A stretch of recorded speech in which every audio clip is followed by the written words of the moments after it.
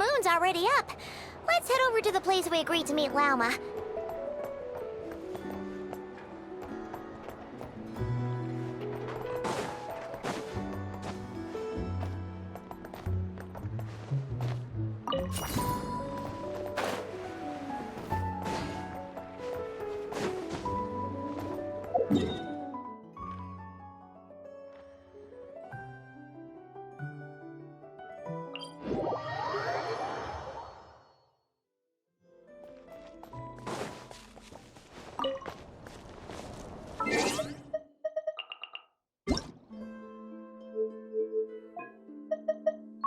Paimon coming in! Paimon coming in! Is this level okay? Can you hear Paimon?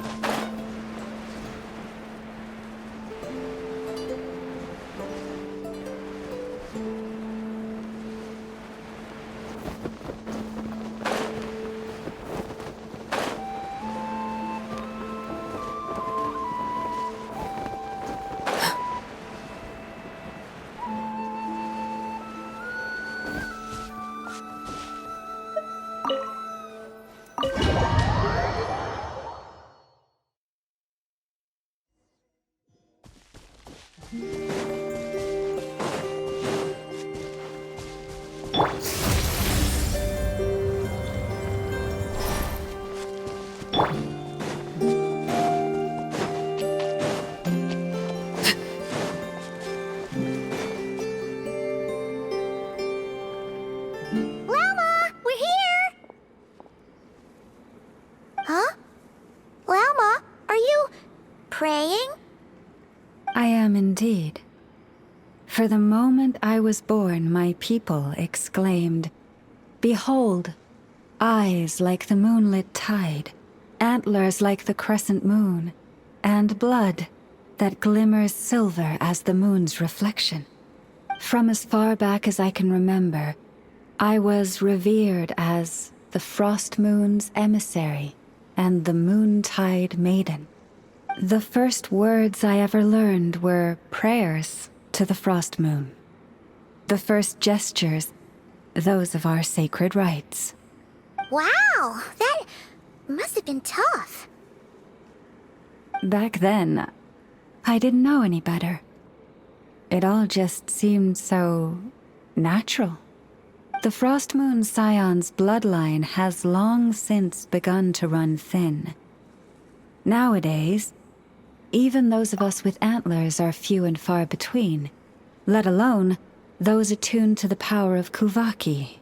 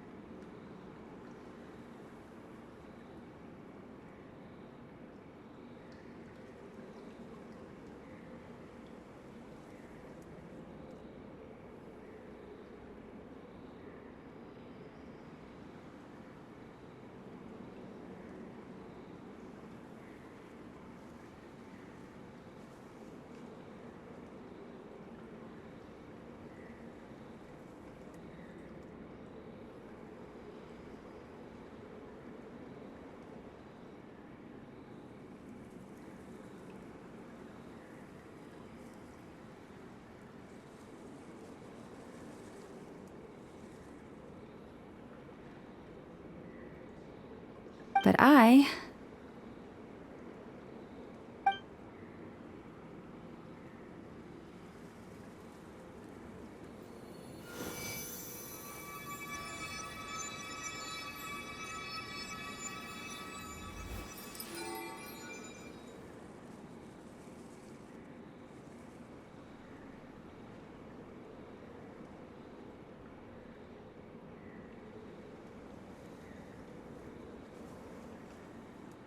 Whoa!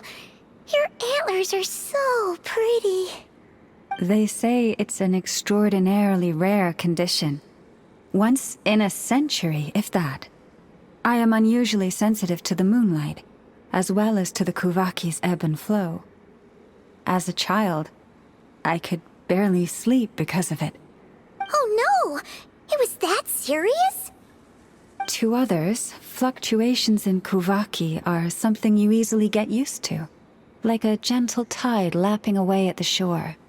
But to me, that same tide is a towering tsunami, a surging swell crashing against me. Of course, as the years went by, I learned how to suppress my senses and my power, enough to keep it all from overwhelming me. But because of that, I also had to walk the path of concealment. Concealment? From the moment I was first taught to pray, my kin would point up to the night sky telling me, "That, Lauma, is the frost moon, the last of the moons, the sole surviving truth." But I would ask them in response, why? Why can't I feel anything from it at all? Later, I came to understand that they simply could not tell where the real tide was coming from. They couldn't sense it. The true moon, beyond the sky's veil.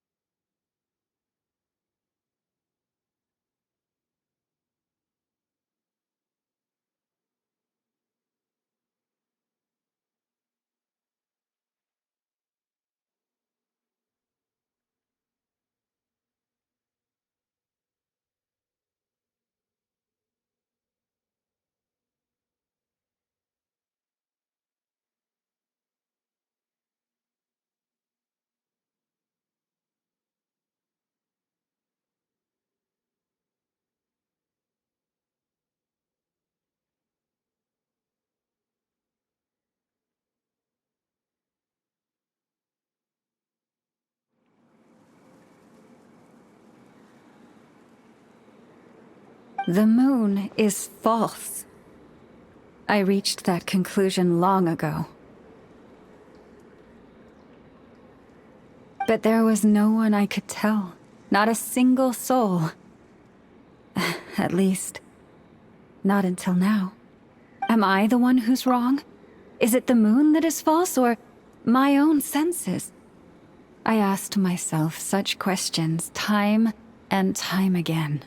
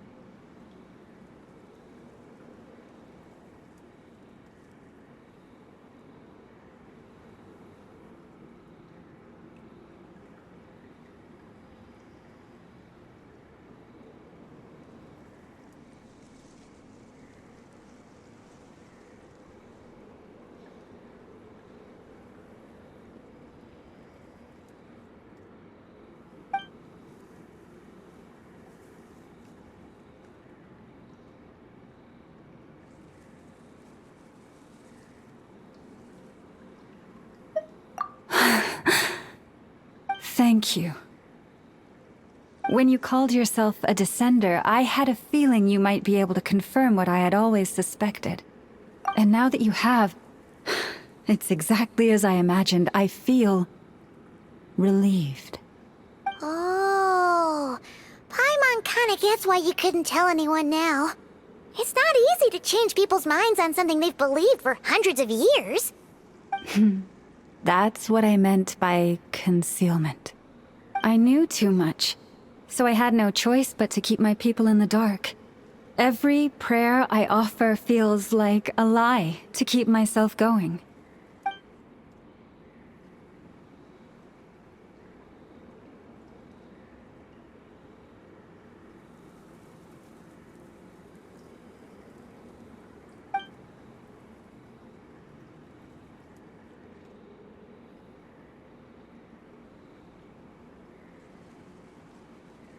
You've already met our Kutar, haven't you? Huh? When was that? And, more importantly, when were you planning on telling Paimon? Ah, no wonder. What did you think of her?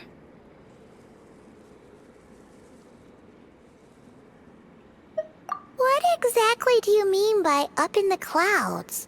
I understand what you mean. She is quite indifferent to the world outside herself. But I find it hard to hold that against her. Yes, it was shortly after the fall of the ancient moon's remnants. I asked her what the Frost Moon Scions meant to her, and why she left in the first place. Yeah?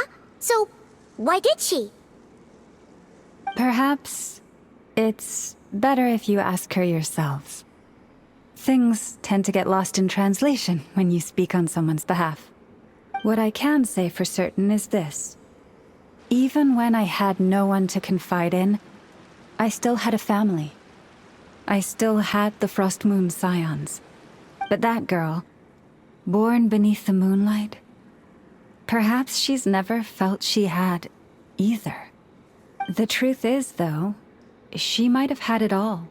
If only the Frost Moon Scions hadn't let her down.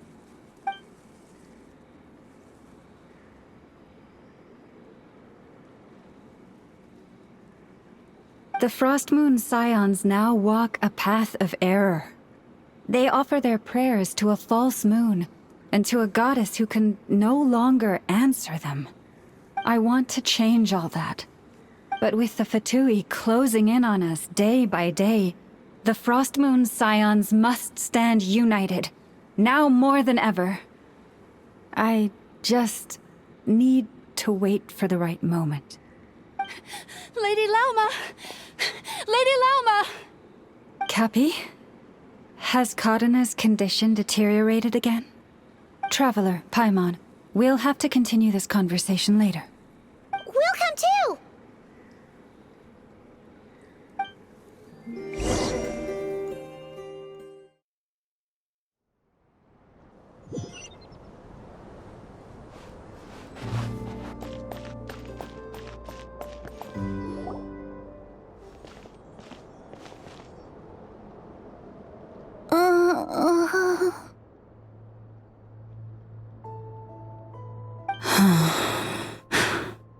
Why? Did I do something wrong? I've been praying to the moon goddess every day. Why isn't she getting any better?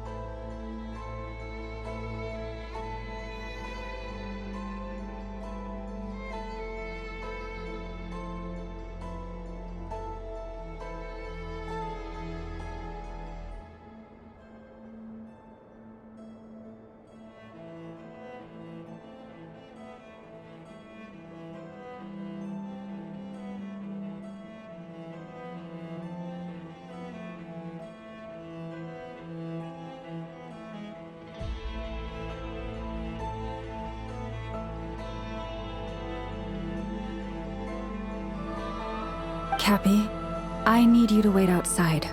I'm about to start her treatment.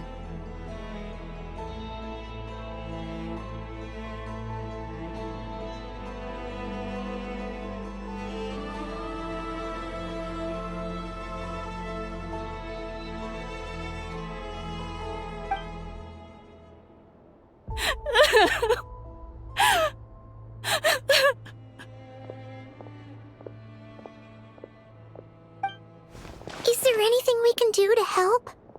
Just don't be alarmed by what you're about to see. And please, don't let her mother see it.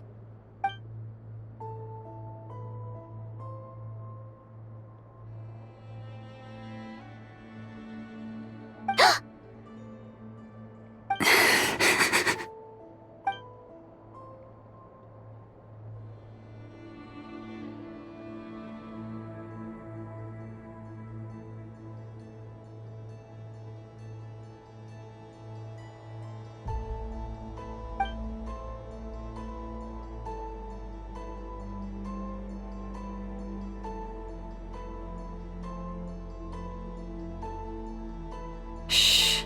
Please. Help me keep this a secret.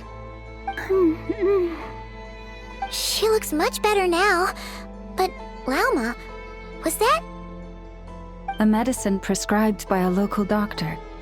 For ordinary people, my blood has the power to counteract any adverse reactions to Kuvaki.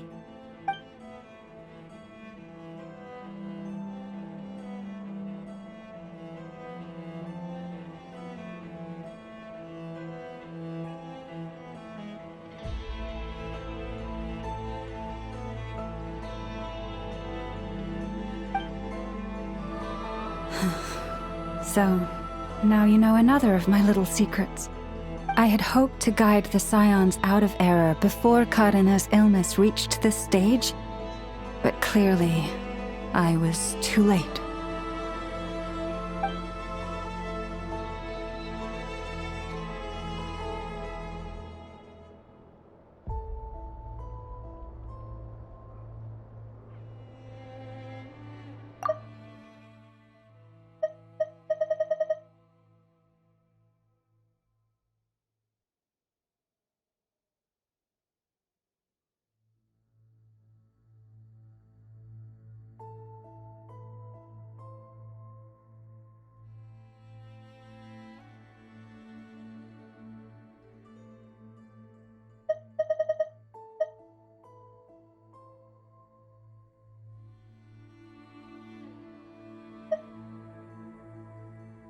I had hoped to guide the Scions out of error before Karina's illness reached this stage, but clearly, I was too late.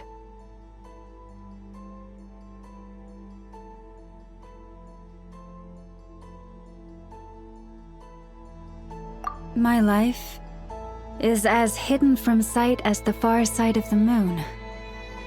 Yet people only look to the bright side for guidance.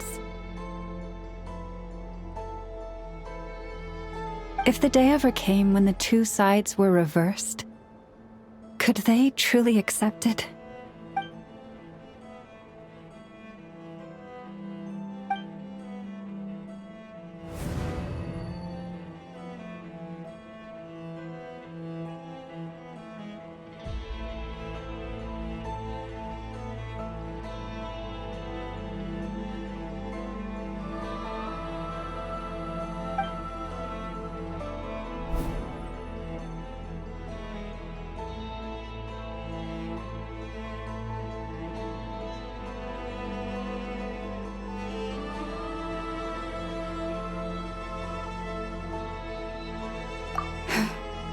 Hearing you say that puts my heart at ease. Mm-hmm. And if there's anything we can do to help the Frost Moon Scions, just let us know. Our priority, right now, is reclaiming our relic from the Fatui. But I now understand that the day I will tell everyone the truth is no longer far off.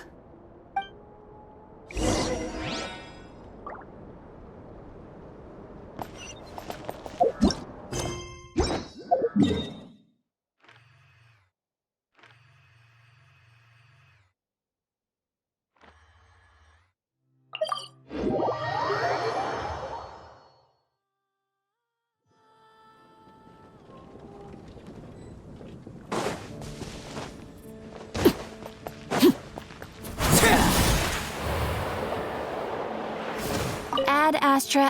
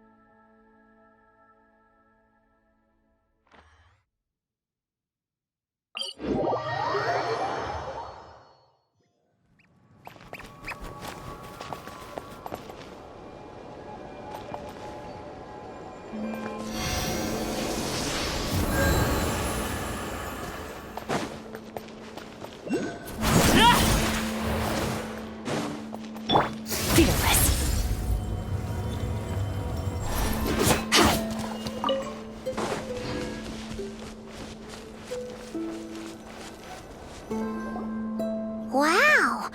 Paimon would never have guessed Llama had all that bottled up inside. Hey! Watch your step! Ah! What's wrong? Oh, you scared Paimon. You scared me there too. Almost stepped right into one of my traps. A trap? Why would you leave a trap somewhere like this? Well, it's not like this is a main path. And besides, we Frost Moon Scions would recognize it instantly.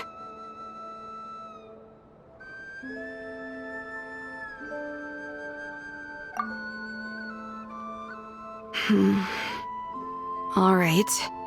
You don't seem like you're with the Fatui, so I guess there's no harm telling you. Lauma asked me to set up these traps to keep the Fatui at bay.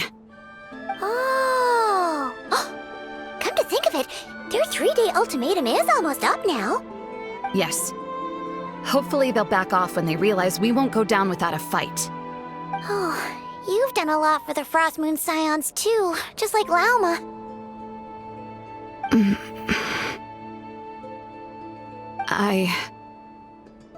Philomena? It's nothing. I was just wondering if any of this is really worth it. What do you mean? Our people. So many are stubborn, stuck in their ways, clinging to a truth they refuse to even question. Do they really deserve everything Lama's doing for them?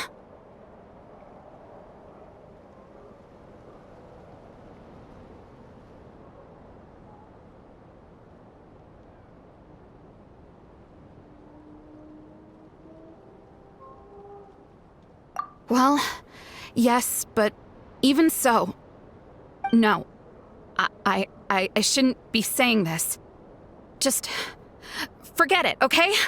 Bye. Huh? Why did I say all that? Or really, why am I still doing any of this?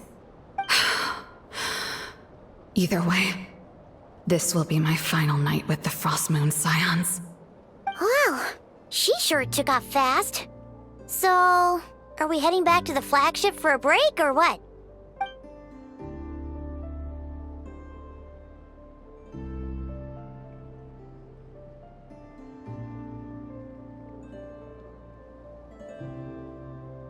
Wait, you're not thinking of visiting that damselette up in Cloud Cuckoo Land, are you?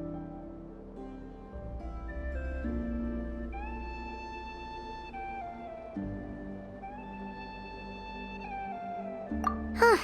Given who she is, pushing her won't get us anywhere. Hey! Why don't we...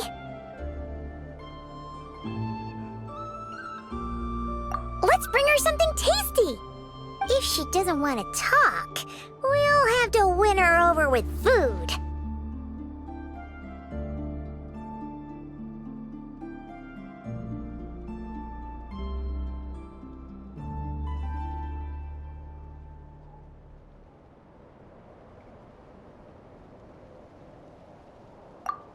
No harm in trying.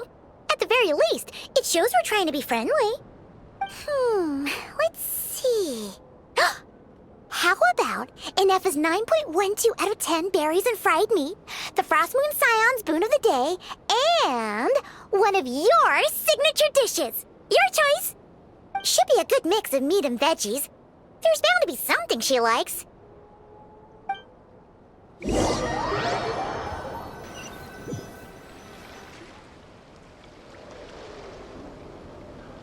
Alright, food's packed and ready.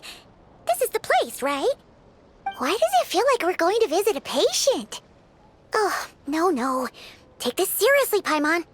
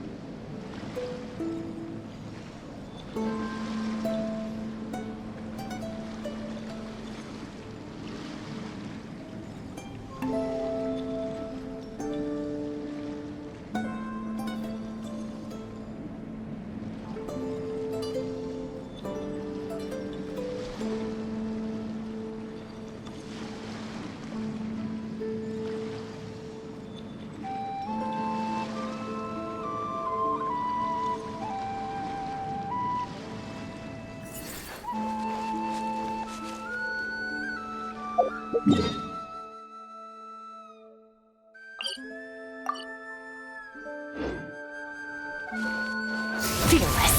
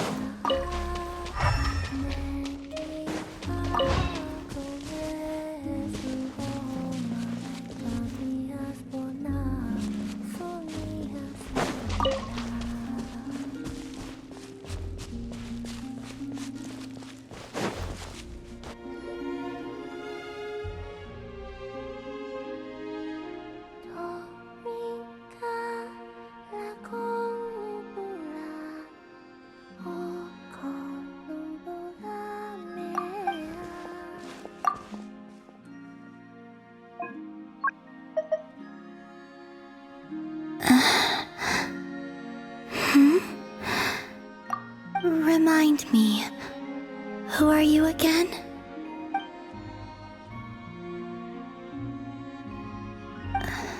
A different one floats by your side today. A different one? What's that even supposed to mean? Ugh, there goes Paimon's perfect conversation starter. Hi there! Paimon is Paimon, and this is the Traveler.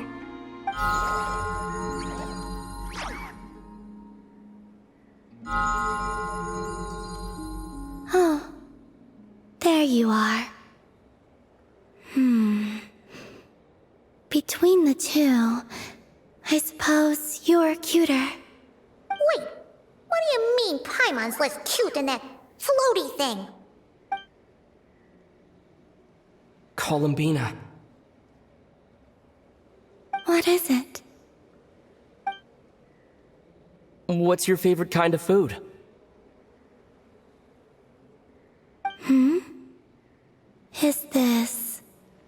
A treat? Or an offering? Let's go with treat. Anyway, this is all the traveler's cooking, so please, help yourself.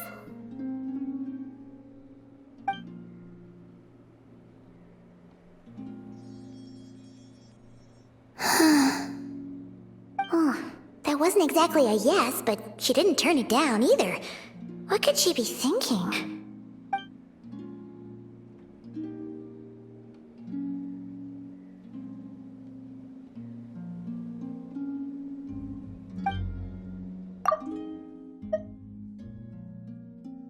Oh, that wasn't exactly a yes, but she didn't turn it down either. What could she be thinking?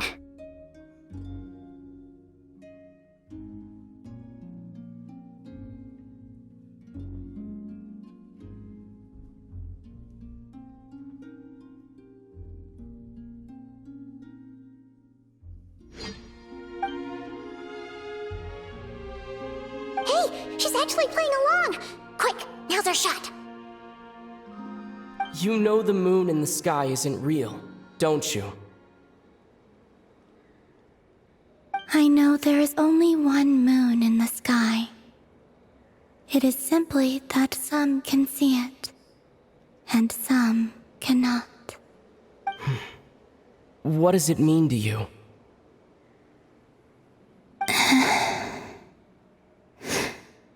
The missing prologue. What?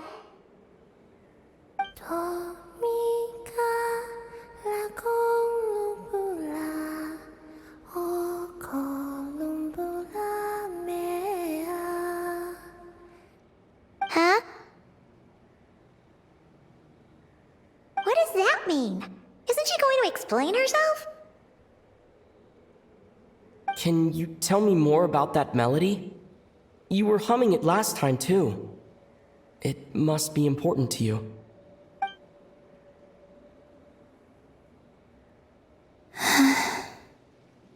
It is all I remember from the moment of my birth. A melody. A few lines of lyrics. Like a lullaby from a foggy dream. Oh, so who was singing it? I do not know. I have nothing else. Just that song. Huh? And the Frost Moon Scions who found me. They had nothing either, but hope. Before I even knew what was happening, they were already calling me their goddess. And I had no reason to decline.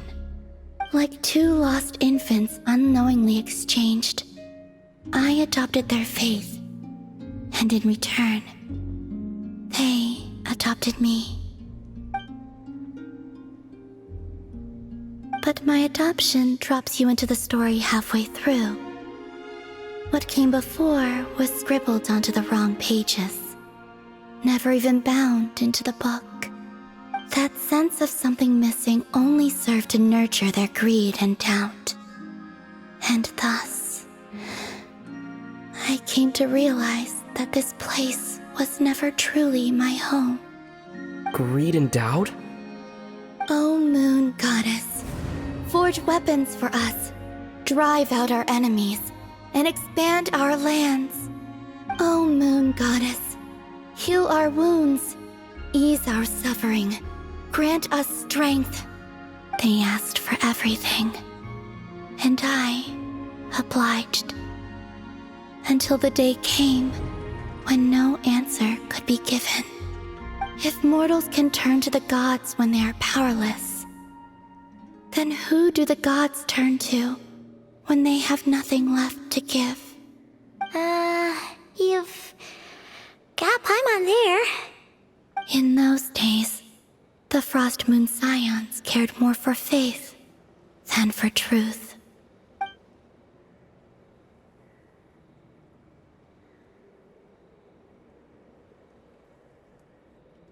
Reality rewrote the sky in words I could not understand. I did not want to read a tampered version, so I simply stopped looking. The real beginning of my story lies up there, on the moon, forever beyond my reach. Like a message carved for blind hands, sealed away where no fingers can find it. Huh. So that's how it is.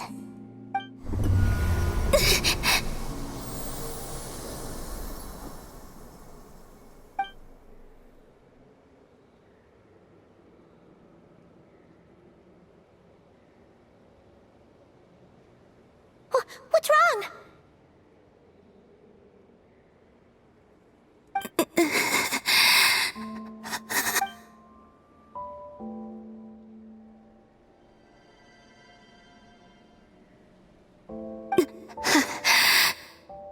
You should go. What, now? But you really don't look well. Did something just happen? Is there anything we can do to help? No. Aside from answers, I have nothing else to give you in return. This is the price of running away from home a second time. Running away from home?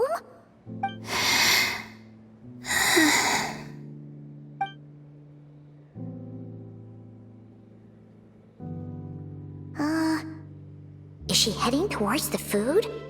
Did all of Paimon's questions make her hungry? Do you still have many questions? I know I should offer more in return for your kindness, but I'm feeling a little worn out. Oh, we're so sorry about that. The Tsaritsa was right. Freedom always comes with a price. She said I could treat the Fatui as a second family, a second home. But in the end, they were no different. All they wanted in truth was my power as the moon goddess. I'd rather not dwell on such unhappy memories.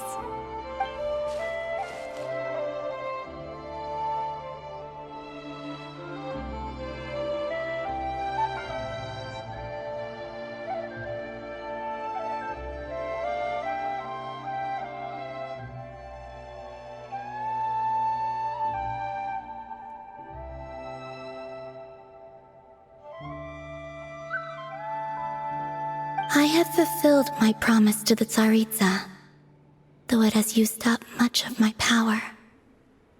So you see, this has nothing to do with betrayal. So, you're just staying here for now, resting and recovering your strength? Yes, What about these flowers? they have grown in Nod-Krai for many generations. They're highly sensitive to the ebb and flow of Kuvaki.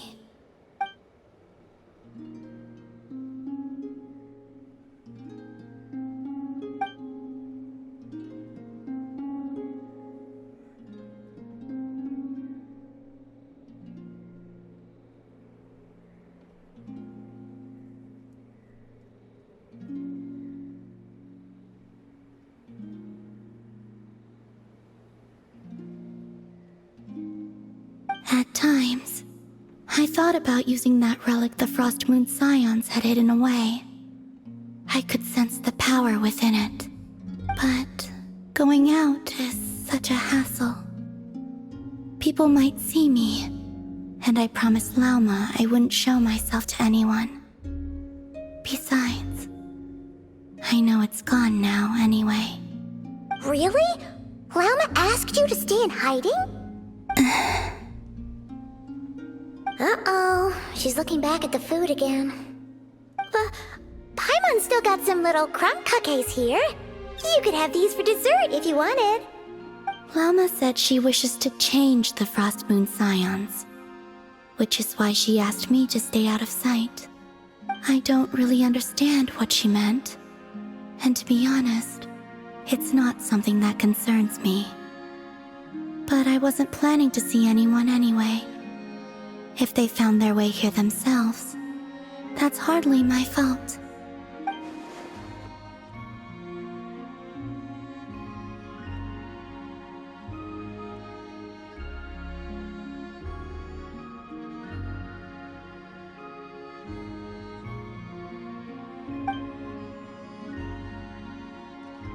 Lauma, the Maiden of the Grove. She is quite unlike any Frost Moon Scion I have ever met before. After hearing my story, she actually apologized for how the Frost Moon Scions treated me back then. She told us she feels like she's been living on the far side of the moon. Is that so? I actually got the opposite impression. She's been keeping her true power hidden away, afraid that people might be dazzled by its brilliance, and that they'd no longer be willing to look her way.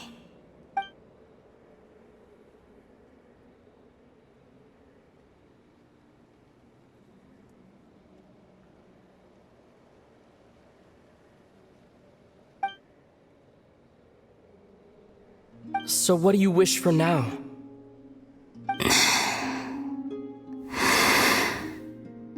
I wish to return to the moon, to the home where my story is written. Right now, that is all I wish for.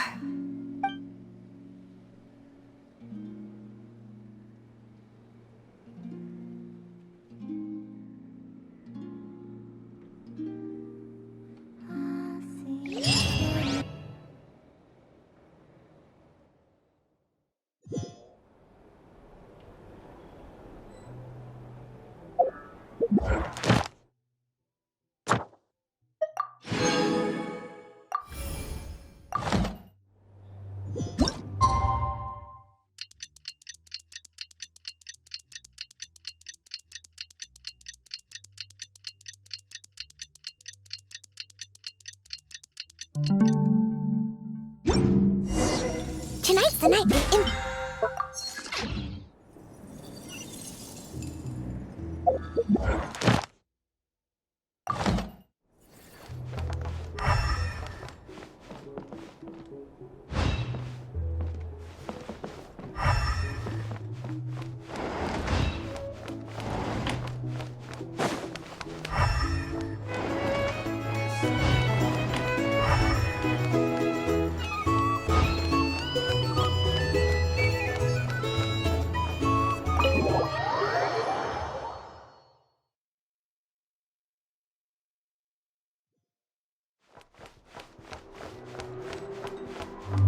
merciless.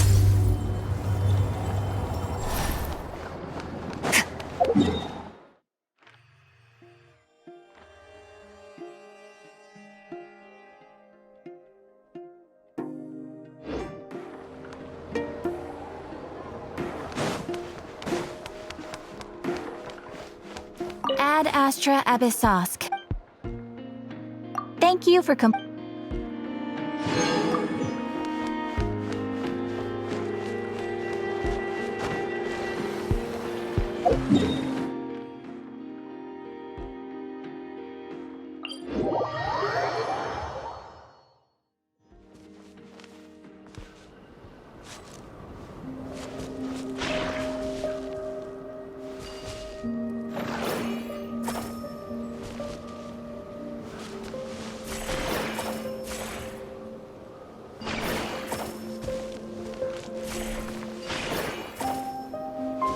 Annihilate.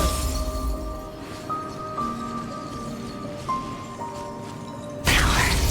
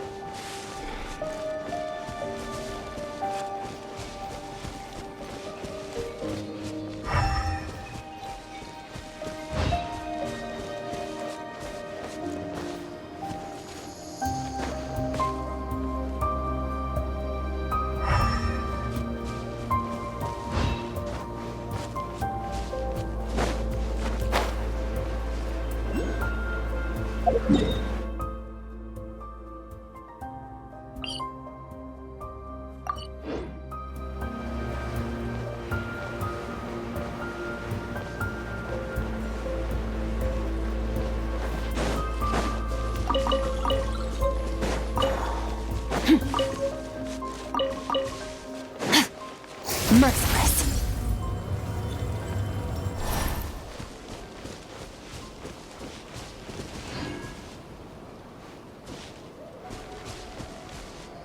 Merciless. What a waste your Never star goes up.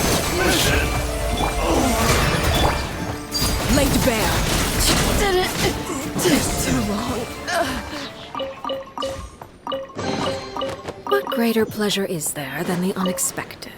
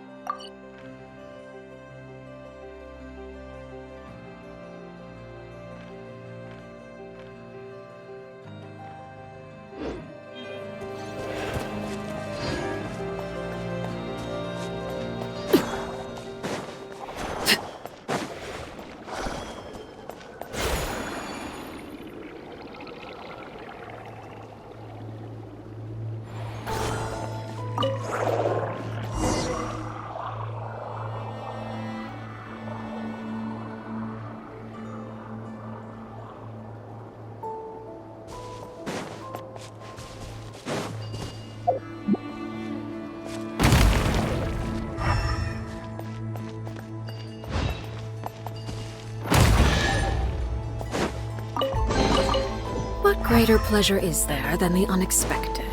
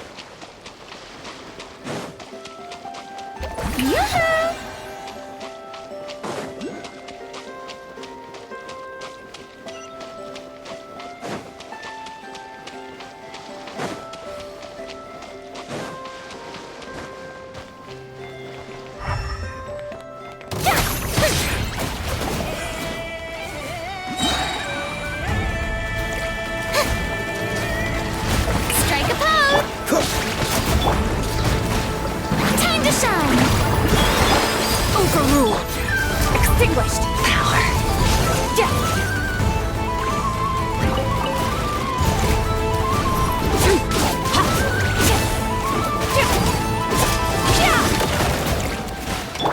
Cool it. Shower me with praise!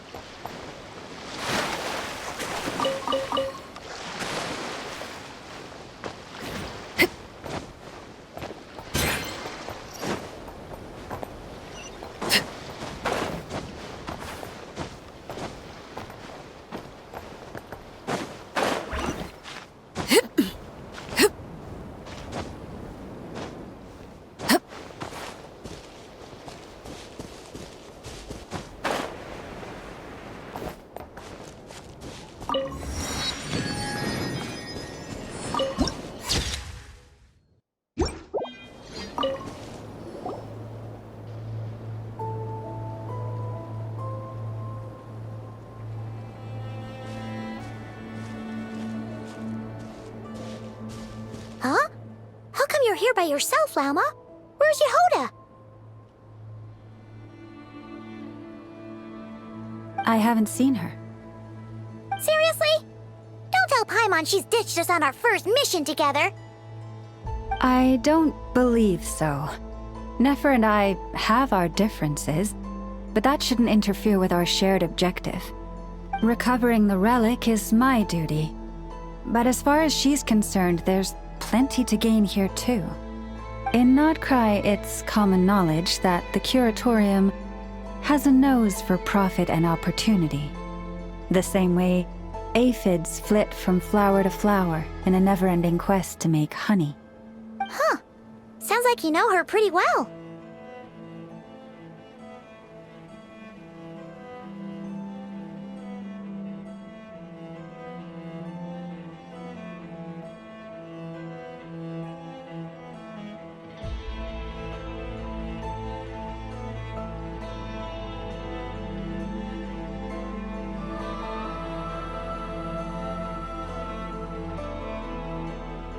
Still, Yehoda sure is taking her sweet time.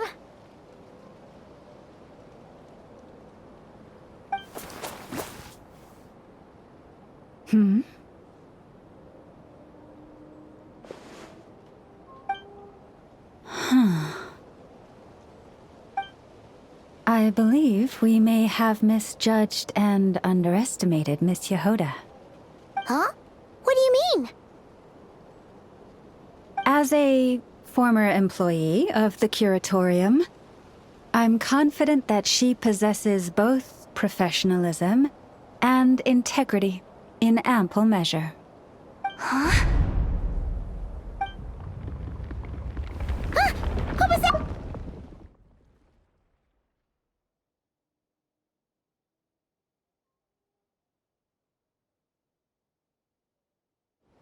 The sound of a wavering conscience, perhaps? Ah! Whoa!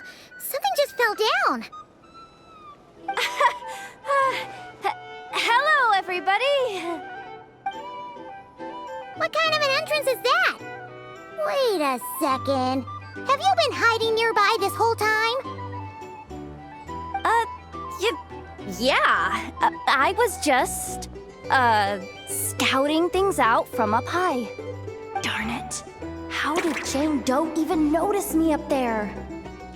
I can't believe I'd only realized I'd run out of smoke bombs this morning. What if something goes wrong inside? How am I supposed to make a quick getaway now? Thought I could just hang back and wait for the clients to get cold feet.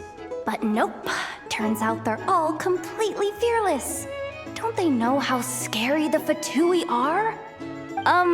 Really sorry, everyone. Truth is, just as I was heading out this morning, I discovered I'd run out of a super important, completely essential, absolutely indispensable piece of equipment. So, what are we gonna do? Well, as I see it, there are two options. Plan A is we take a detour to Nasha Town to restock, though who knows if any shops will still be open this late. Plan B is we call it quits right here, disband the team, and I'll go home. My place is only like a 10-minute walk from here, so... Personally, I vote Plan B. Bada bing, bada boom! Maximum efficiency, minimal effort. Don't try to solve your problems by running away. Not a fan of either? Then I guess our only option is to fall back on Plan J. That's J for Yehoda, by the way. Why didn't you just tell us that was an option in the first place? Come on, that would have totally ruined the surprise. Boss pulls this trick all the time, and it's always the clueless ones who end up praising her to the skies. Feels like you just threw shade at a whole lot of people. I have faith in your professionalism, Yehoda. You don't need those flashy tricks. Your abilities alone are more than enough to earn our respect. Huh, this Jane Doe sure has an eye for talent. Speaking of which, maybe it's time I started calling her something nicer? You really mean that, Jane? Laumado? I do. I'll tell you what, it's not every day you get to work alongside such considerate clients. I have a feeling we're gonna make a great team. Plan J is this. We find our way in through the freight access on the facility's east side. It's tucked away from view, and security's lighter at night. I've prepared some special gadgets too, so we should be ready for anything. If we want this to go without a hitch, we'll need to work together every step of the way. So everyone, stick close behind me. Now that finally sounds like a real bro talking. Hey, you saying I didn't before? Kinda, yeah. You... Ugh. Never mind. A top-tier treasure hunter like me never lets the naysayers get to her. All right, let's go over what we agreed on yesterday.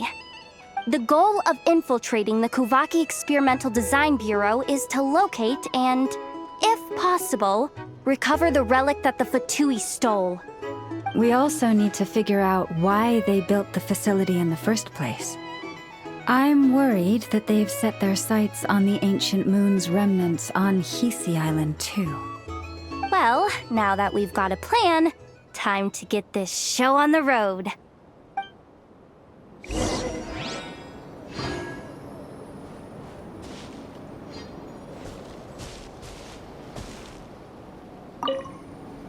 Everyone ready? Yeah? Then, let's move. No rush. We'll be waiting right here. Just don't go sneaking home on your own, okay?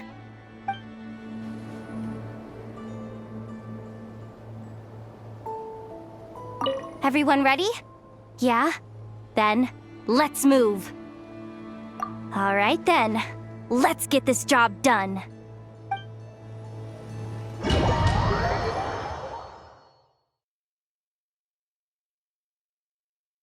Go, go, go! But make sure you stick to the side.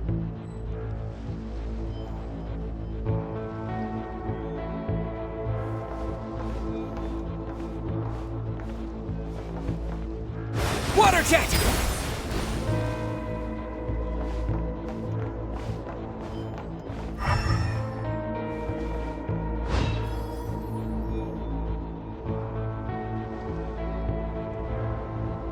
Just as I thought. There's a gate controlling access from the outside. Good thing I brought this keycard, huh? Well, technically, I stole it. But no need to tell them that, right? Blame that chump who thought it was a good idea to get wasted at the flagship during work hours. Ooh, is it top-level clearance?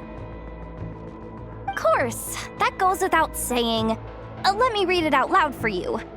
Fatui Experimental Design Bureau number 183574, maximum clearance. Maintenance intern.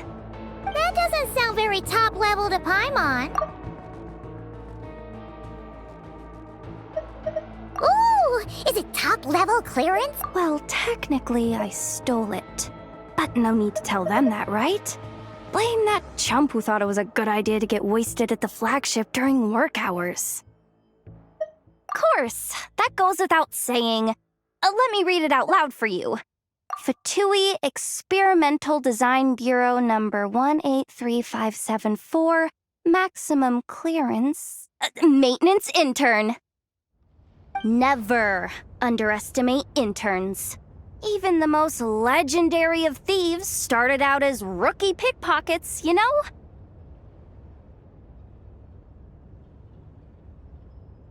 Besides, if it wasn't for this person's selfless generosity, we wouldn't be able to just waltz in like this, would we?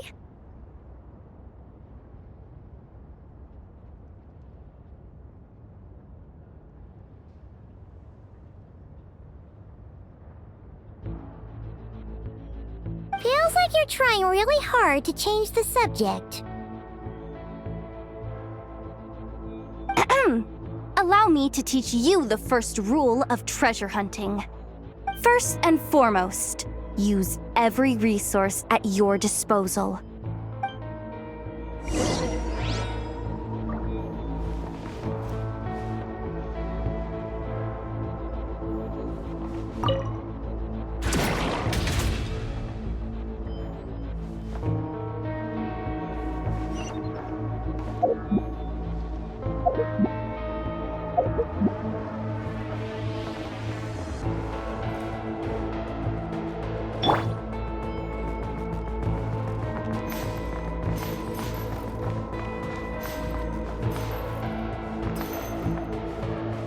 You poor lost lamb.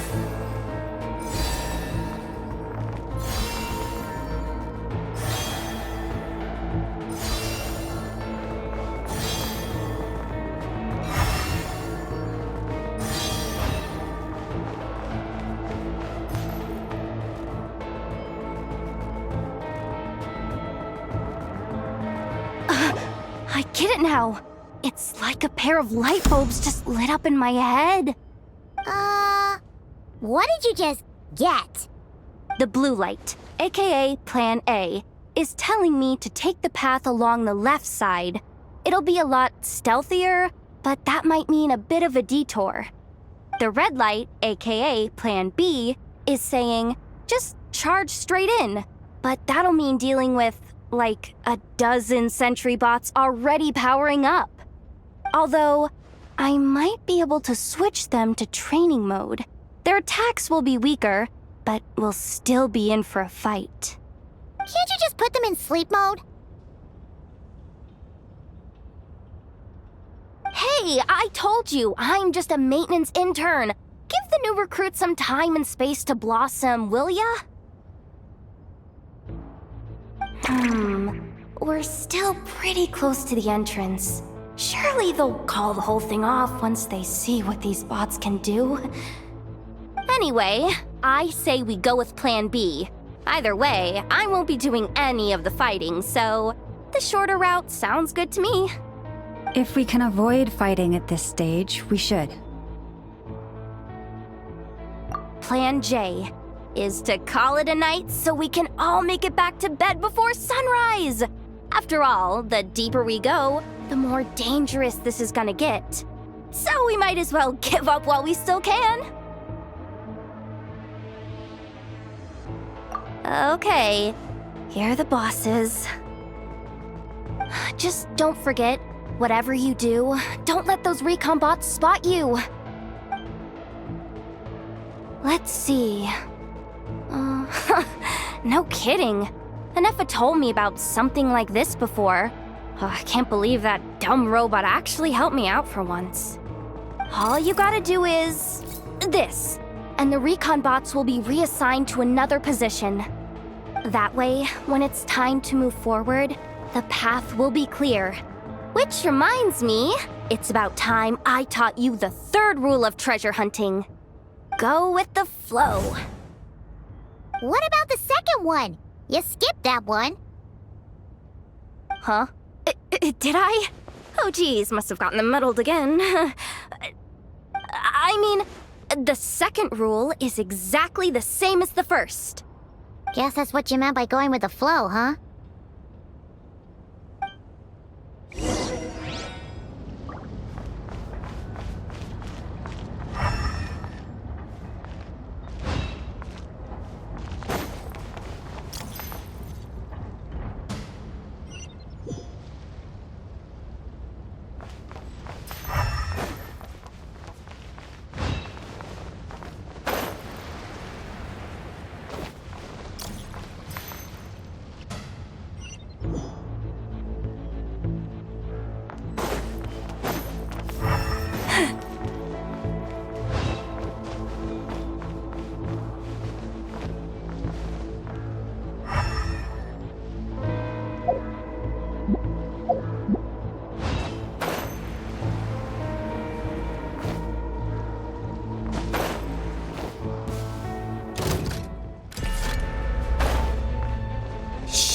No chatting while we're sneaking in.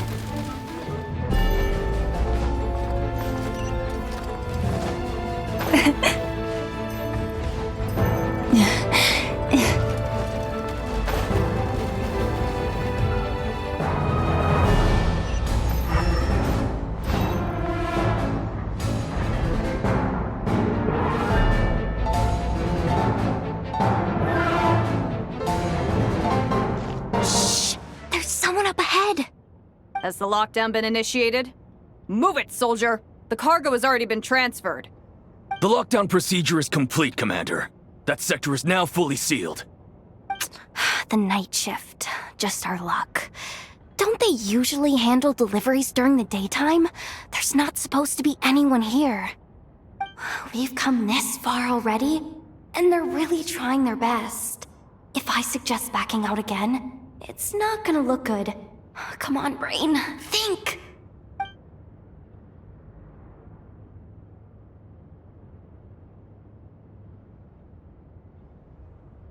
Got it! The freight shaft to the upper levels. We might have a shot there.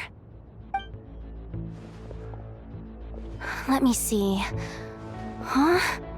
The recon bot in the middle's not responding? A double lock failsafe? We've been outfoxed. Stay calm. Stay calm. One step at a time. Let's just find a way across first.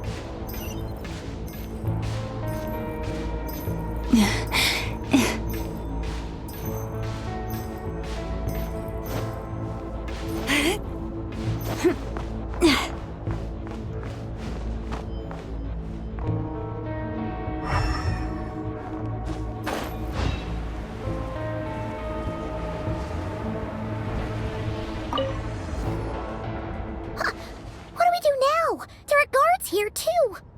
Don't worry. Bots are way easier to deal with than people. At least their behavior is predictable. First, let's find a safe spot to land. Good. That spot shouldn't draw their attention. Let's go. Let me just try something. Maybe I can use the terminal to command them to move out of our way. Security verification? With 10 questions? Are you kidding me? Are you serious? Doesn't he trust me? Or is he just trying to make things easier for me? No. Judging from his body language, he really isn't afraid of the Fatui. What kind of person is he? And what has he been through? So brave. It's kinda scary. Yehoda? No complaints from me. Let's I mean, you go for it. Then let's make this quick.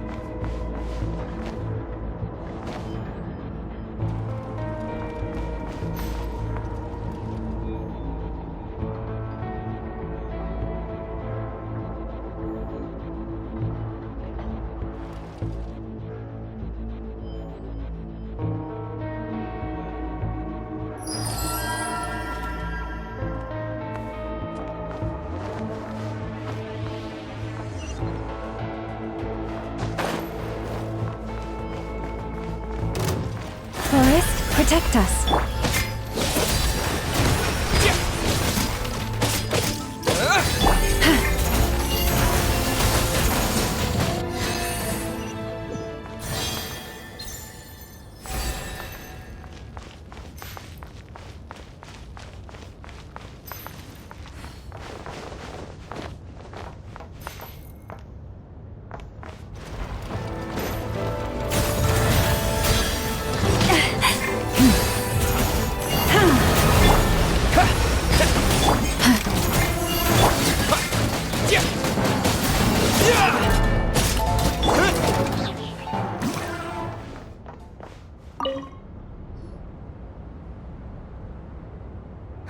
Didn't think they'd even cut off the supply of Kuvaki.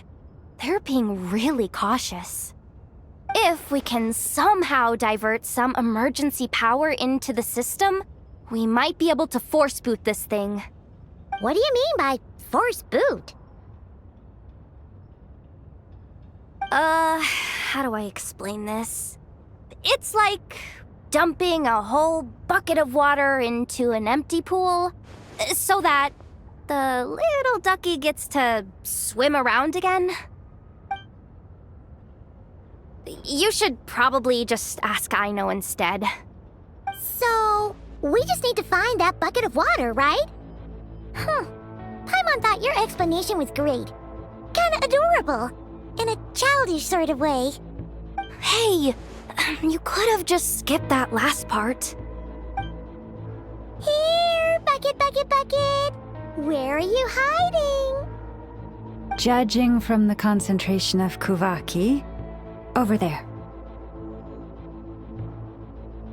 Wow, you can sense that, Laumado? That's incredible.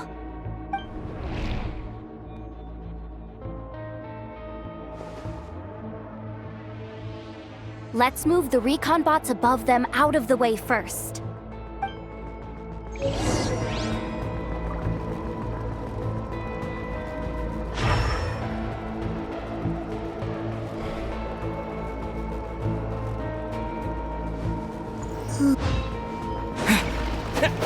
Yeah, go!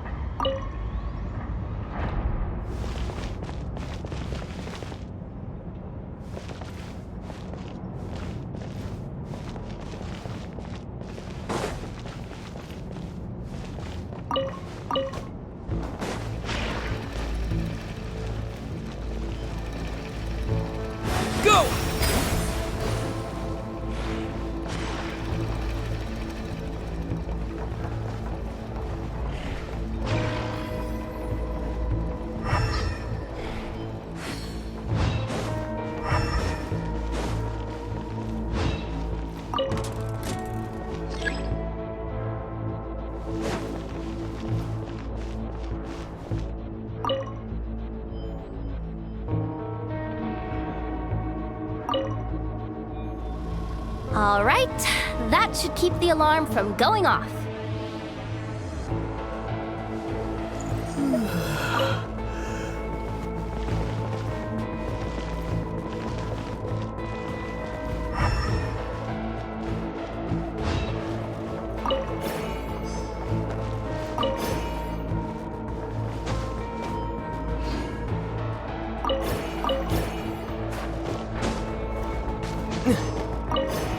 Time to plug in the charging component.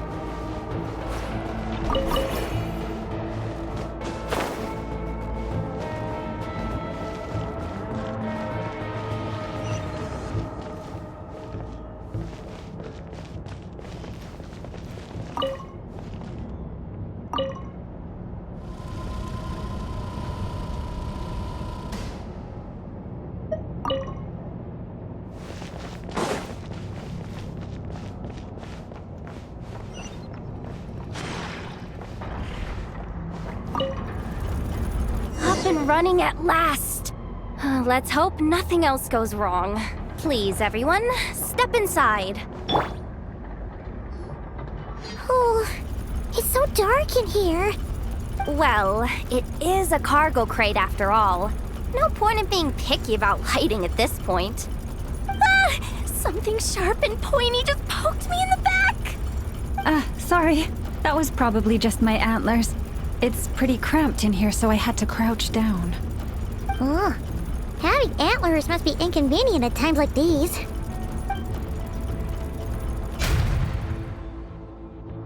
Ah! What's going on? Don't tell me something's gone wrong already. Looks like there was only enough juice in the emergency power supply to lift us this far up. Ugh. Awkward. Am I gonna get docked for this? Based on the boss's policy of docking pay for every screw-up, No, wait a sec. I've already been fired. Doesn't look like it's moving again anytime soon. I think we can get through if we follow the ventilation duct along the outer wall. The entrance has gotta be somewhere. Don't worry, this was totally part of the plan.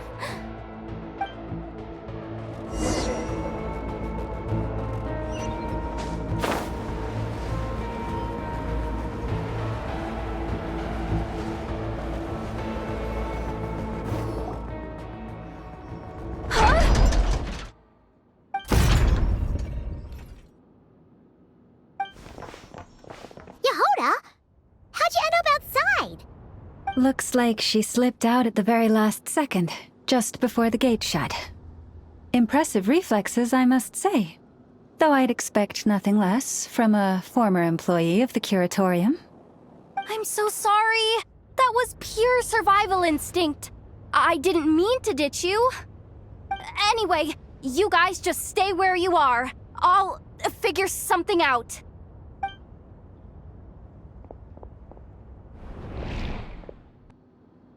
Hey, there's a terminal nearby.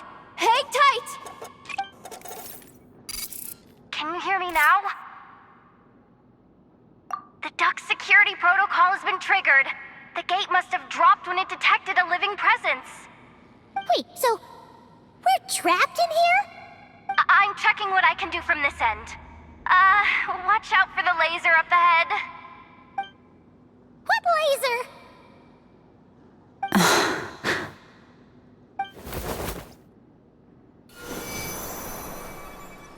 Oh, we see it now. Good thing we didn't move.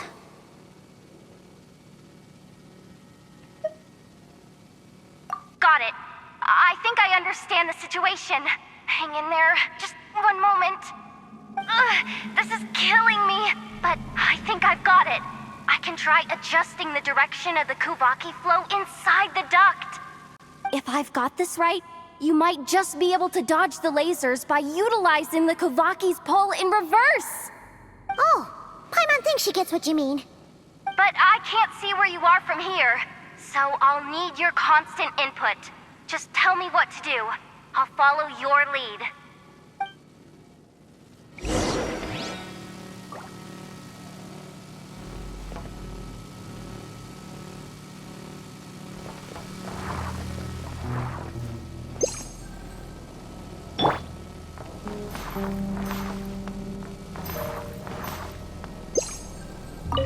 Sure thing.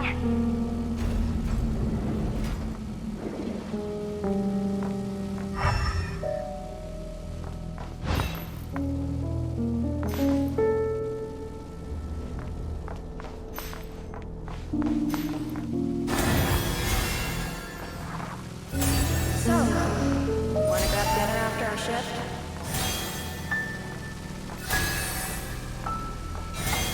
How about the flagship? Too far. And besides, we're not exactly in with the locals.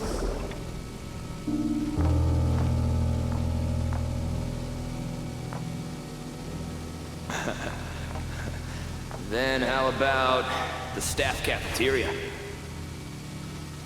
Brimming with bright ideas, aren't we?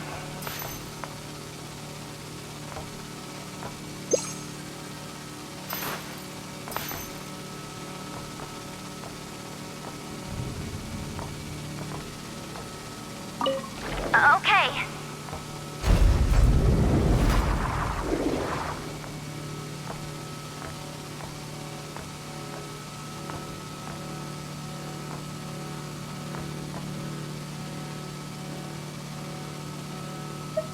Like this, right?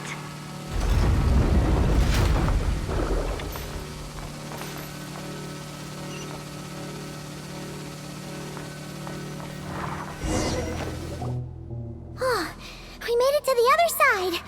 And all thanks to Yehoda. Well, but the gate hasn't opened. How's she gonna meet up with us? Yehoda! No irregularities detected in the duct. Confirm. Confirm. Confirm. Ugh, just confirm the command already, you useless excuse for a terminal. You piece of robo-junk, you mindless pile of scrap! What the? Insufficient clearance?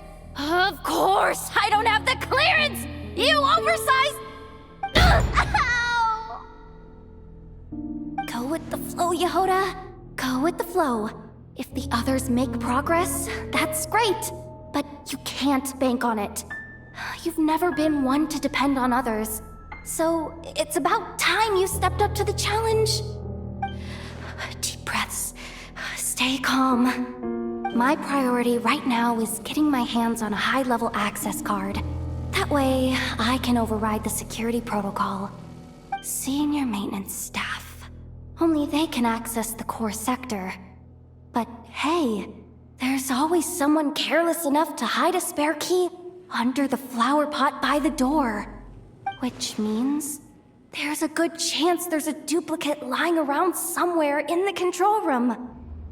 Even if I can't get into the control room myself, doesn't mean I can't rely on some external help.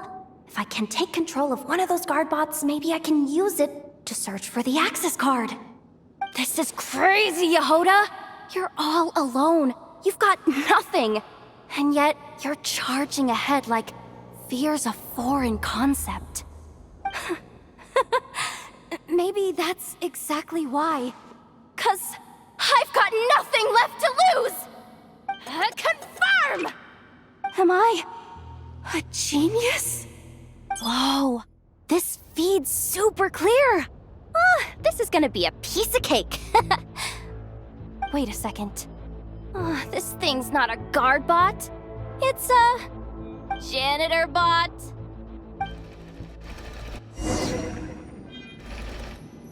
You think Marionette even knows what we do down here? She seems to spend all day either holed up in her lab or out doing the rounds.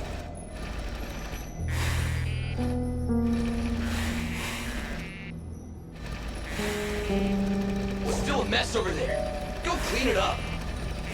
Why? Planning to skim a little off the top? No, nothing like that. Just wondering if anyone would actually notice if we didn't show up from time to time.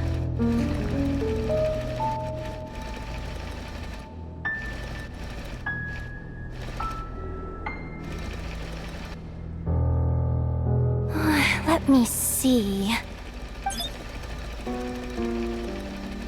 Ah, there it is!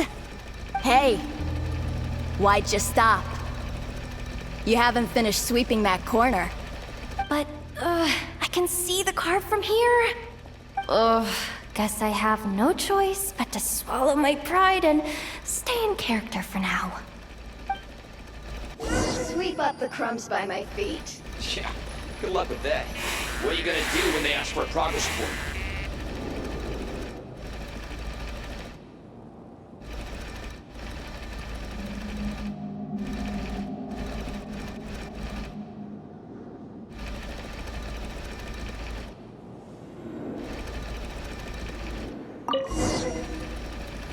Sucks, though. Finally sent somewhere warmer than Snezhnaya. Yet we barely get to see the outside world. Gotten rid of the... Come on. Where's that bot passage when you need it? There! Oh, the terminal's just ahead.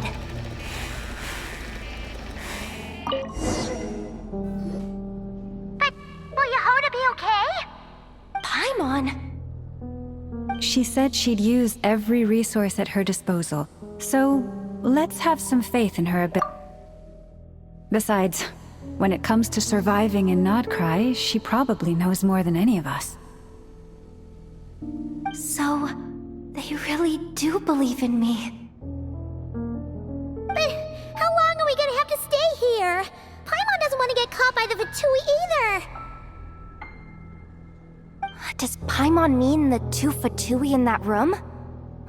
Let me see if there's a way to distract them. Wait, did you hear that? Huh? The alarm? What's going on? Let's go check it out. This looks like somewhere important, but there's nothing here. Hey guys! It's me! Yehoda, are you okay? I'm fine. I managed to swipe a high-level access card and triggered an alarm to draw the guards off. But we don't have much time.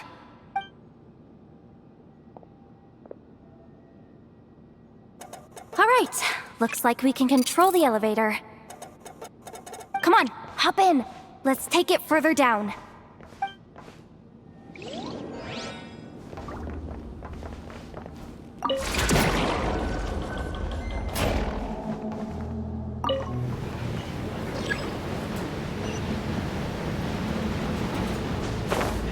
We should be able to use the terminal to move the drawbridge. Here's the access card. I'll keep watch while you handle the controls.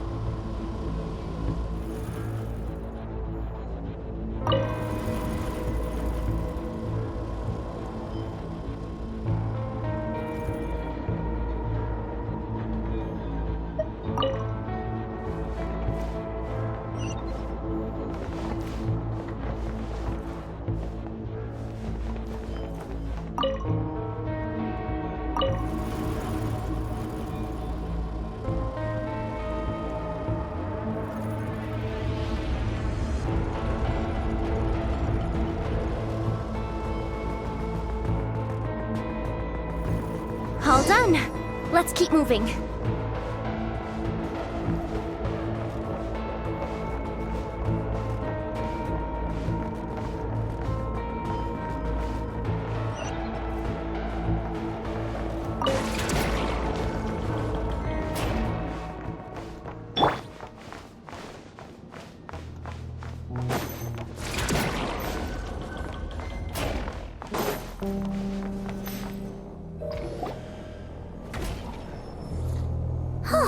There's no one here!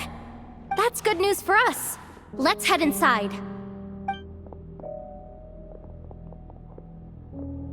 Looks like a rest area for the Fatui's Oprishniki.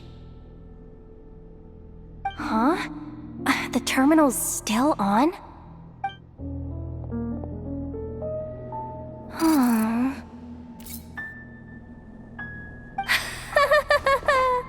Looks like that good news is now half good news, half bad news. What do you mean? Well, it seems like that alarm I just triggered was so high level that even the guards in the rest area went to investigate. That's the good news, by the way. And what's the bad news? The bad news is that once they realize it was a false alarm, they're bound to circle back and check this floor. And then we're toast. So we've got to move fast here. If you need me to run a quick search, say the word.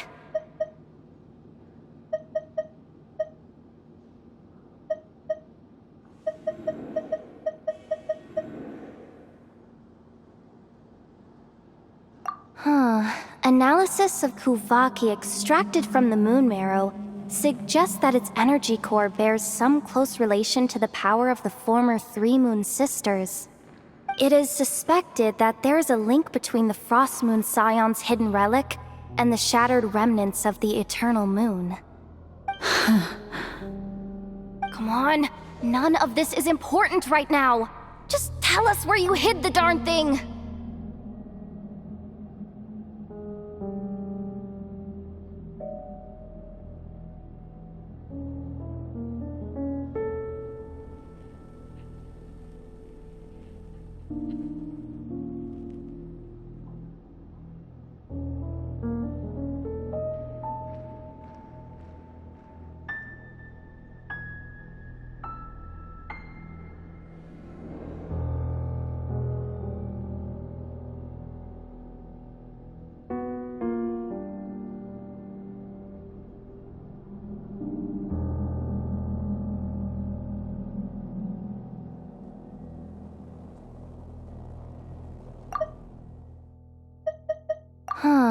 Analysis of Kuvaki extracted from the moon marrow suggests that its energy core bears some close relation to the power of the former Three Moon Sisters. It is suspected that there is a link between the Frost Moon Scion's hidden relic and the shattered remnants of the Eternal Moon. It is suspected that there is a link between the Frost Moon Scion's hidden... Access denied. You do not have permission to view this data? Even with a high-level access card? Who does have permission then? 264 pages! What is this? A novel?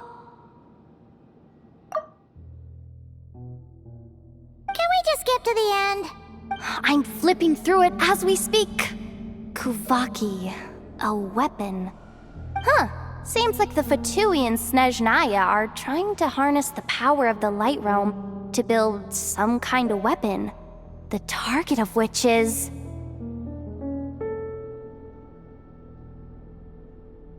Seriously? Insufficient clearance? Again?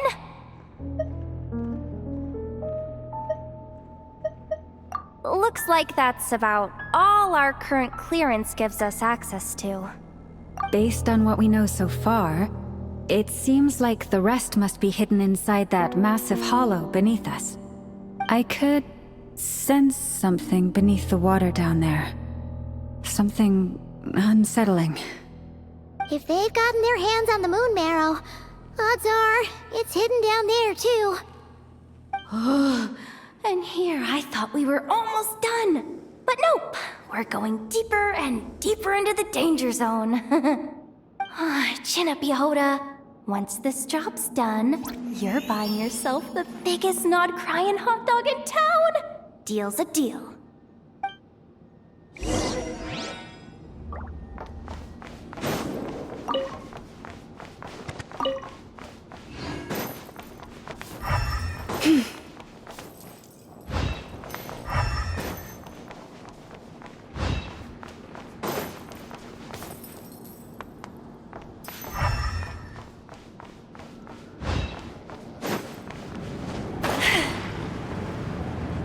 Watch out for that defense bot! It's aiming right at us! You'll have to use Kuvaki to deflect its attacks back the way they came!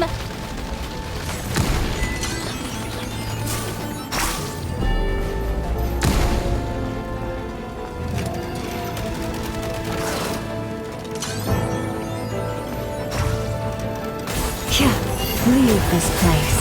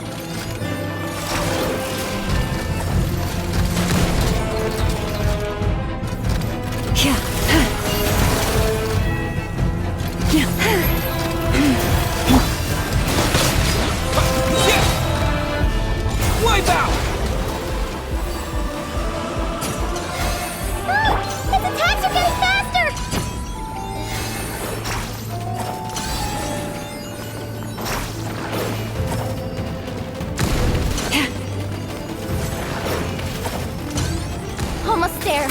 We're almost there!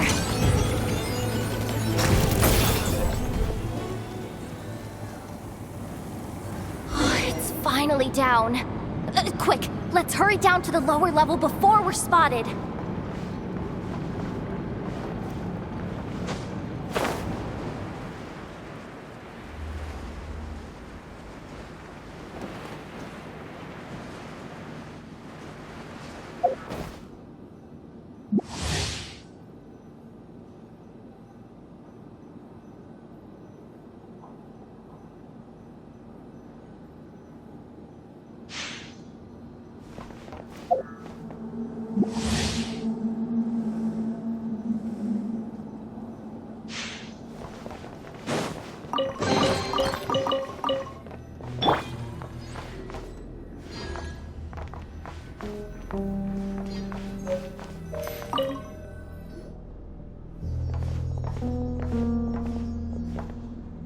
That switch looks suspiciously obvious. No way I'm pulling that. But you guys, go ahead. Hey, you spotted it first. Shouldn't you be the one to pull it? Not a chance. I'm just the guide, remember? At most, I'll help you look for an escape route. They don't seriously think pulling this thing's gonna lead to treasure, do they? I'd be amazed if it doesn't set off an alarm. Besides, I didn't even bring my smoke bombs. Which reminds me of the actual second rule of treasure hunting. Better safe than sorry.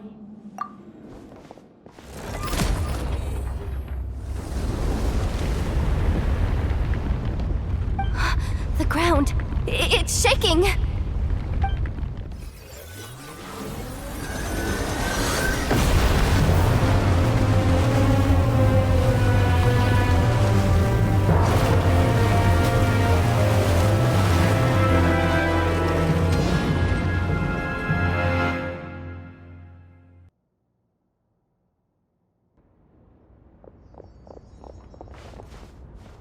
Wait, did the surface of the water open up?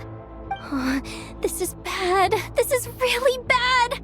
I'm getting put on the Fatui's blacklist for sure. Don't worry, Yehoda. You've helped us so much. If they try anything, we'll protect you. Aww. Come on, I was just kidding. I'm tough, okay? Just haven't had the chance to show off my fighting skills yet. Me, afraid of the Fatui? Ugh, not a chance.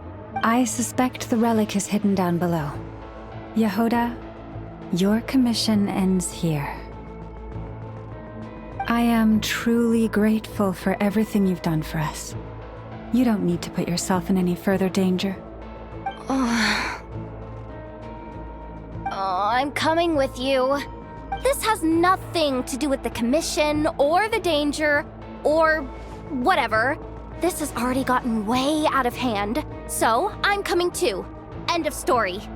Aw, she's blushing. Hey! Zip it! Why'd you keep staring? Oh, you looking for a knuckle sandwich or what? Oh, come on, move it already.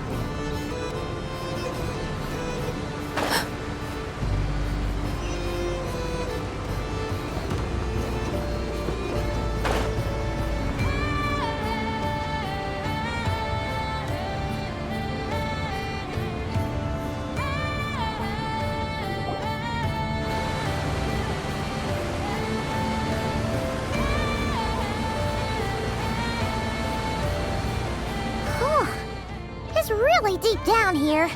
What is this place? We're standing on another fragment of the ancient moon's remnants. So this was the source of the Kuvaki I sensed earlier. Wait, what? So the Fatui had it hidden underwater this whole time? This gigantic thing? Yehoda, you've been kind of quiet since we got down here. What? Me? Have I? It's nothing. Really. We're doomed. How are we even supposed to get back up from here? Oh, my grappling hook's not nearly long enough. And if someone spots us here after all that commotion, we'll be sitting ducks!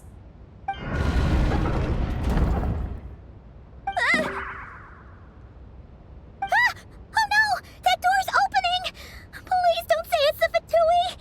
No, please, no! We finally made it here, and we're so close to getting the job done! I didn't risk my neck just to die before I've even had a chance to spend my reward!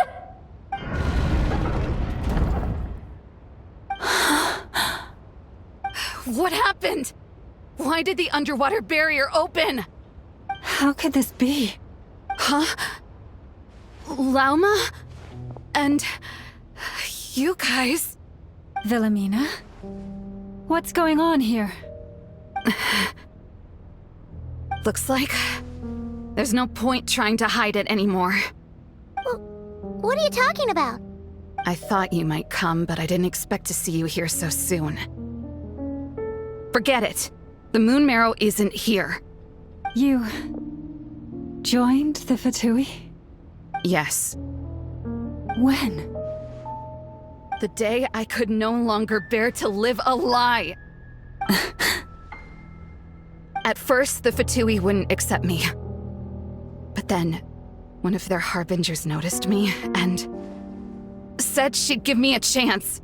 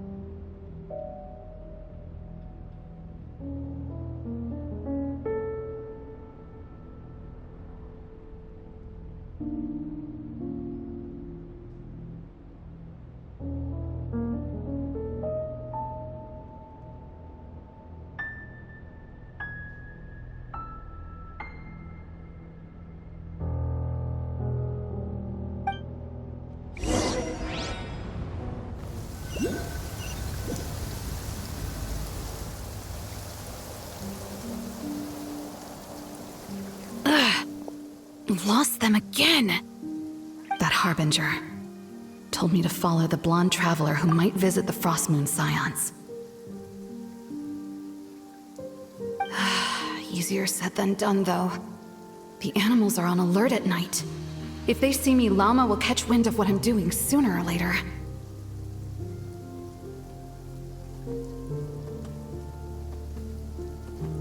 Am I really doing the right thing? No, it's too late to turn back now.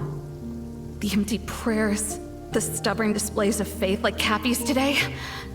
This isn't the life I want. Huh? Is that? The Traveler's back. I won't let him slip away this time. Wait, who's that with him? They look so alike. They seem to be heading towards the statue of Kutar.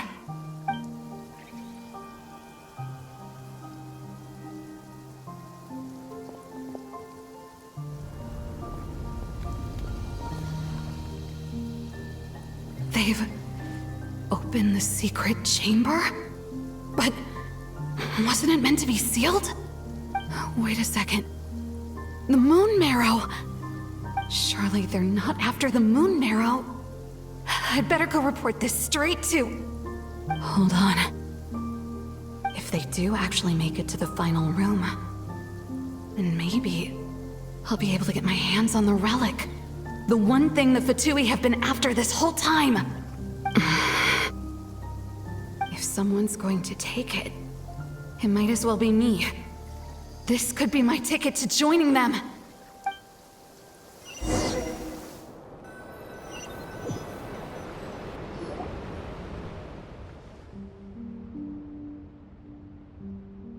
Yes. And in your final moment of hesitation, I took the chance. And then you gave it to the Fatui? But when we talked to you before, you seemed so genuinely worried about Lauma. Because I thought she was as fed up with the Frost Moon Scions as I was. We grew up together, Llama. I know you were chosen to be the next Moon Chanter when you were just a child. They never gave you a choice in that. I saw the look in your eyes when you were treating that child. That sense of helplessness. Surely you too must see that this blind, inherited faith of ours is simply holding us back. If our prayers are never answered, then why keep praying? Do they really deserve all of your devotion? Or are you trapped by the responsibilities they imposed on you? So those are your reasons for wanting to leave the Frost Moon Scions? Isn't that reason enough? When we pray to the moon, we do so to show our gratitude for the life it granted us long ago. It reminds us to strive for something higher within ourselves. But I know that's not what you want to hear. You're right, Philomena.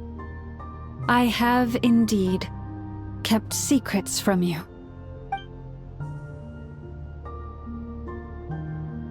I knew it. You don't want to be the Moon Chanter, do you? No, that's not it.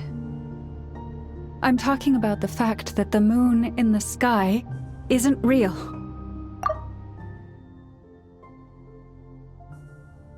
What? You're saying... Huh? I've completely lost the thread now. Oh, do we really have to do this here?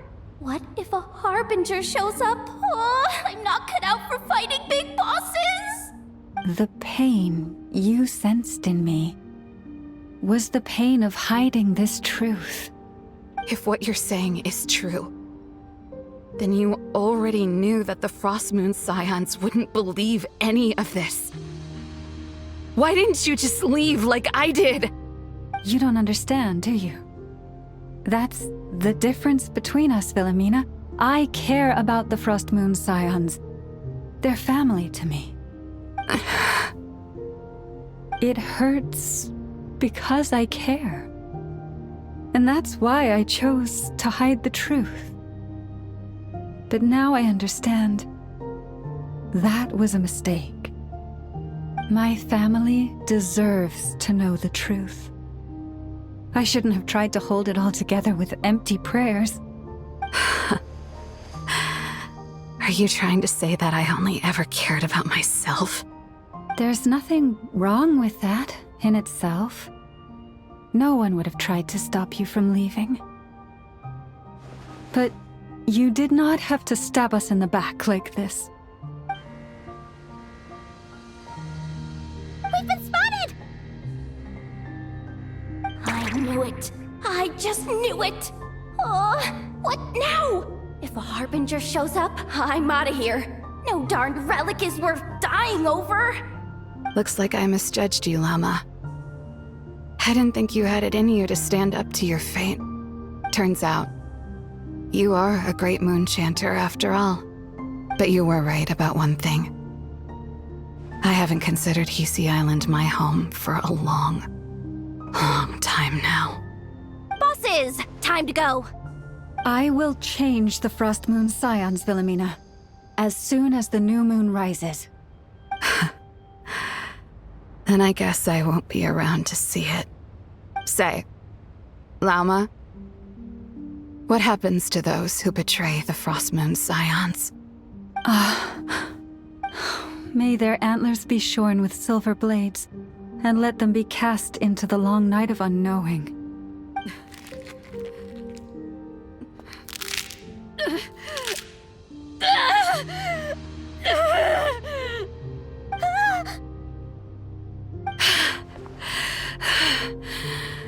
I have honored the ways of the Frost Moon Scions one last time. Think of it as a gesture of respect, Llama. There they are! Grandma? Marionette has the Moon Marrow. She went to Star Sand Shoal. Don't flatter yourself now. I'm not trying to atone. I just don't believe you'll actually be able to change them.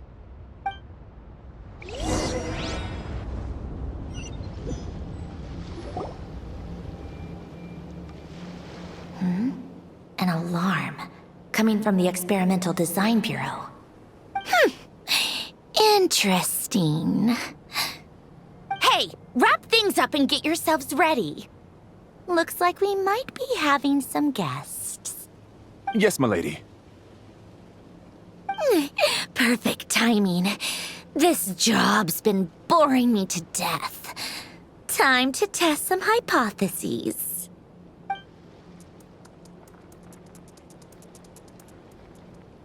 Bosses! I mean, esteemed clients. I mean, generous benefactors. Wait up! Come on! Sure you don't want to consider heading home first and coming back another day? Nasha Town's that way. You are aware that this is the way to... A little ahead of schedule, aren't you? Oh no, it really is a harbinger this time. Marionette. So you are here after all. Hand over that relic right now. It belongs to the Frost Moon Scions. You mean that thing your antlered turncoat brought us? I have never much cared for trophies given up without a fight. But watching you tear each other apart over it? Priceless.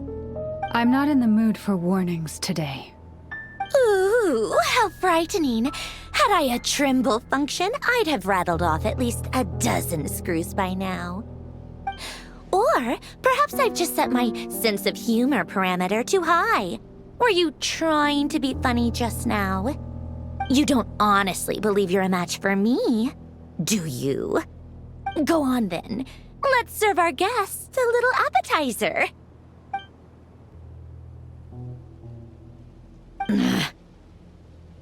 Hey, didn't you hear me? I said let's serve our guests a little...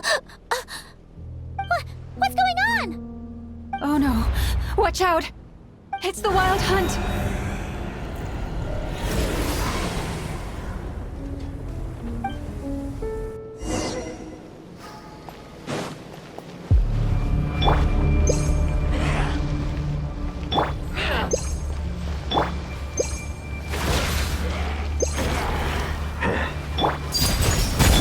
Yoo-hoo! Freeze! Merciless. Let the world collide! Frostbite!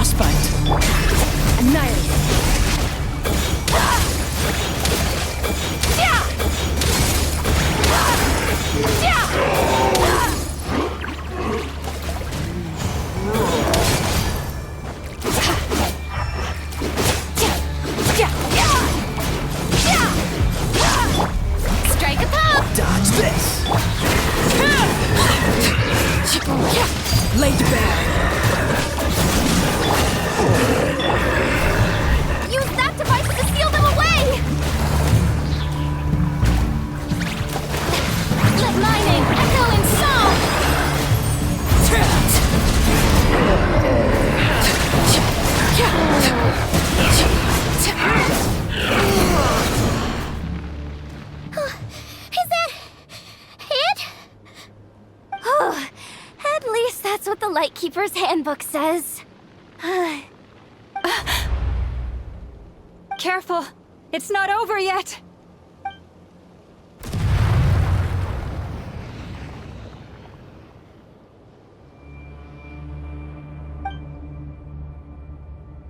Paimon! Laoma! Yehoda!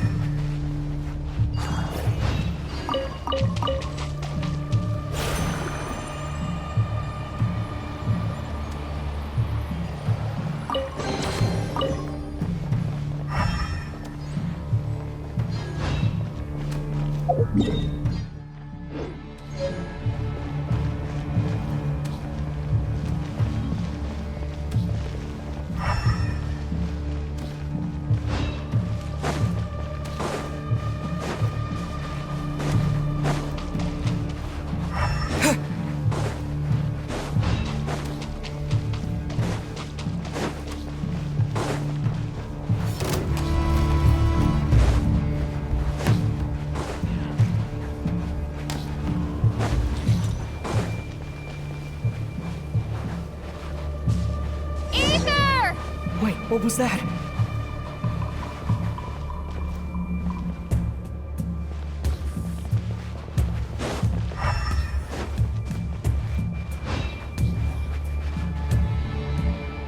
Ether!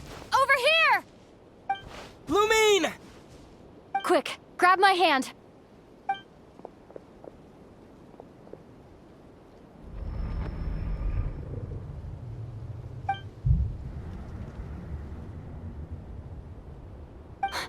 Ether? What's wrong? Why are you here at all, Lumine? What do you mean? If I may be so bold, what does family mean to you? Why were you after the Moon Marrow that night, Lumine? Among those who entered the final chamber, there was either someone with impure intent, or else an abyssal presence. We can talk about that later. Tell me why, Lumine. You know, this is only the second time we fought together since the day we both woke up in Teyvat. No. Ether?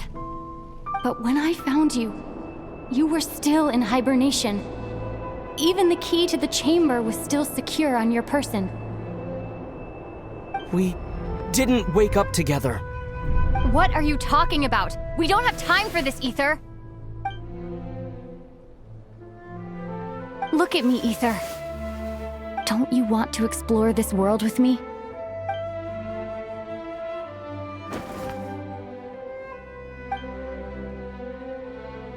You think I lie to my big bro?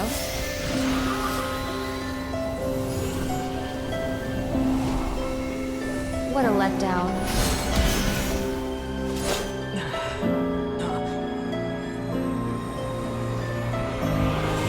Go get it for me, Ether. It belongs to me. I never believed it. I didn't want to believe it. That strange feeling that something was off. I wanted it to be real so badly, even if it only lasted a moment. But you're not my sister! Moon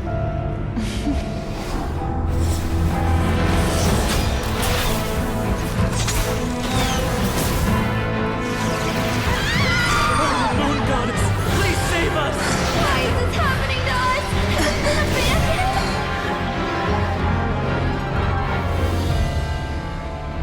The cold night should be our blessing, yet only confusion and sorrow remain.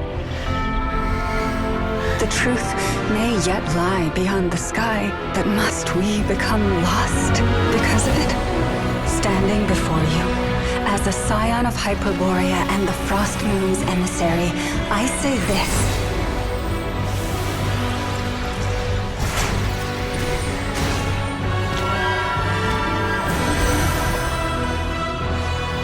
Should the false sky above dim the light of the moon, then from silver blood that flows as rivers, let us weave moonlight anew.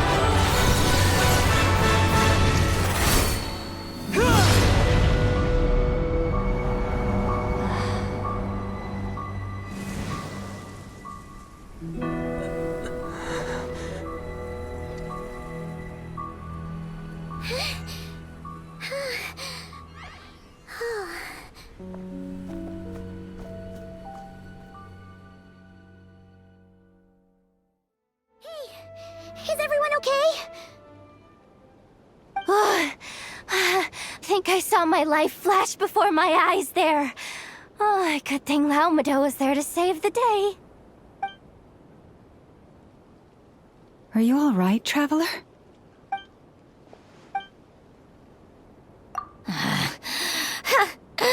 Well, that took you long enough. Seriously, how many of you are there? Pathetic. Oh no. Oh, I spoke too soon. Totally forgot we still have a harbinger to deal with.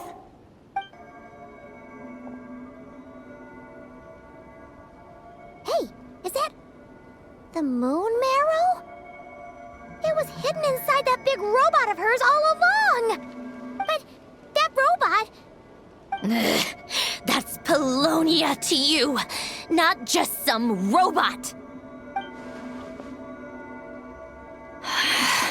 Take it and get lost. Huh? You're just giving it to us? Well, I wasn't the one who put out the order to find this thing in the first place.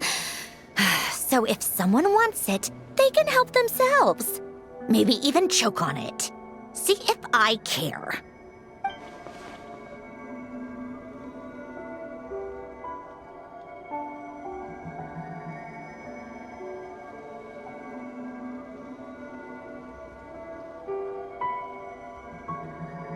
So, are you waiting for me to change my mind or what?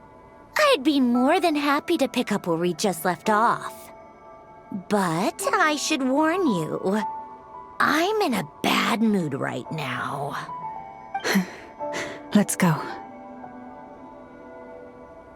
Fine by me. Totally, completely, absolutely on board with that.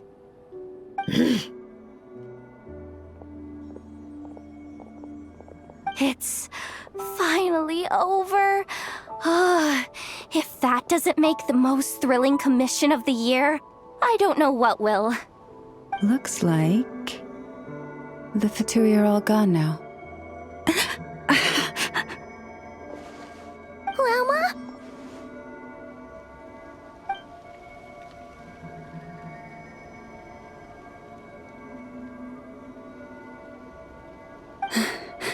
I'm all right.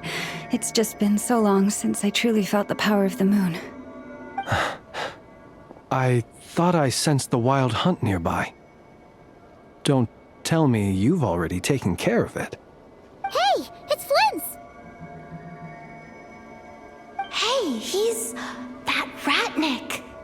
Unless I am mistaken, you are the moon chanter of the Frost Moon Scions, are you not? May I ask, what is that in your hand?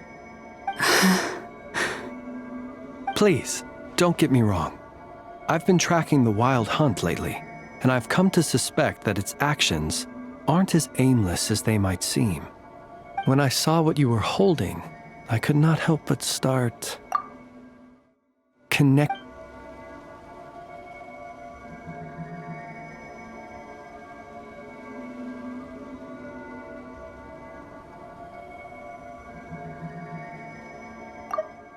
When I saw what you were holding, I could not help but start connecting the dots.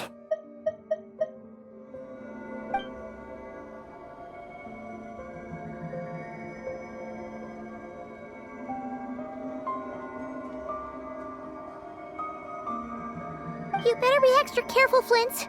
It seems like the Wild Hunt is capable of impersonating people now. Oh, is that so? Funny that.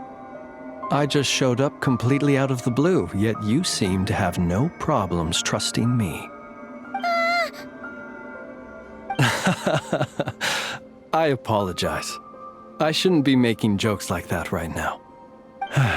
Anyway, I understand. Thank you for the tip-off. It seems that the wild hunt has somehow changed in nature. I'll have to report this to HQ right away. For now, let us part ways here.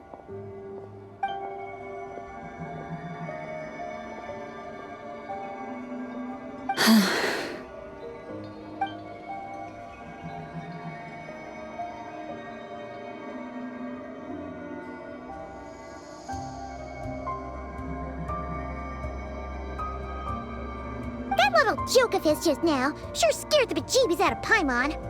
Are all the Red Nikki and Nod-Krai like that? They're usually stationed in remote areas and tend to keep to themselves. So, it's not surprising they end up a little eccentric. No, he's different. Really? How so? The animals. They've told me they're afraid to even go near him.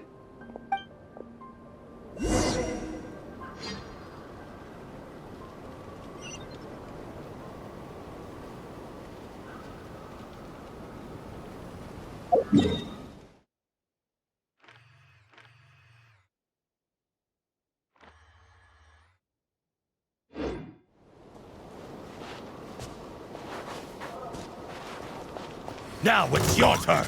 Overruled! Freeze! Listen! So quiet.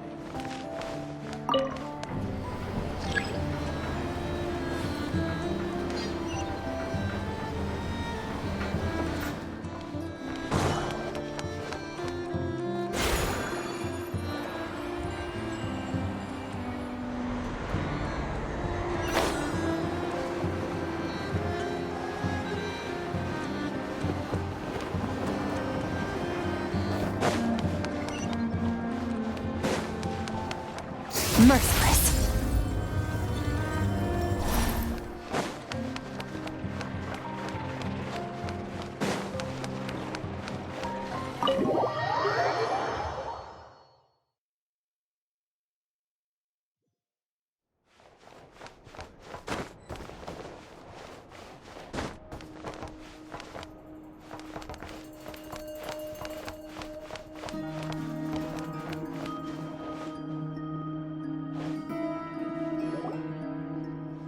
Oh, you're back.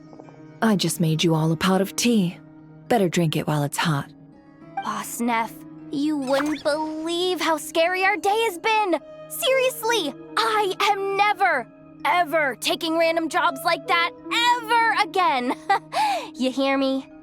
Oh, come on now. You even faced the wild hunt and lived to tell the tale. What's left to be afraid of? Wait a sec, how did you? Oh, right. Like you told us before, your business is dealing in information. Huh? Boss Neff, the teacups. Why is there one missing? Did you think I wasn't coming back? My. How could you think that of me? You know the rules. If a member of staff wants tea, they pour it themselves. Your cup's sitting safe and sound right there, in the cupboard. Member of staff? Does that mean you're accepting me back? Wasn't that the deal? Boss Neff! You're the best boss ever! You never change, do you? Everything turned out fine, no? You found exactly what you were looking for. Yet there you are, sulking away as usual. Nefer, that medicine we discussed before, the one for congenital Kuvaki sensitivity, I need you to get it for me. And how do you expect me to find something like that for you in the middle of the night? You'll have to wait till morning, at the very least. I need it right now.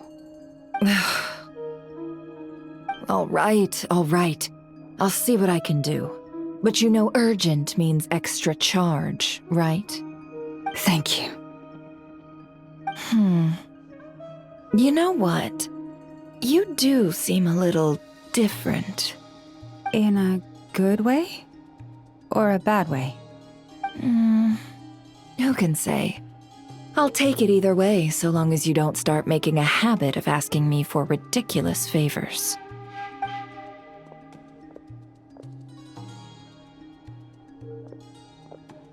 Traveler, Paimon, a lot has happened these past few days. I don't know what I would have done without you. Hey, don't mention it. That's what we're here for.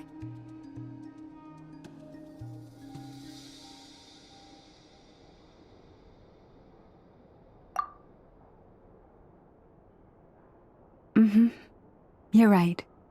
And tonight, I'm planning on telling them everything. Tonight? Isn't it a bit late already? The moon shines brightly this night. What better time for the Frost Moon Scions to usher in a new dawn for truth? Thank you for your kind words. But before I do, there's one more thing we need to deal with. Oh yeah! Now that we have the moon marrow... You'll have to forgive me. I used too much of my strength in the battle earlier. I fear I won't be able to help you uncover the truth of the past. Not right away, at least. That's fine.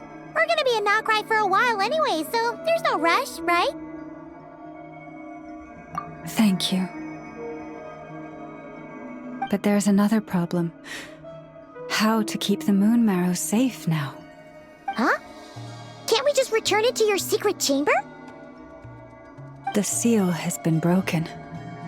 Even if it were restored, now that the wild hunt has gotten in once, there's no guarantee that it won't happen again. Oh, right. Yeah, that makes sense.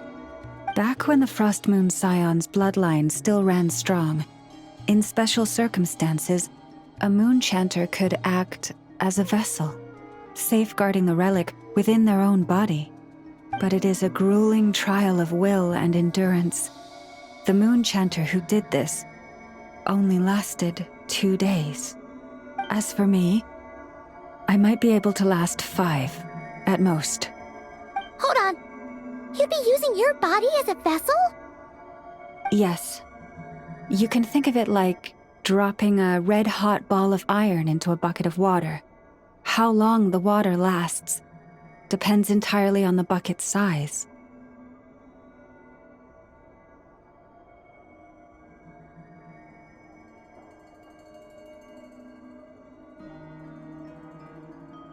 Pardon? Hey, that's not a bad idea. You've always held up pretty well against the abyss. Surely the moon marrow can't be any more dangerous than that. It's not at all that I don't trust you, but it's too risky. But we're out of options, aren't we? Might as well give it a shot.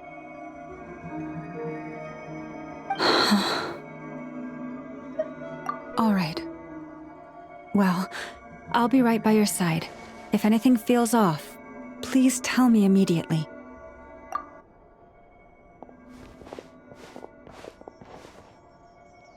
Here, hold it in your hands.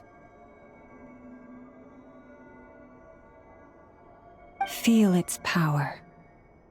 Imagine you're a lake, a cluster of stars. Let the moon become a part of you.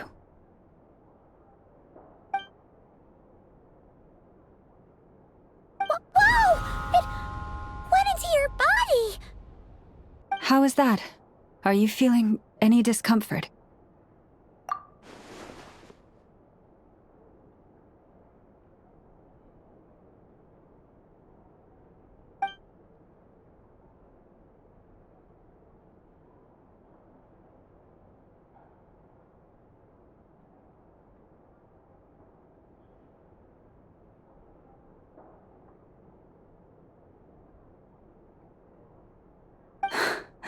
Astonishing. Not even the slightest hint of lingering fluctuations. It's as if all that power just sank to the bottom of the ocean. Well, looks like we won't have to worry about the wild hunt catching its scent now. Phew! Paimon knew you have special abilities, but still, you never fail to amaze. Did I miss something just now? Yes, and it was nothing short of a miracle. Not something I'd be interested in then. Anyway, here's the medicine you asked for. This is all I've got for today. I'll have someone send the rest over when we have it. Thank you, Nefer. I really appreciate everything you've done for me. Please stop being so nauseatingly friendly. It's creeping me out. So, what exactly did you all go through during that wild hunt attack? I'd prefer to hear it straight from you.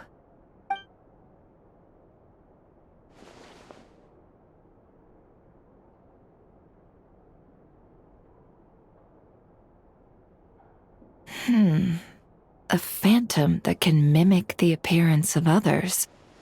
Quite different from what we've seen before.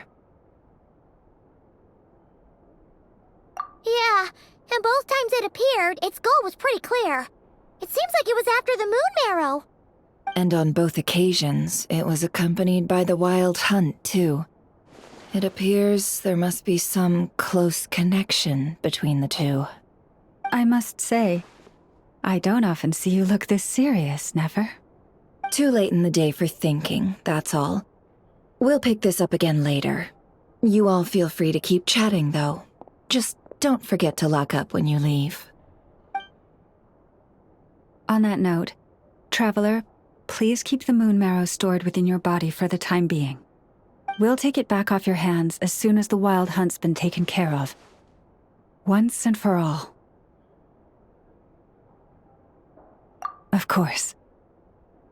Anyway, if the two of you will excuse me, I'm heading back to Hisi Island now. It's time I came clean with the Frost Moon Scions. Hey, we're coming with you! Though, guess we won't be able to do much more than cheer you on from the sidelines. That alone means more to me than you could ever know.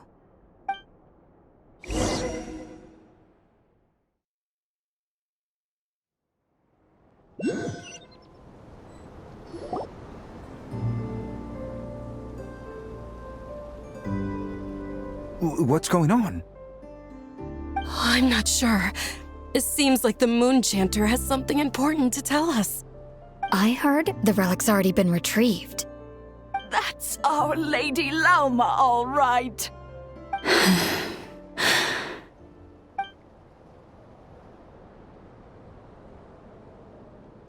Noble scions of the Frost Moon, my kin beneath the moonlight, I hereby declare the truth to you. Long have our ancestors looked up to the Frost Moon, guided by her serene light. Yet now, she lies hidden beyond the limits of the sky. And so, Lauma began to reveal to the Frost Moon Scions a truth long hidden within her heart. A story of a false moon and the death of gods. Kutar was indeed born of the moon. But that does not give us the right to reap without sowing, nor clothe ourselves without the toil of weaving. As she spoke, some who listened were stunned into disbelief, while others seemed to awaken as if from a dream.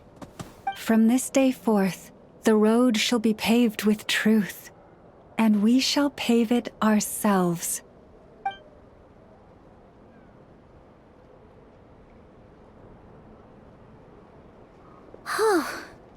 After everything Lauma said last night, Paimon wonders how everyone's adjusting. Still, judging by their reactions at the time, it didn't seem as intense as Paimon might have imagined. Says a lot about how much trust she commands, huh? Hey look! It's Lauma! Welcome, both of you. The animals were most lively this morning. They told me of your coming. Nothing too dramatic happened, did it? No one... Hey! Paimon's just trying to lighten the mood. Nothing too dramatic happened, did it? No one took it so hard that they went on a binge-eating rampage and ended up cleaning up the whole pantry? Or something? Hey! Paimon's just trying to lighten the mood. Thank you for your concern. Change doesn't happen overnight, and new ideas need time to take root. But nothing as extreme as that has happened, no. Although... Although what? Well, just as I thought might happen, some have chosen to leave the Frost Moon Scions for good. For them, losing their faith was like losing their home. Confusion, frustration, helplessness. I saw it all, reflected in their eyes. Oh. I respect their choice. May they carry the Frost Moon Scion's blessings far and wide, should they be willing to do so. If we meet again someday, perhaps we will be able to sit together and share stories once more.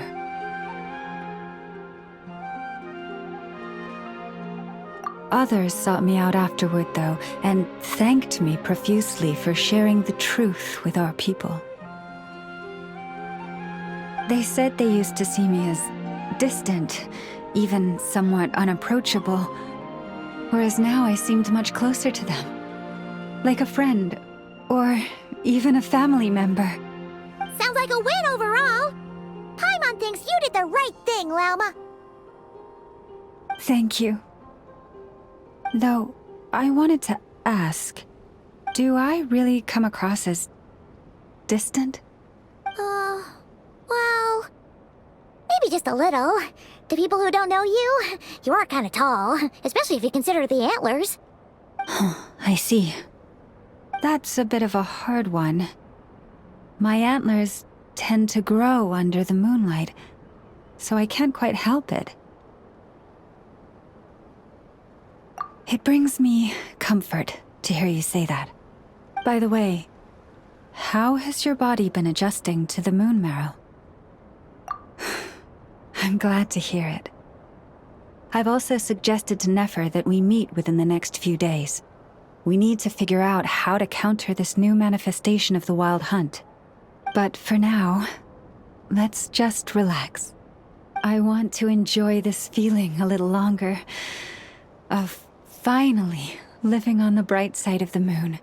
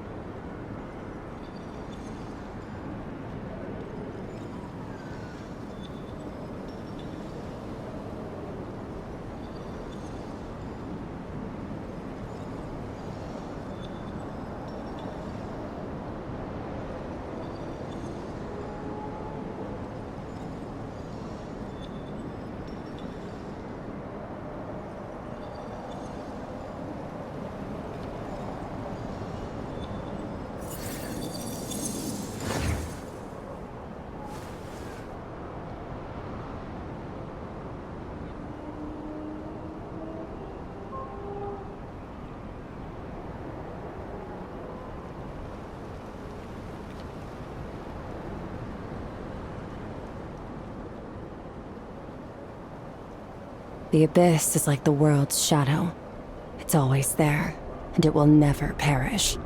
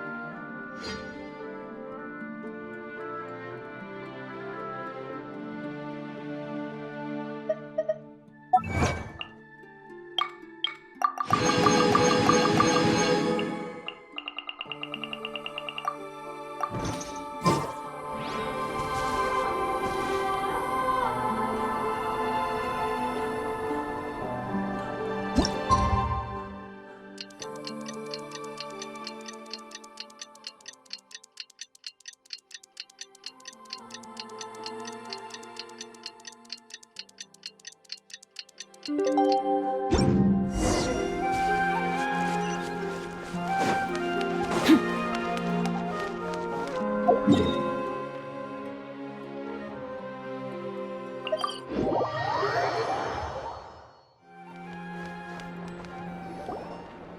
wild hunt assault on Star Sand Shoal, you mean?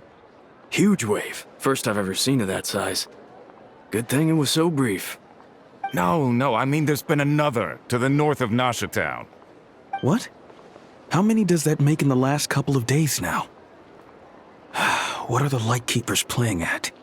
Can't be helped. There are only a handful stationed on our side in the first place, and the cannon hasn't been fixed yet either. They've been strained to breaking point for a while now, I'll bet. I'm bugging out if this goes on much longer. And here you all told me this was a good place to do business. Fool me once, I say. Hey now, this could be our big break. My second eldest brother made his fortune off wild hunt attacks, you know. Come on, let's get moving. There won't be anything left for us if we're late.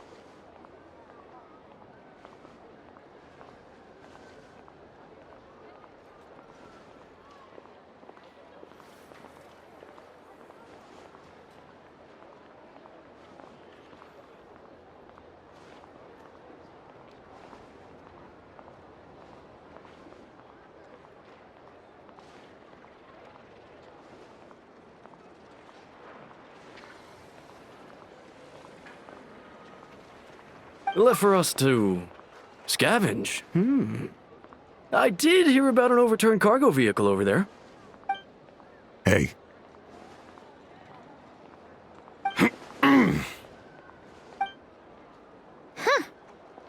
Should have told him that those are dangerous thoughts. Guess you're right. Even if we solve this wild hunt problem, they'd probably just jump headfirst into some new danger if they thought they could earn some quick mora. Paimon will have you know that when it comes to staying out of trouble, greed and cowardice make the perfect match.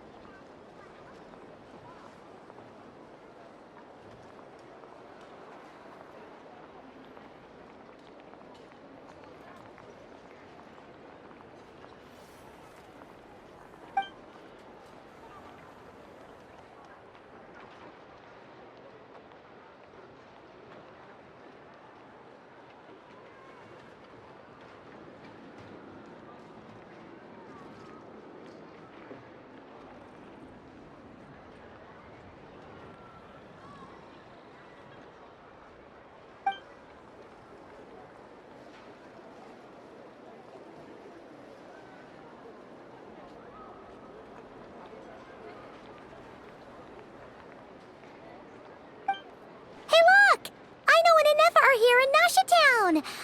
Oh, considering what those people said earlier, do you think they're here to fix that cannon up?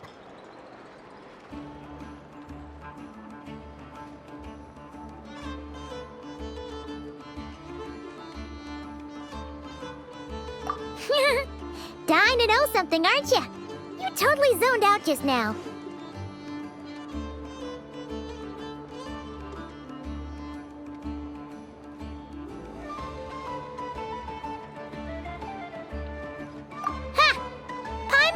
Guess what you want for dinner. She'll place the orders tonight, don't you worry. Anyway, let's just go, shall we?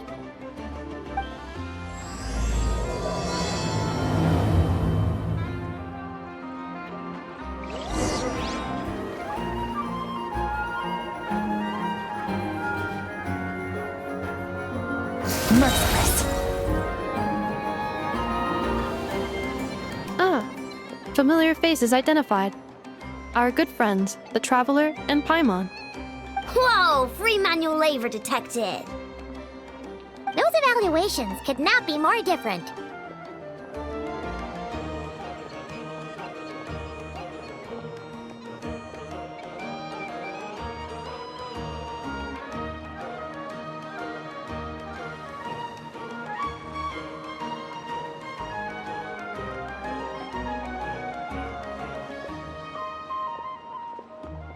This is Sosi, Sergeant Major of the nearby Lightkeepers. He's stationed here in this town. Wait, that means... He is Flynn's superior, as far as position is considered. Pleasure to meet you all. This is the Traveler and Paimon, friends of ours. They're experienced adventurers who are new to Nod-Krai. Hi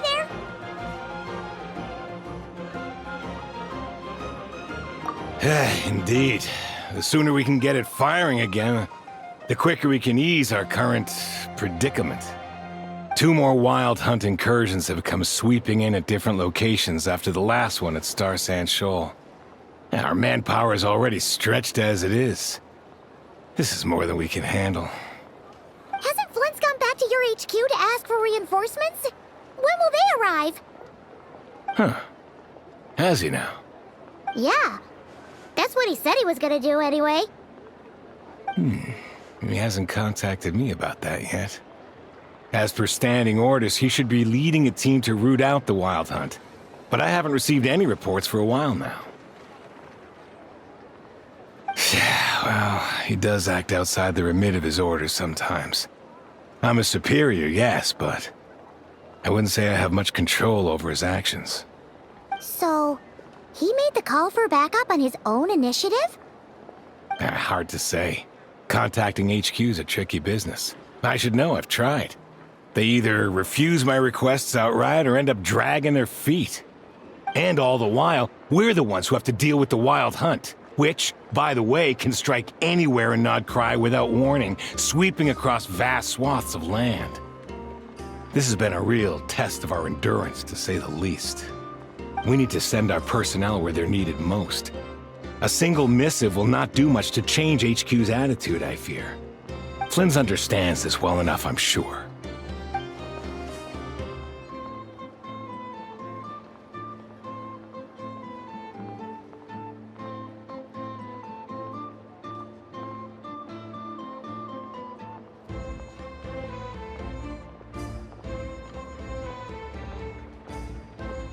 We usually sort our foes ahead of time into ones that our Ratniki will take care of and ones that we'll target using the cannon.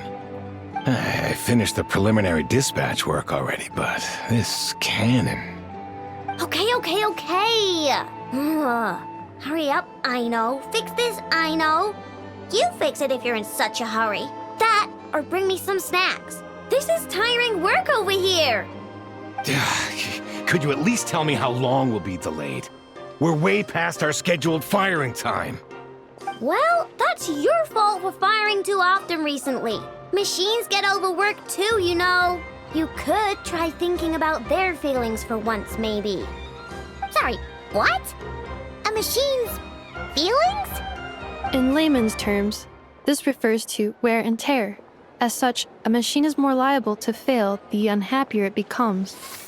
The exact probability here would be... All right. I'm not good at this stuff, I know that. But let me stress that we Lightkeepers are the primary financial backer of this cannon. And our backing does cover the fees for subsequent repair and maintenance. And I'd say that was a good deal for you.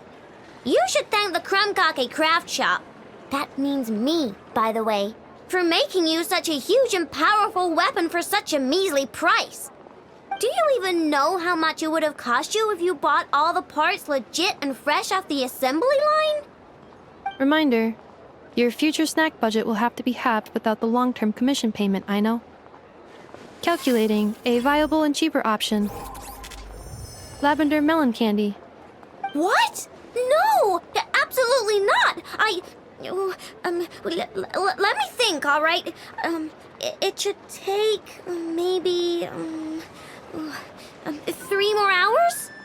Wouldn't this place be crawling with more monsters than there are fungi and Sumeru by then? That might not be the concern you think it is. The monsters of the Wild Hunt are only active in the immediate vicinity of its attacks. They will not spread any further, on their own initiative at least. We Lightkeepers will also keep an eye on those areas, both to monitor the monsters and to prevent people from entering the cannon's blast radius.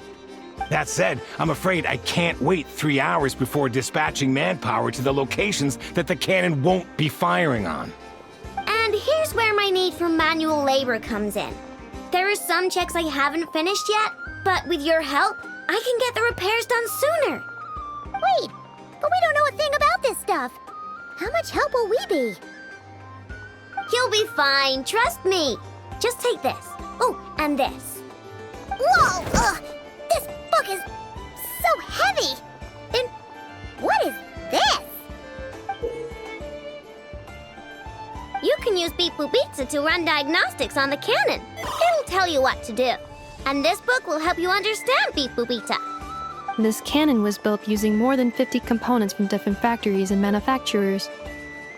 Aino has bound the manuals into one volume. Also, please note, the device's name is Birgitta. So, it's manuals all the way down, huh? Yep, and if you're quick about this, we might just cut our time to fire down by a whole 2/3.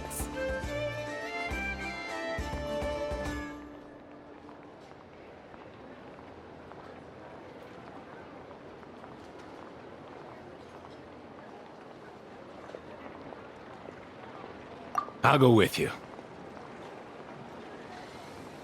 Nice! So you'll check the outside and Anefa inside. Come find me in the control room once you're done. Cool? Cool. Instructions received. Please go about your work seriously as well, Aino. No snacking while I'm away.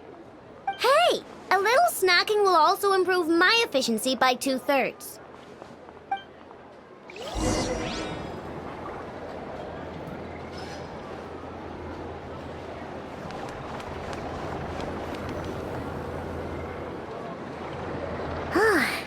I know explanations for things that don't interest her are a bit meh, aren't they? Or is that just how geniuses are? Isn't Beep Boopita just following us around? Sure doesn't seem as smart as she said it is. How are we even supposed to know what to check?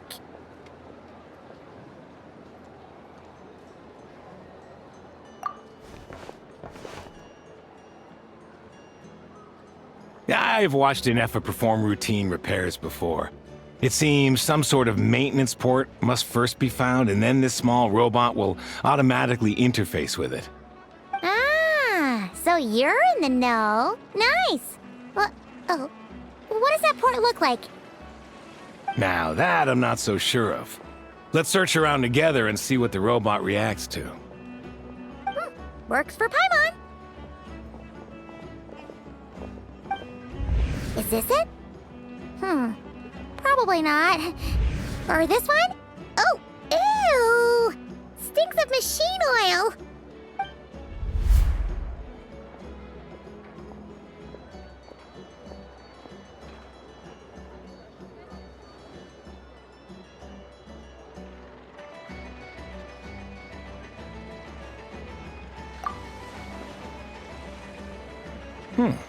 That thing over there looks promising.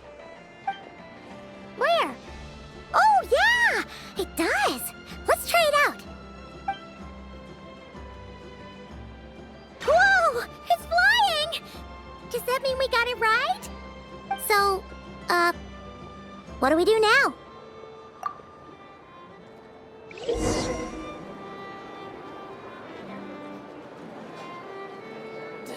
Vacation? Get right! Now, dear. This is clearly just a temporary The actual vacation comes right after this. I promise.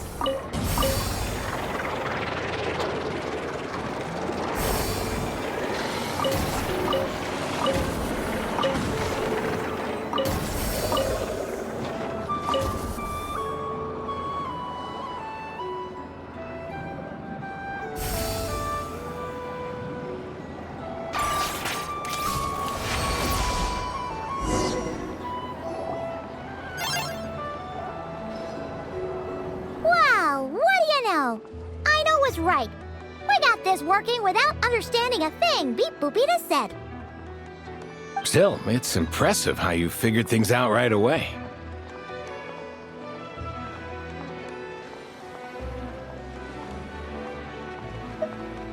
Paimon's up next, along with this stupidly heavy book. Ugh. Let's see. Should be just like checking a dictionary, right? The matching result for this symbol is... check passed. All systems normal. Wait, is that it? Well, as they say, no news is good news. Yeah, guess you're right. Just feels like we did all this stuff for nothing, that's all. On to the next spot, then.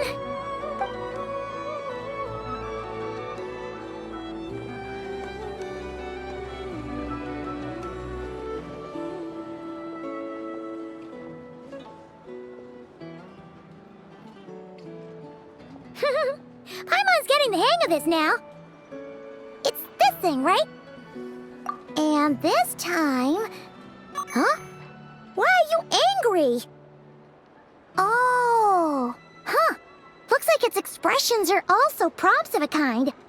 Which page is that on?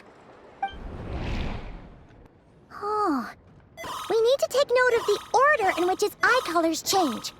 Purple, red... Hey, slow down! Paimon didn't catch that!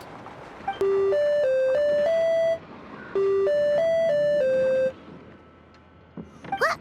So now we've got musical prompts too? Weren't you only supposed to be a beep-boop machine? All right, one final stop. This was quite a trip, huh? Agreed. I must say, you two have a talent for maintenance work. A bit shaky at points, but not bad for your first job. Good eye. Paimon's the real deal when she deals for real, you know. Really, I'd have liked to share the load, but you were really getting into it, and I didn't want to interrupt. Ugh, couldn't you have mentioned that earlier?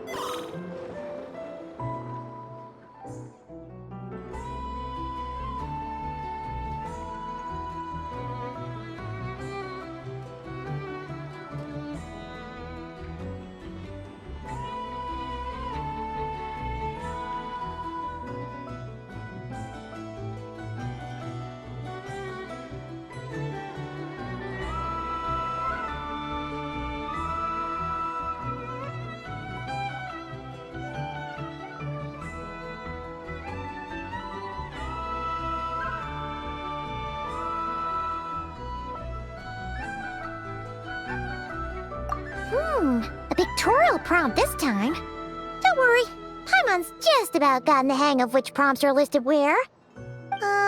We gotta take note of the flashing patterns. 1 yellow flash, nothing for 2 seconds, then 2 yellow flashes means the components here are overdue for regular maintenance. Maintenance is a high priority task. The device will be rendered inoperable until it is complete. Switch Beep Boopita to input mode to send out a signal to unlock components. The description of input mode isn't on this page. Ugh, more page flipping. Phew, that was a real struggle. Well, Paimon needs a break now.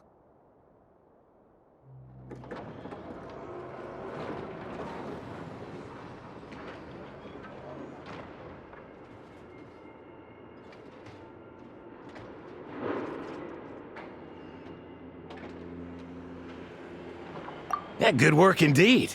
But it seems this input mode requires some additional work to operate.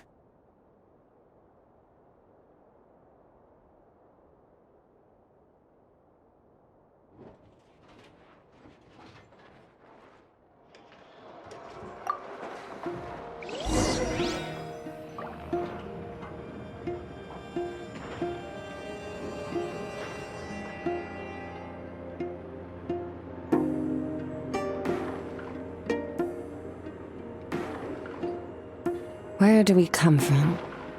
And where are we going?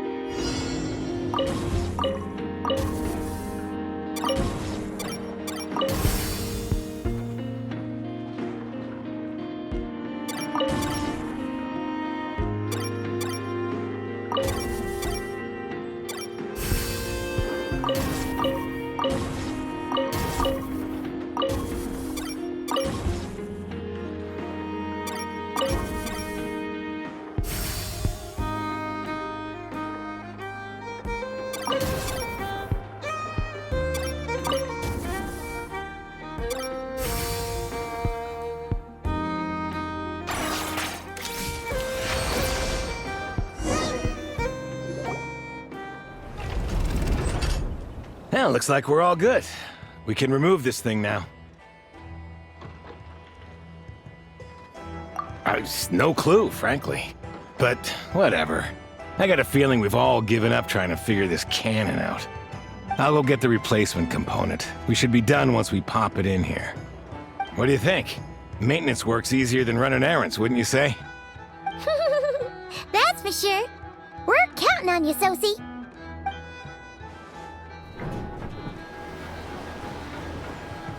what? Paimon took him for the stony type at first, but he's actually a pretty nice guy. Let's wait for him here, huh?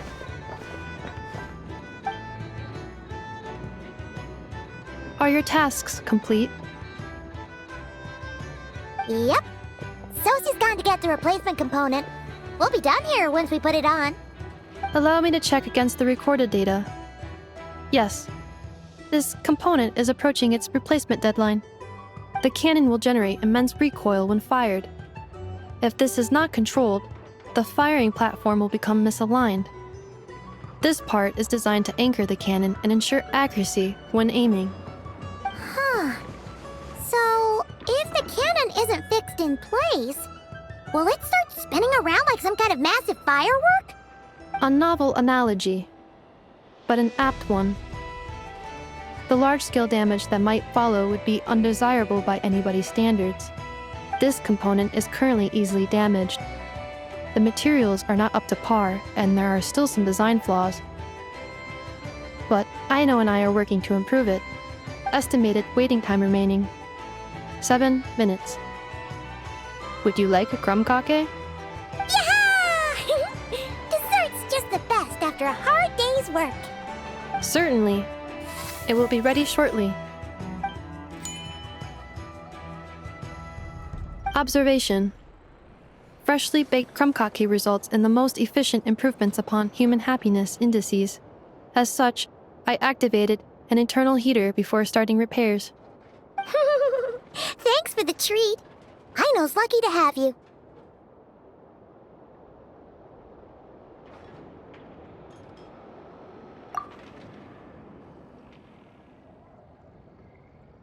Thanks! Things went great over here, too. So, as we agreed, I'll have the cannon up and firing in no time. Understood. I will inform the inhabitants of Nasha Town and have them make preparations for the shock and noise that will inevitably ensue. And I'll inform the Ratniki stationed around Wild Hunt anomalies to make sure they fall back in a timely fashion. Thanks for your kind assistance. I better make a move. Ratniki from other sites should have sent reports back here, and I'll need to sort them out promptly. Righty then. See ya! Bet this huge cannon's a real sight when it fires. That is correct. A huge crowd tends to gather on its own accord on such occasions. Pure, bright energy rays have never failed to inspire obsessed admirers. If you are interested, you can come back later to behold it in all of its glory. Sure. We did help fix it after all. It'd be weird if we didn't want to see it in action.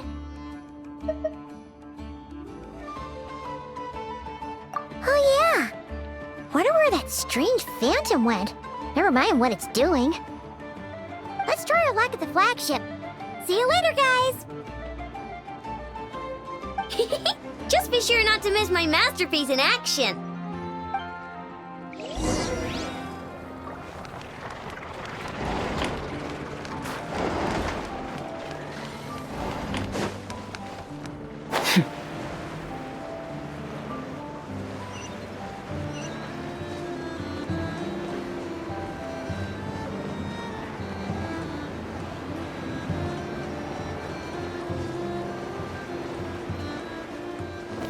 Fearless.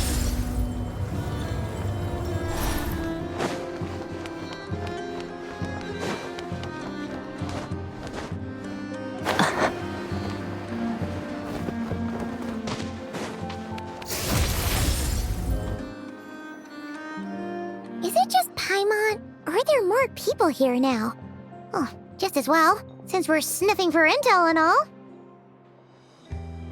And maybe, just maybe, let's get some of their berries and fried meat too, huh? We still haven't had it yet.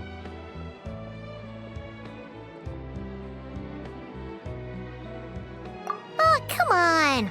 Why so uptight? Excuse me, are you guests? If you wish to return to your room while the banquet is on, please use the side door. No, we're not heading back to our room. Are we not allowed in here right now? That is correct. Only those invited to the banquet may enter. Our goal is to ensure that our regulars can enjoy peace of mind and comfort, so that they can speak freely with one another.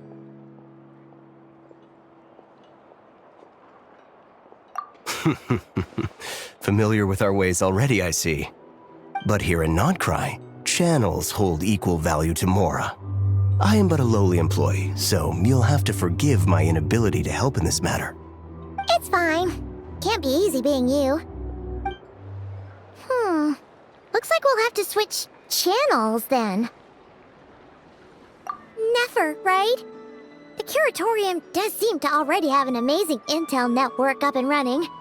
But if we ask her straight up, she'll likely squeeze us for all we're worth. Ooh, Paimon's got a plan! Llama got Never to help her prep some medicine, right? We'll be heading to Hisi Island later anyway to ask Llama to help us use the moon marrow. Couldn't we deliver the medicine while we're at it? If Never doesn't mention a payment, we can cash her services in as a favor. If she does, then we can use it to haggle.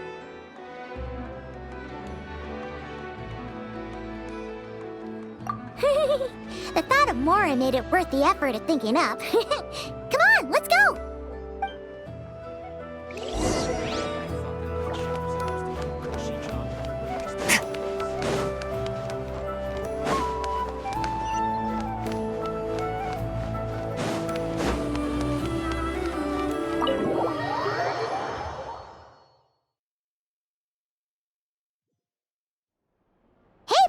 We're here! Oh, it's you this time. Hello, you two. What's up? Not much. Just here to say hi. Also, we'll be going to Hisi Island later, so we can deliver the medicine to Llama for you if you need. How thoughtful of them. Bet they want something from me in return. Well, the faster the delivery, the better, naturally.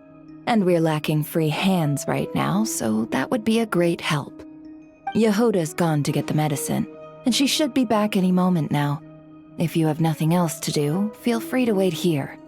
I'll have someone bring you some snacks. Don't mind if we do then. Thanks!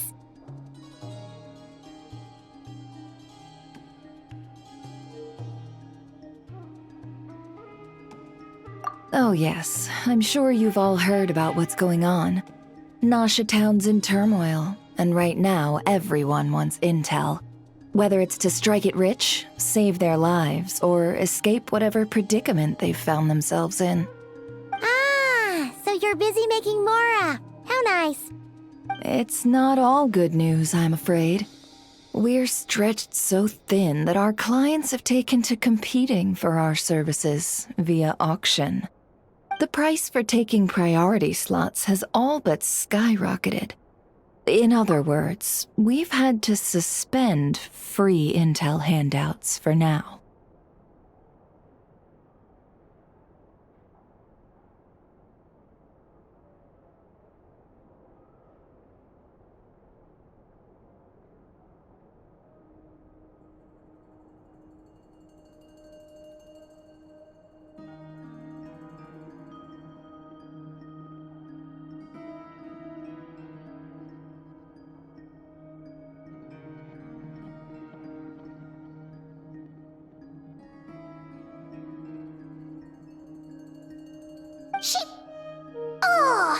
She cornered us right away! Did she guess what we really wanted from the start? If there's anything that worries me right now, it's the wild hunt. It affects everything we do, yet the number of people who can ensure cargo safety in the face of such a threat is vanishingly small. That doesn't sound too hard. If you need something delivered, hit us up and consider it sent. Is that so? But... no. Forget I said anything. I mean, you're great heroes. How could I waste your precious time on trifles like these? Is there now? You should have said so sooner. Far be it for me to extort you, of all people, for intel. But seeing as you so kindly made me an offer, I suppose I'll accept. What's there left for us to say here? More like our common perspective. Most who live here only wish to defend their own interests. But we are different, are we not?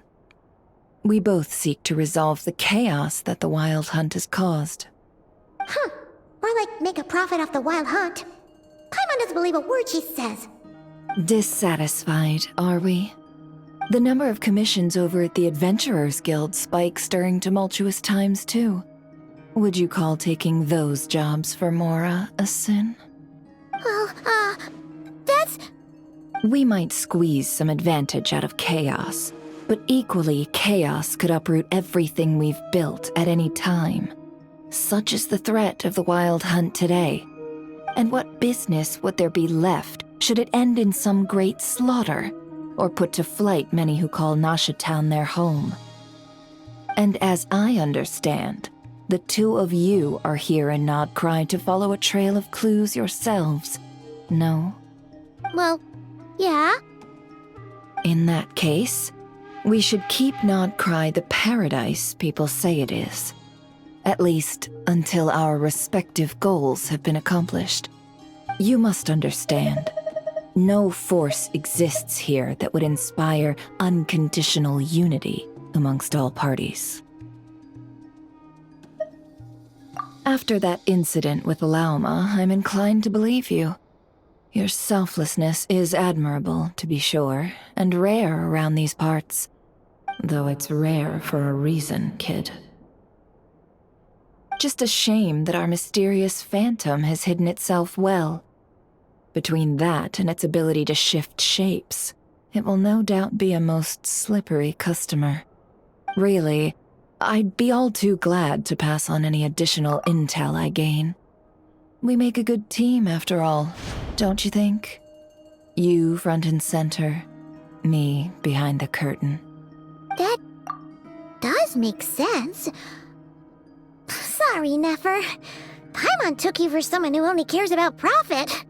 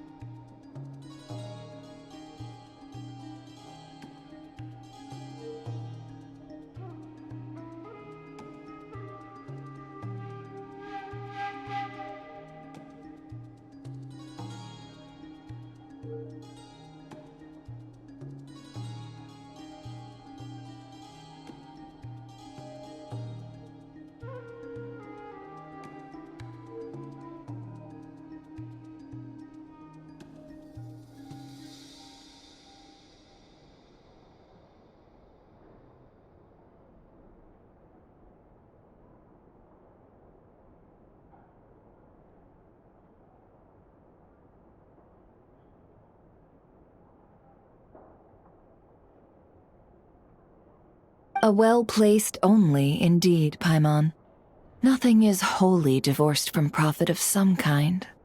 Wait, so you were ready to work with us from the start? Why, of course. In fact, I was wondering when I might bring this up the moment you entered. But... Hey, boss, I'm back! Huh? Oh, you guys are here too? Indeed they are. In fact, they've volunteered to deliver the medicine to Lauma on our behalf. And totally free of charge.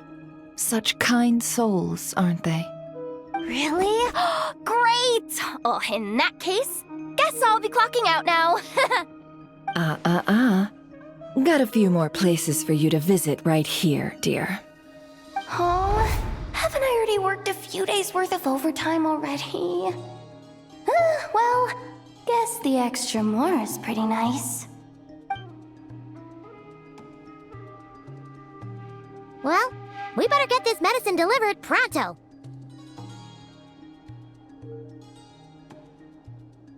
Huh? Surely not. The special medication from before wasn't so. Was it? Wait, that can't be. Let me see. This isn't right. How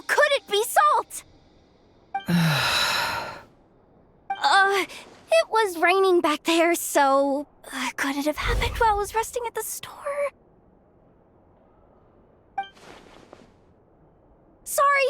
Sorry, boss. I'll get it back right now.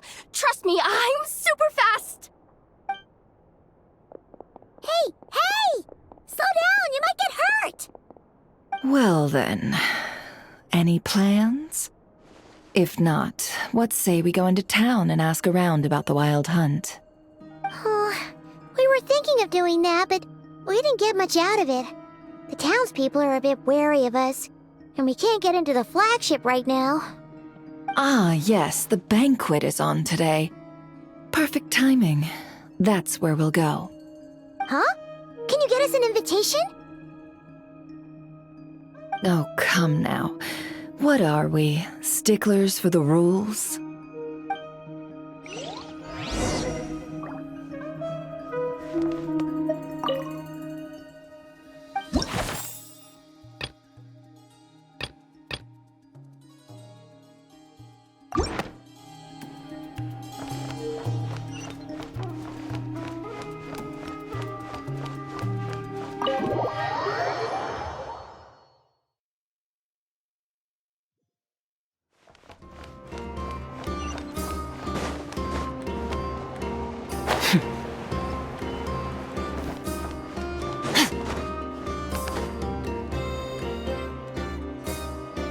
Lady Nefer, a pleasure to see you. Oh, and our guests from earlier, I see. That's right. My apologies. Consider it my fault for not having explained the banquet's rules to them beforehand. Oh no, it was no trouble at all. Please, do come in. Yeah, sure. Thanks. Not even an invitation check? Oh. Paimon didn't realize Nefer was such a big shot. Guess channels really do take you places.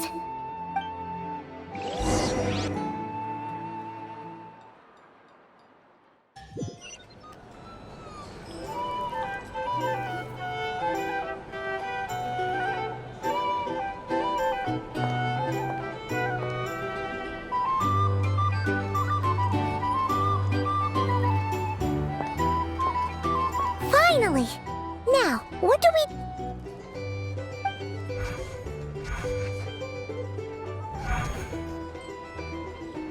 Pardon me. I'm sure we're all having a good time, but I would like you all to meet a mysterious guest I invited for just this occasion. I give you tonight's special guest, a renowned mixologist from Mondstadt. Are you serious? Nice to meet you all. I give you... Pardon me. Finally! Now... Pardon me. I'm sure we're all having a good time, but I would like you all to meet a mysterious guest I invited for just this occasion. I give you tonight's special guest, a renowned mixologist from Mondstadt. I'm sure that no more needs to be said about Mondstadt's wine industry. After all, we are all connoisseurs of fine drink here. The special drinks menu is being set before you as we speak. Now then, for a time, let us set aside our worries and enjoy these exotic spirits from afar. Ah, I see. A new face for the bar. And here I was thinking, that ain't a familiar face. No wonder. Well, it's a rare occasion to be sure. Want to order a glass or two? Sounds intriguing. I spoke to the owner. The bar is all yours. The recipes are available for your perusal here. Not to worry. I've taken the liberty of removing the more challenging options.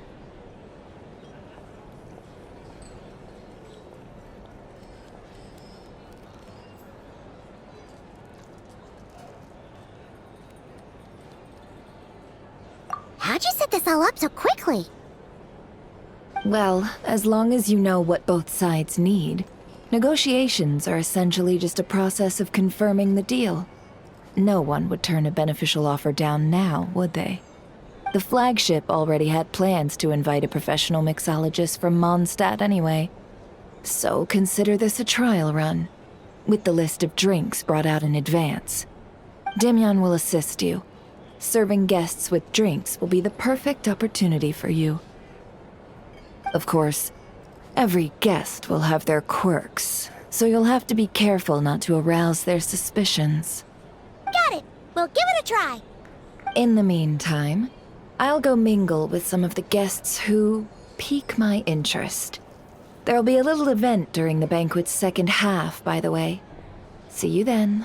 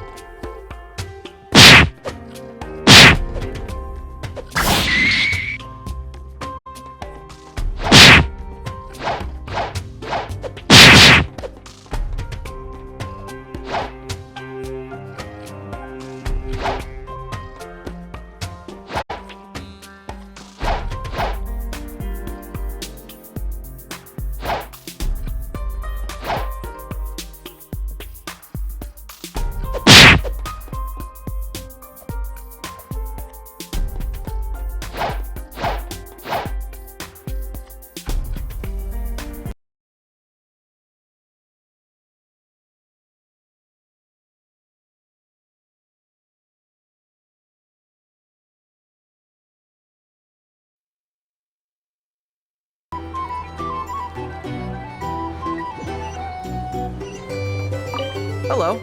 How may I assist?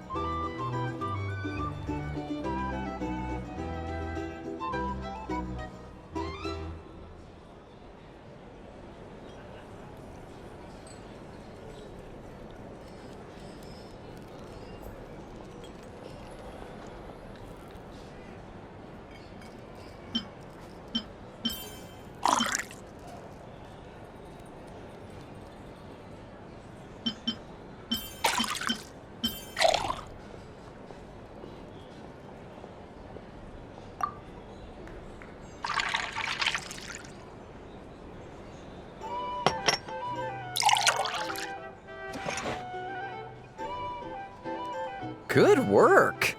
Now then, get the drink to the guest. Wouldn't want to keep them waiting.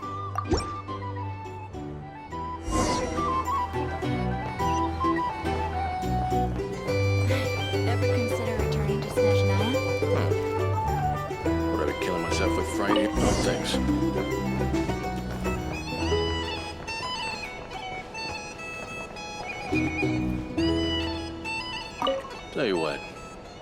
treat people like you. I'm like a man in a leaking boat, soon to be food for the fish. I wouldn't come to this dump if there were any better place to be. Come now. Surely it isn't that bad. We've still got the light keepers. You trust them? I wouldn't. Wouldn't trust anyone, really. We're stuck with a wild hunt here. The Sneshanians can't be bothered, the Lightkeepers can't spare the people, and everyone else, they're a mess. I'd sooner put an ounce of faith into that cannon. Forget it. Let's just drink. Let's see if this new mixologist is worth the billing.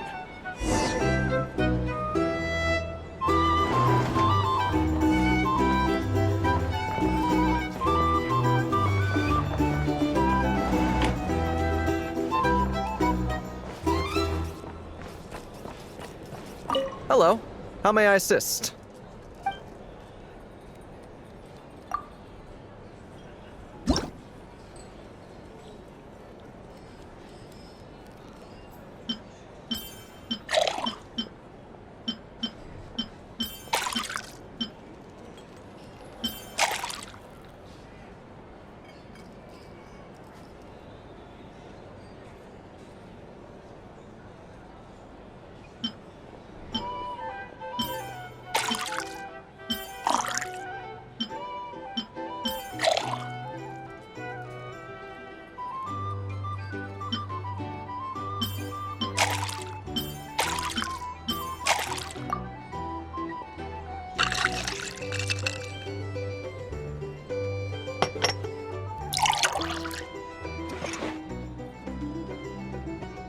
Good work. Now then, get the drink to the guest. I'll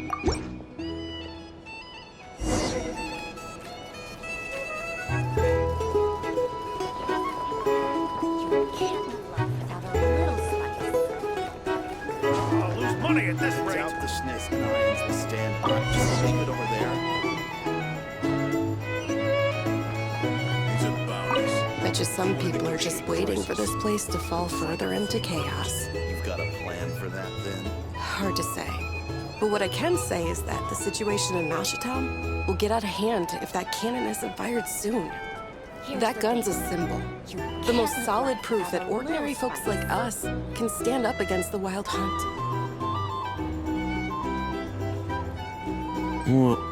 Wait. What are you angling for exactly?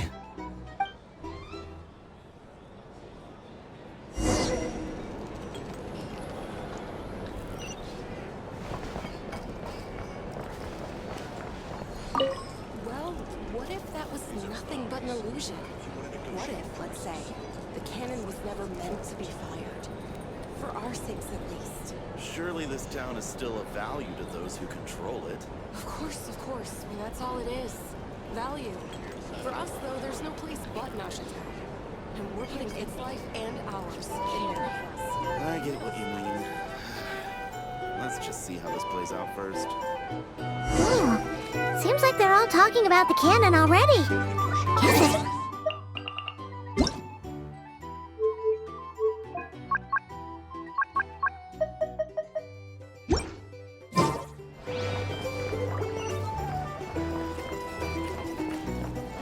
Hello. How may I assist?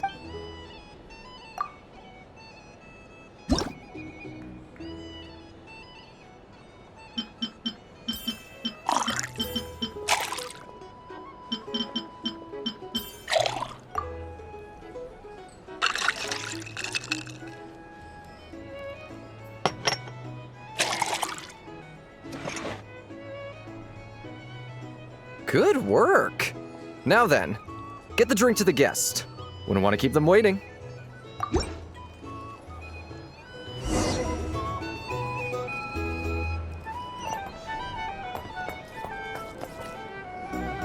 Oh, so this order was yours, huh? Indeed. So, any notable news?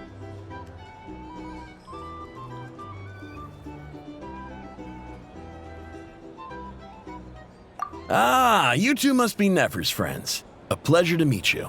If you've got a moment, let's have a drink. On my tab, of course.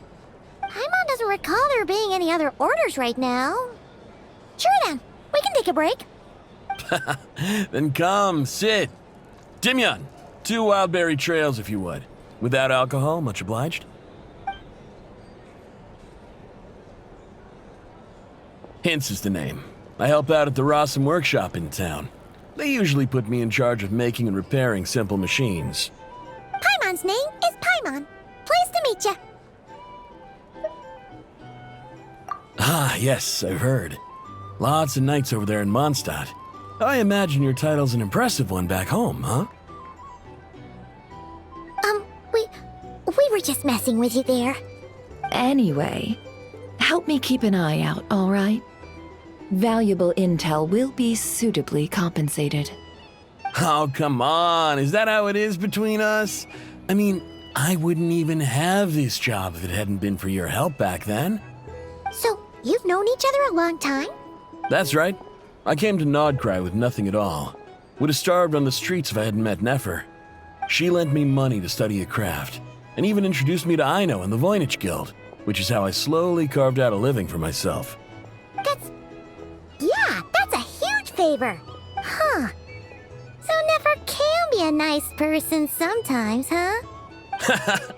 Well, I'd also say she needed a willing and able machinist at her disposal. Come now, Aino's talents are better spent on issues bigger than basic machine repair and component manufacture. I did think myself a dab hand at such work at first, but compared to her, I might as well be a trainee who couldn't weld a wire to save his life. Got the scoldings to show for it, too. It took me a long while, but I finally got to the point where I could make my own machines, and even maintain some of Aino's relatively complex ones, like Kuvaki detectors or mechanical arms. He's the one responsible for maintaining Yehoda's robotic arm. Oh, speaking of that, didn't Sosi have a mechanical arm too? That's right, one of Aino's masterful designs. I could never design one of those in my life, but if you gave me its blueprint, I could hammer one out.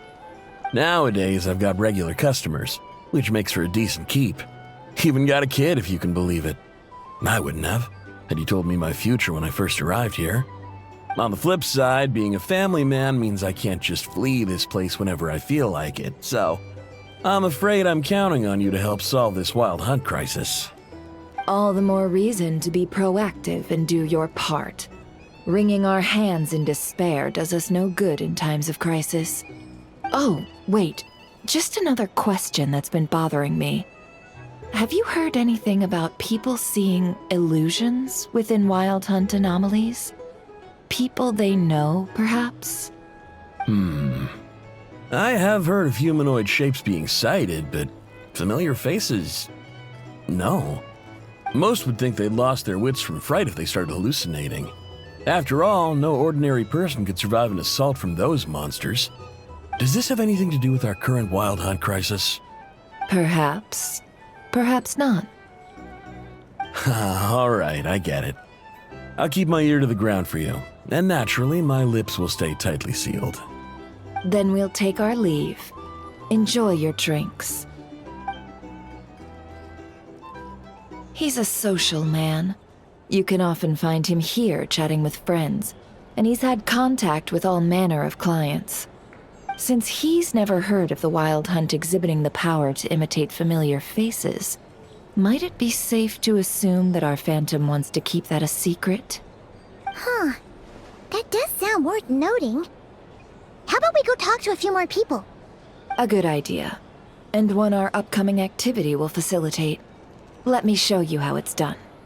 Come, back to the bar.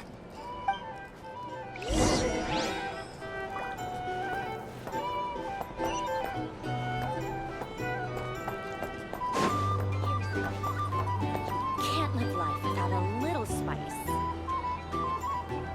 Thank you for waiting, everyone. The roulette showdown is ready to begin. Finally! Come on, let's go try our hand.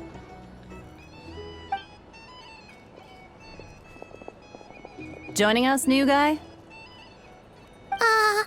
We'll pass. No, you won't. The one who'll be mixing the roulette special has to take part. Those are the rules. But...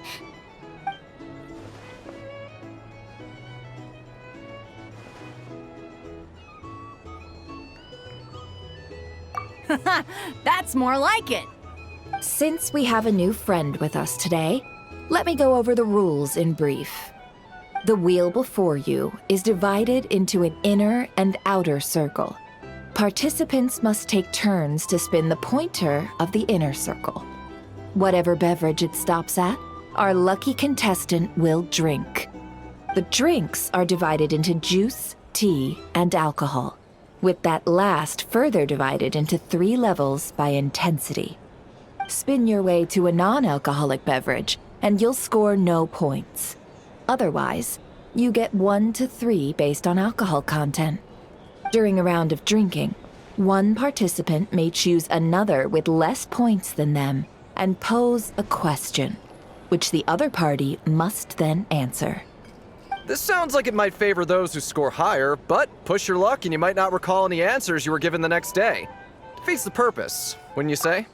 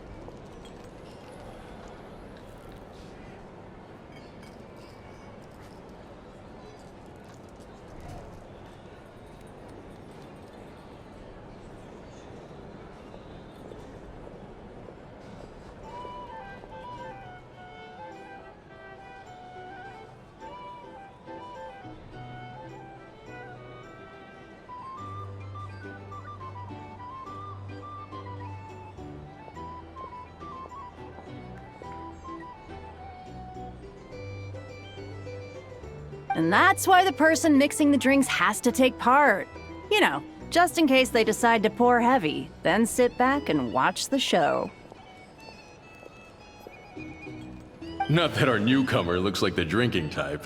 Either way, looks like we're in for a show. Anything you drink will be replenished. And additionally, I have decided to sponsor a grand prize for this grand occasion. A single serving of Dark Horse. What? Do my ears deceive me? A chance to drink Dark Horse and Nod-Krai? Dark Horse. Guess we'll have to take part now, huh? Indeed.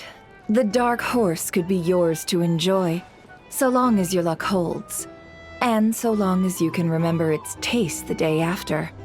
And if our lucky winner can drain the whole serving in one go, they will gain the right to ask everyone a question, regardless of their score.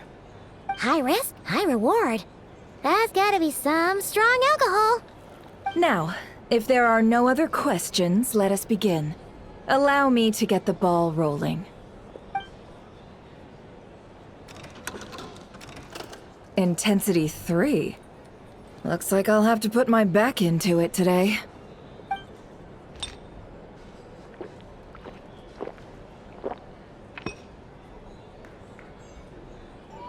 Let's go! Wow, this is kinda intense.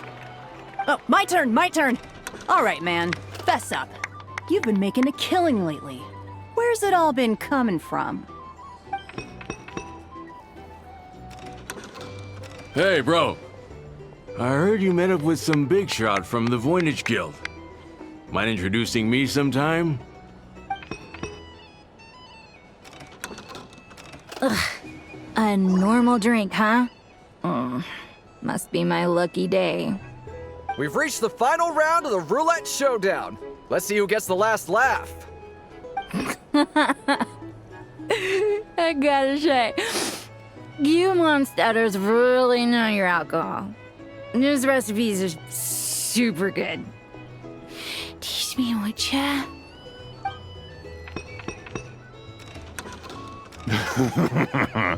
I was wanting to ask about your wife.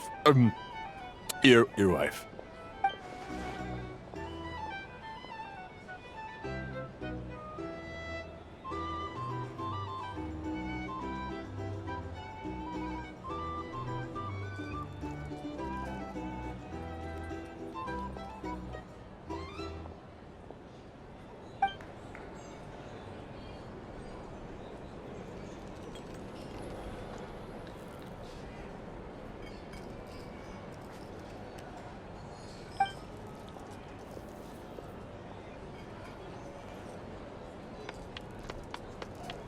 You're up.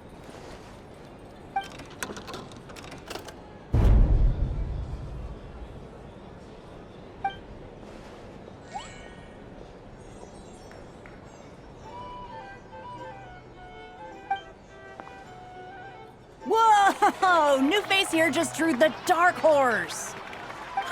Bottoms up! Bottoms up! Hey, will you be alright? You wanna just give this one to Paimon?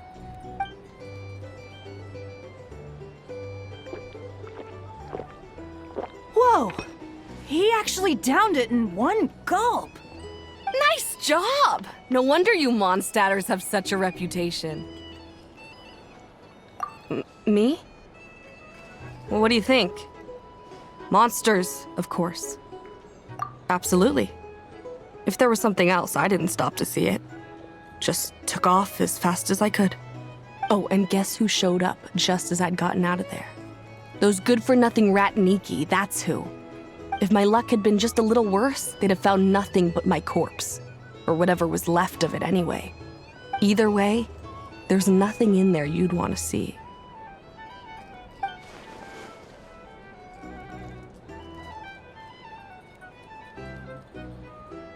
I see some downcast faces. Why, have we all hit our limit? Says who? I'm still raring to go. 'Cause you didn't drink that much. In that case, let me raise another glass. To a blast of a showdown and a wonderful evening.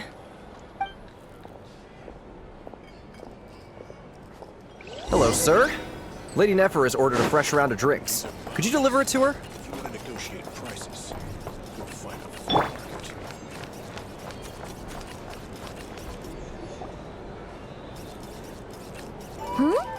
Are they playing cards? Paimon spies some elemental dice. Same as usual then?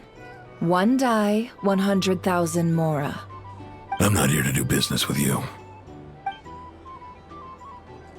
Come now, I've already ordered us drinks. Or are you looking to add another line to your ledger of arrears? Oh, so this is a business deal. So, let's go over this again. One die, 100,000 mora.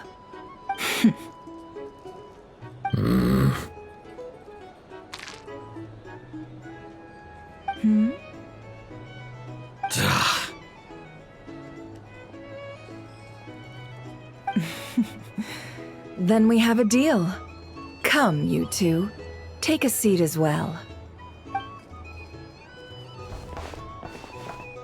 What are we even doing here?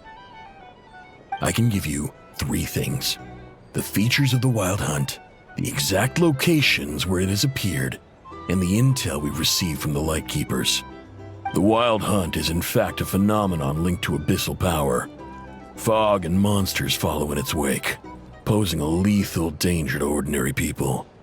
On the flip side, these monsters cannot leave the fog, so the disaster cannot spread quickly. We already know all that. Fair enough. Then I won't beat her. Here's a map of current Wild Hunt anomalies that I snagged from the Lightkeepers, including the locations they'll soon be bombarding.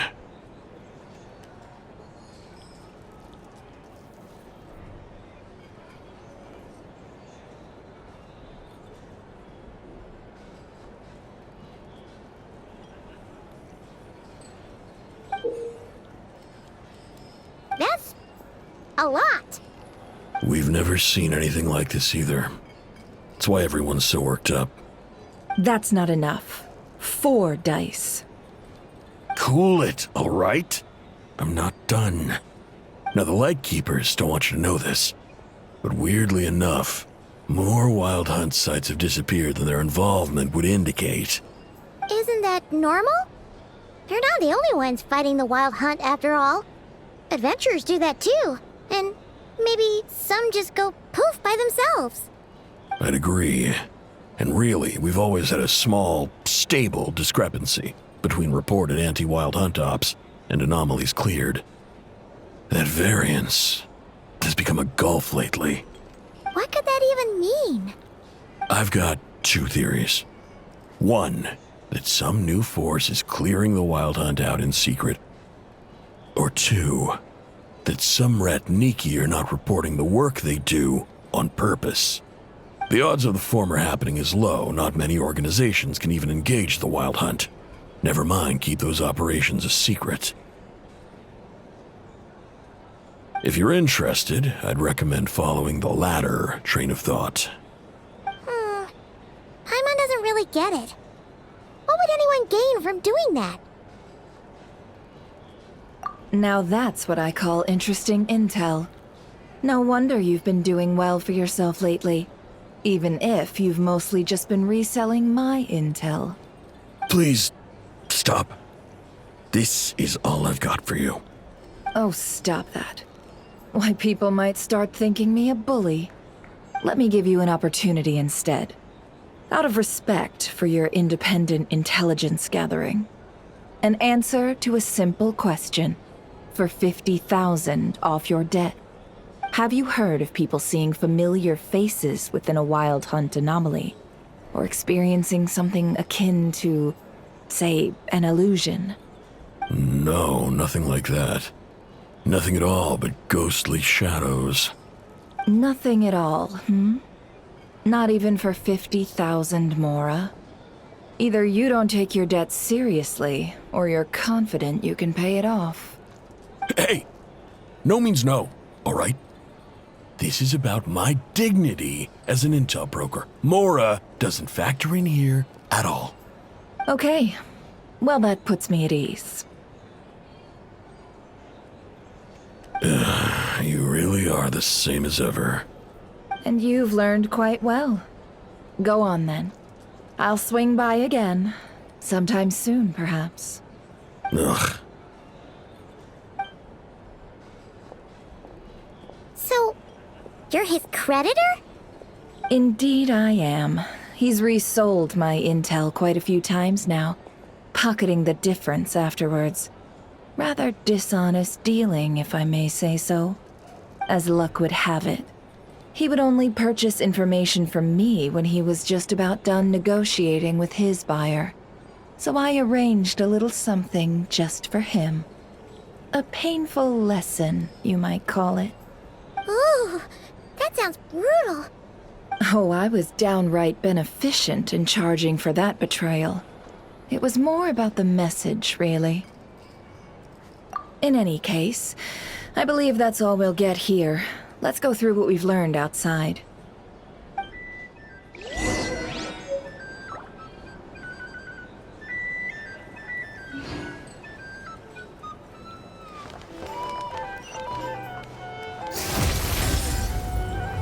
Here's the thing.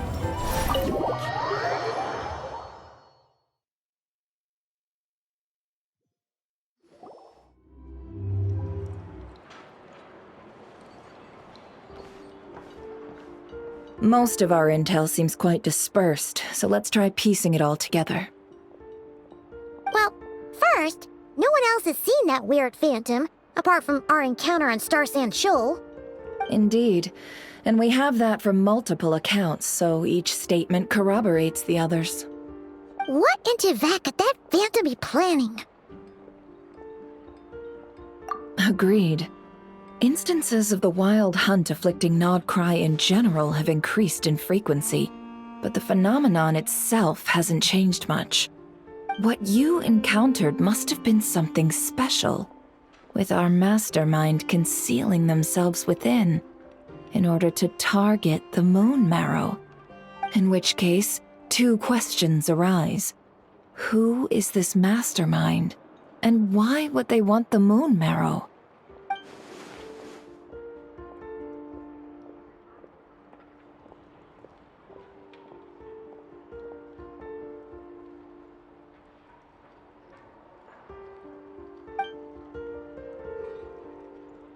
I'll continue investigating along these two lines. We can reconvene again if any progress is made. I'm back! Luckily, the store owner kept the medicine bottle I left on the table safe for me. Here you go. Huh. Thanks a bunch, Yehoda. Take a break. You've earned it. Oh no, I've got work to do later. And anyway, isn't the cannon about to go off? I was watching it the whole way back, praying it wouldn't fire. Not until I got back, you know? Again, lucky me. Huh. So you're interested in that big gun? Of course. I mean, just think about it. Something that size is bound to be comprised of thousands, even tens of thousands of parts, fused in such a way that it can operate smoothly and fire off a supergiant, super strong beam! Isn't that just so cool? I mean, miraculous. Like a miracle created through countless careful calculations.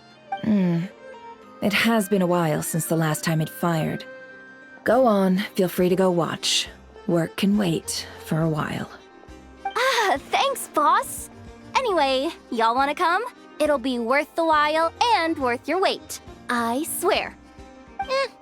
Might as well. Fruits of our labor and everything, you know? Woohoo! Let's go! Kaboom!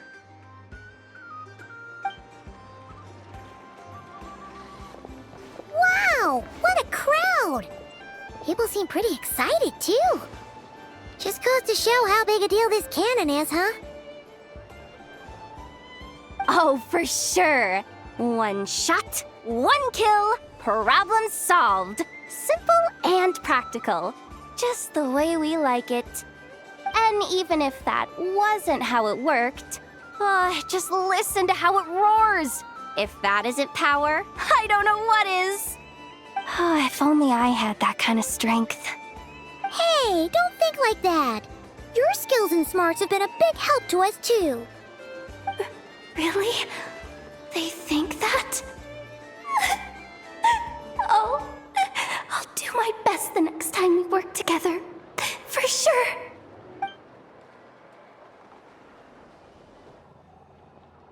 Hey, look! It's starting!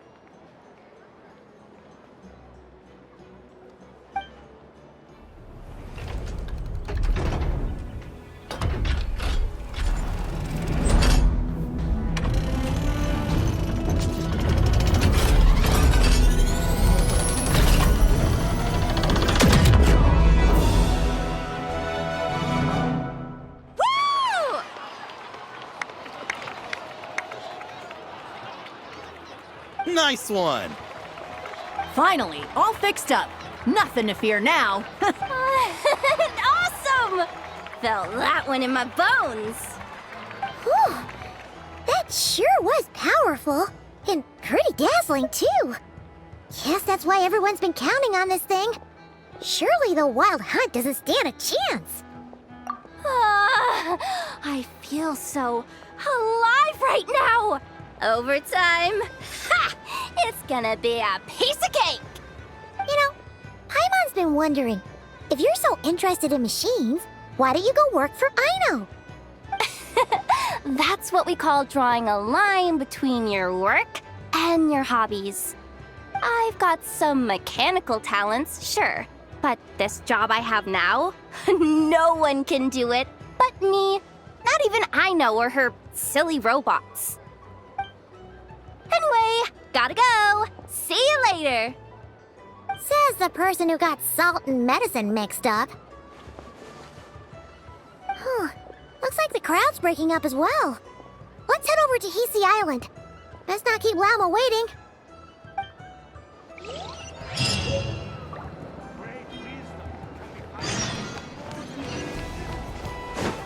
Fearless.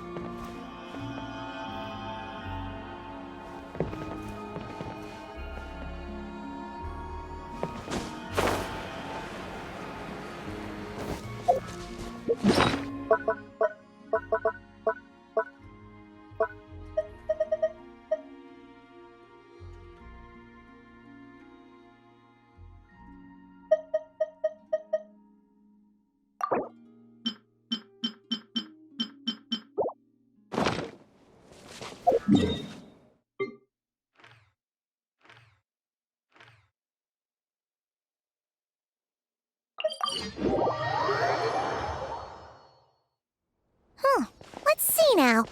What's changed since we were gone? Yeah, if anything, looks like things are settling down. That's Llama for you. Hey there, Llama! We're back!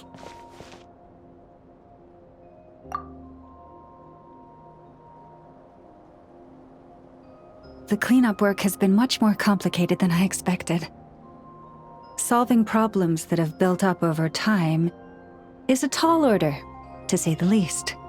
I believe it will take a few weeks more. Fortunately, those who remained appear to have shaken off the initial confusion and are becoming more proactive by the day. It's as if they've finally been forced to come face to face with what their faith actually is. And it's all thanks to you. No, I should have done this a lot sooner. I've been focused on taking care of myself these past few days, so I'm in a good place. And since you're looking after the moon marrow for us, I should be able to help you investigate the truth of the past. Speaking of which, have you heard anything new about that phantom? I've tried asking around, but to no avail. What about you? Oh, we haven't made much progress either. But here's what we've got.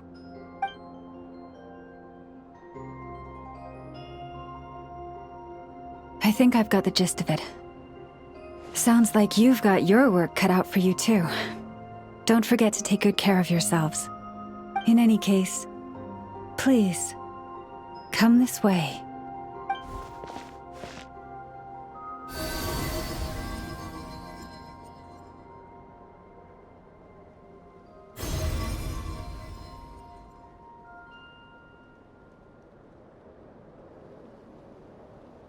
What do you see?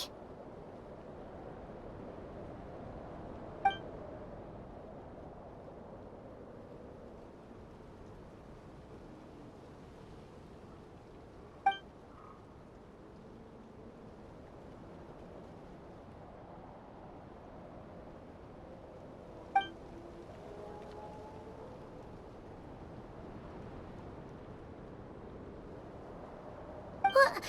Is it over already? This appears to have occurred a long, long time ago. The memories I sensed are highly turbulent and disordered, so that is all my power allows me to discern.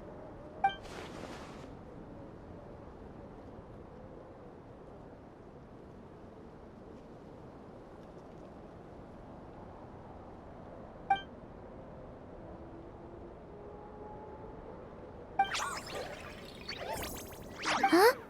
What's the matter?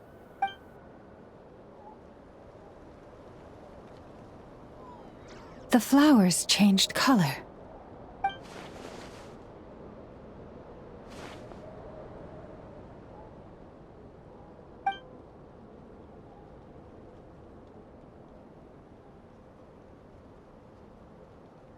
Yeah, we should go see her and see if we can help her in some way. I'll leave that in your hands then. Oh wait, here you go. This is the medicine you asked the Curatorium of Secrets to help prepare earlier. Ah, thanks for coming all this way with it. You've been a huge help. Also, if I may, I have a feeling that Kuthar might be able to help you get a more detailed glimpse at the memories about your spaceship. Oh, that's true. She's the Kutar after all. But we best check if she's doing okay first. See you later then.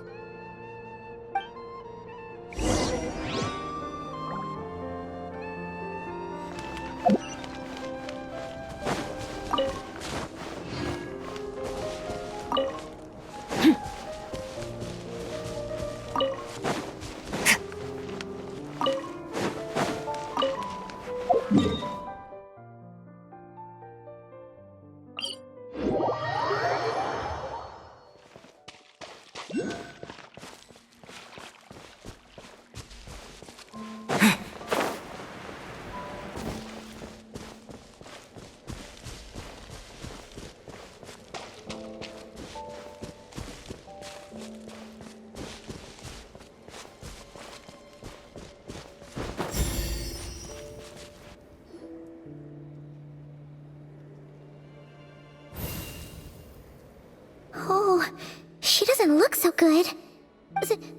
Sorry for disturbing you, but are you okay?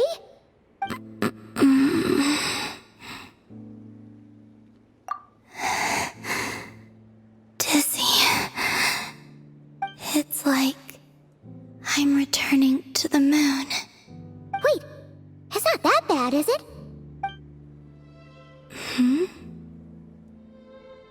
I sense the moon's power within you. We got the moon marrow back from the Fatui. Can it help you in any way? And what do you require this time? Come on, don't even think about that. Right now, you gotta focus on getting better.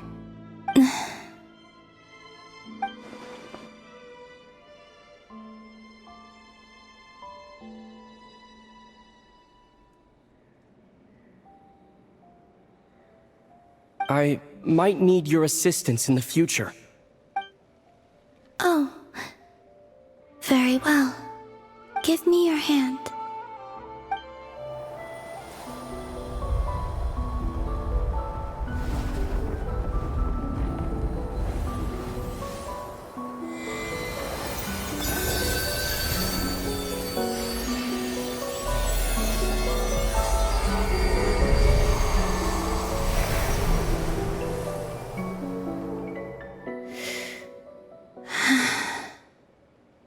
Back to Earth. My thanks. Your feet never left the ground. But anyway, feeling any better?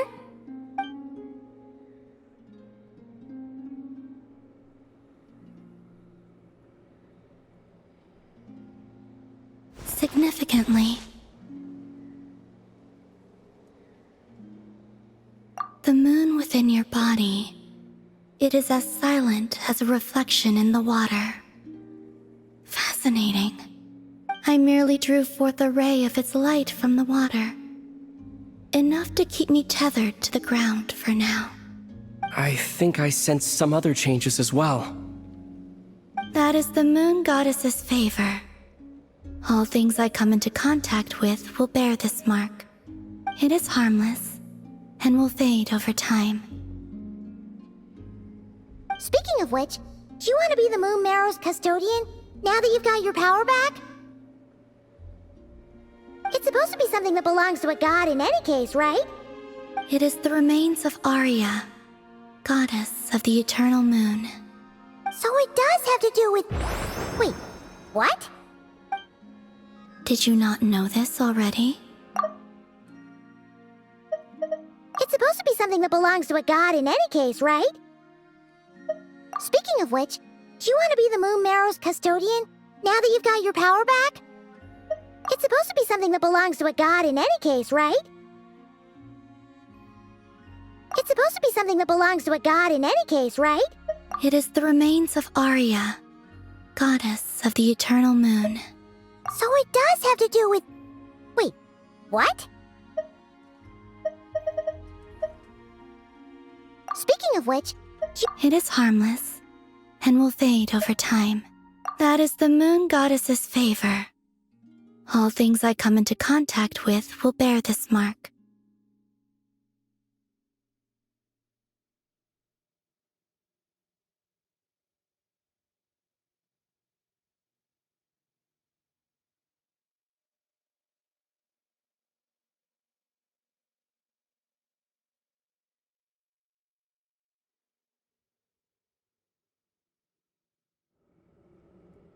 Lama just said it was different from the other fragments, and that she could sense divine power within it.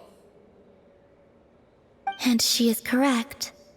When I drew that ray of moonlight from the marrow, I also drew some memories from within. That is how I know that it belongs to the goddess of the eternal moon. But Lama also saw the past by using the moon marrow. Why didn't she see that?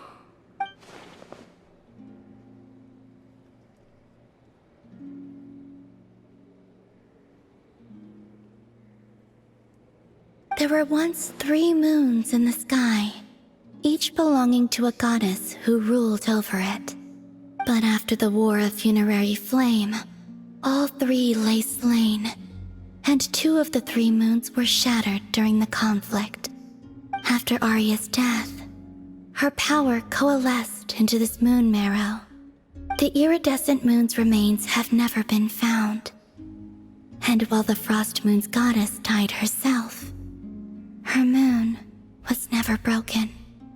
As the prophecy stated, this moon would birth a new deity sooner or later.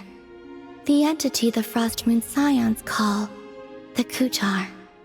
I can sense that my power belongs to the Frost Moon, but it lies beyond the false sky, too distant from me. Forget controlling it. Sensing it alone requires immense effort. Oh, wait, let Paimon count this up. We have the Eternal Moon's marrow with us. No one can find the iridescent moons. Does that mean you have the Frost Moon's marrow inside you then? No. It can only form after the moon goddess is dead. Consider it a form of energy core. You may as well ask if there are rocks on the moon. Oh, so you're saying that you represent the Frost Moon's power, right? Yes. Now, a god with a gnosis is named an Archon.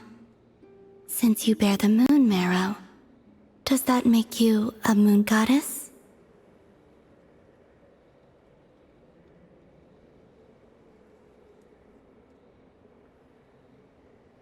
You do not wish to become one? That's not really the problem here. Also, why are you so eager to pass that title on to someone else?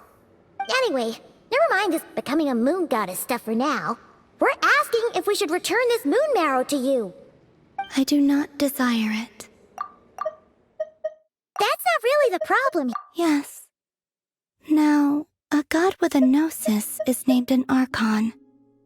Since you bear the moon marrow, does that make you a moon goddess? Anyway, never mind this becoming a moon goddess stuff for now. We're asking if we should return this moon marrow to you. Huh? Nor does it desire to come to me. And what does that mean? When I came into contact with its power, I sensed a kind of rejection. I can only guess that this is because I, too, am a moon goddess.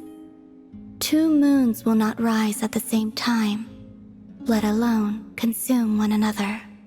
Guess it's stuck with me for now, then. You sure that's gonna be okay? Glauma did say that you've hidden its power well, but the damselette sensed it just fine. And it's the wild hunt we're dealing with here, not some run-of-the-mill enemy. If it detects the marrow... The wild hunt? You speak of that phenomenon as if you were describing a person. Well, it sure looks like there's a person behind it all. Someone with a super clear goal, too. They've been after the moon marrow non-stop. That seems to ring a bell. Huh? Is it really? My colleagues used to mention someone, back when I was still with the Fatui. He hailed from Conria, gaining abyssal power during the cataclysm, and he had a consuming fixation on the moons.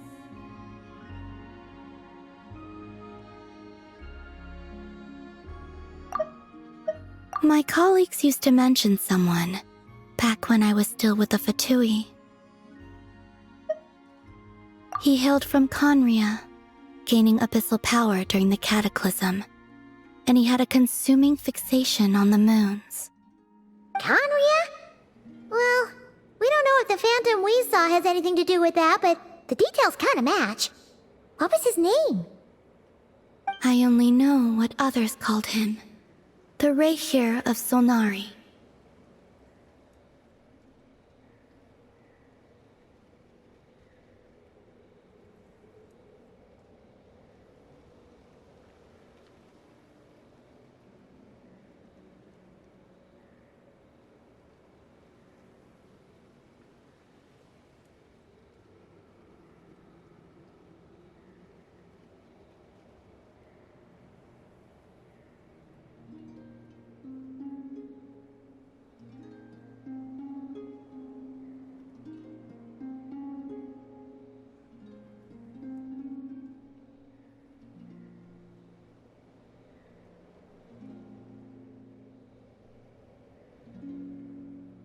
Huh. There was that title too. Yes. Wait a second. Dean mentioned him, didn't he? Does that mean that our enemy is Rerir, one of the 5? If that was the case, surely he'd be stronger than this, though. I have heard that he disappeared not long after the cataclysm. But when I asked my colleagues where he went, they replied, "Do you really not know?"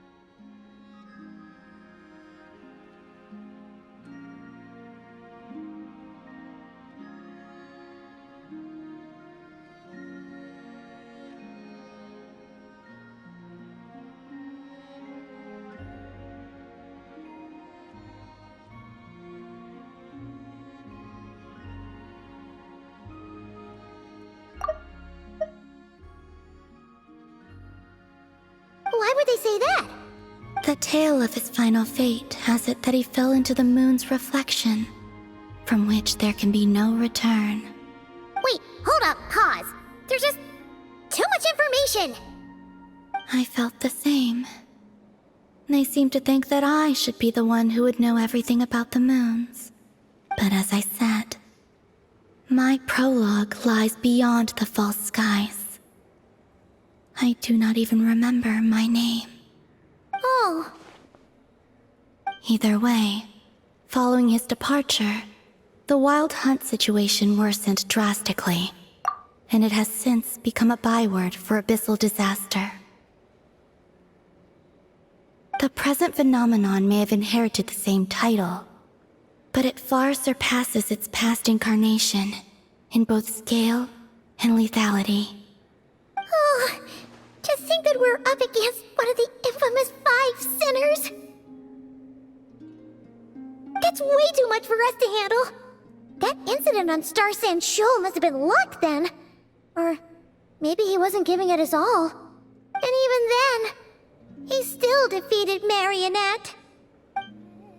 Oh? What did you just say? Would you mind repeating that? That's your ex-colleague? So, we were on Star Sand Shoal together, and she was beaten by the Wild Hunt, too. Did you just laugh? No. She totally did. Are you two on bad terms or something? No. I simply imagined the put-out expression she must have worn in that moment, and found it interesting. She seemed quite shaken. Oh, she'll adjust soon enough. She's very good at that. Okay, anyway, we've gotten off topic. Now that we know how dangerous the guy targeting the moon marrow is, you sure you want to carry it around with you, Traveler? If Fatui intelligence is to be believed, Rerir would prevail even if all of Nod-Krai were to stand against him. Perhaps something restricts him, if only for the moment.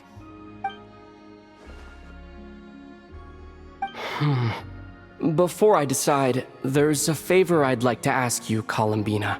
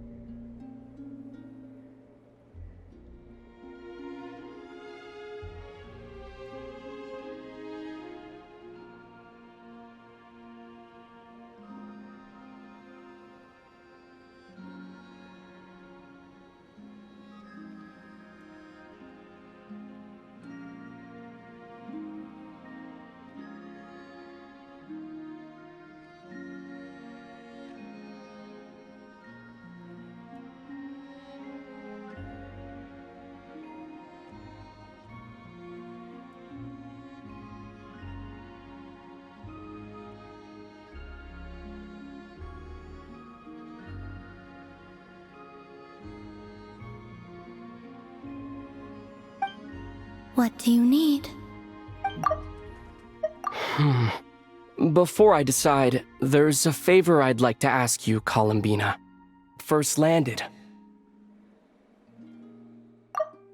Do you think you'd be able to show me what happened when my sister and I arrived in Nod-Krai? I mean, when our spaceship first landed.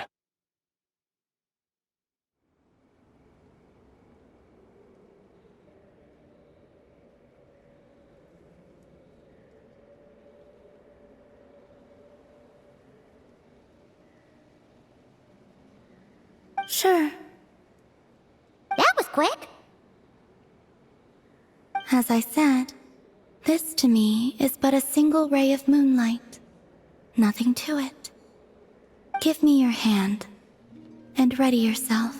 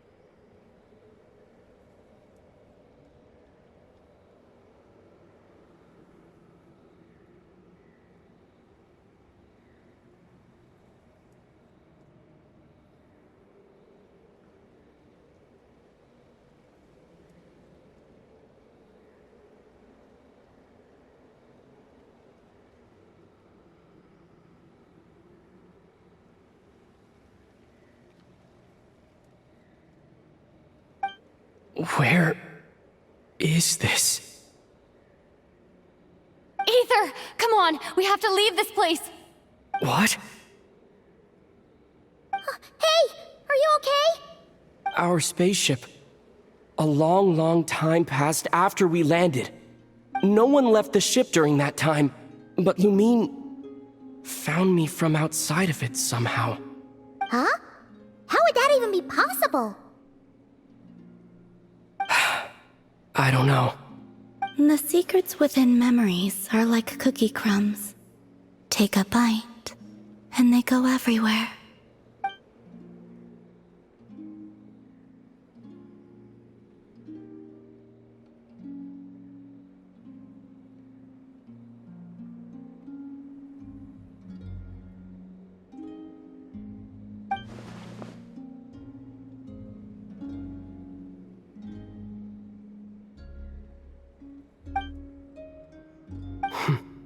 All right. I'll keep the moon marrow with me.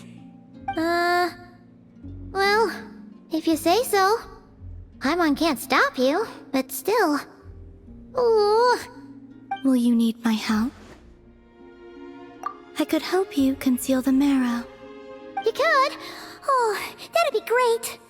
Detecting it within you is already no easy task. But I can teach you to further conceal its presence using Kuvaki. Like this.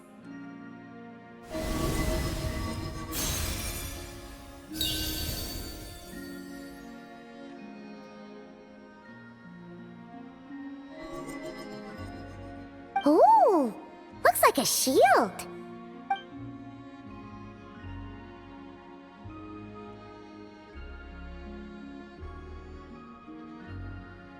Can you sense it?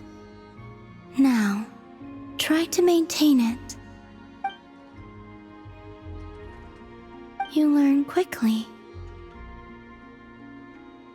Huh. Looks pretty sturdy. Could probably be used in self-defense in a pinch, huh? Are you always here, Columbina? It's kind of dangerous out there, sure, but have you, like, taken a walk outside or something? I dislike strangers. Slightly better.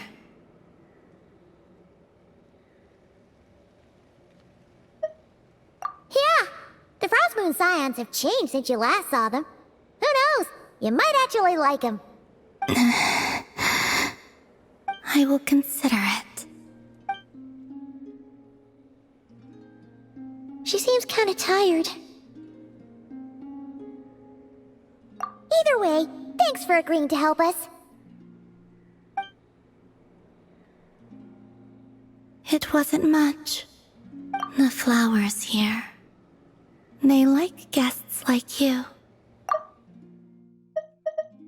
Either way, thanks for agreeing to help us.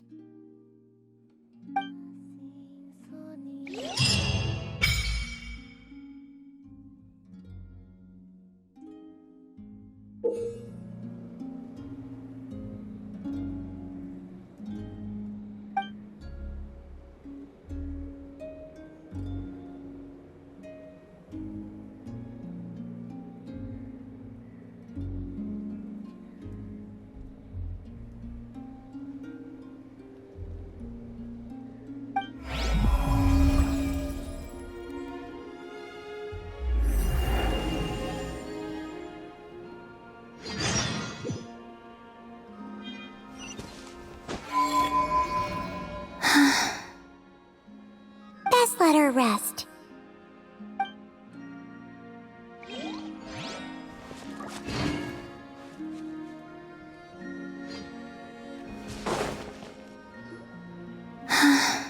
Best let her rest.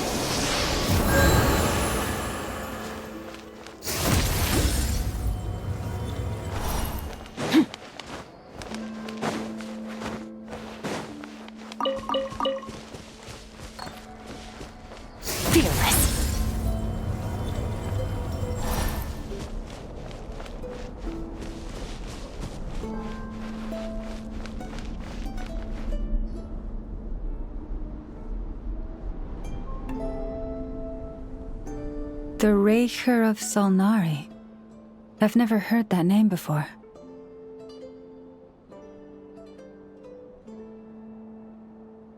Let's keep this news confidential for the time being.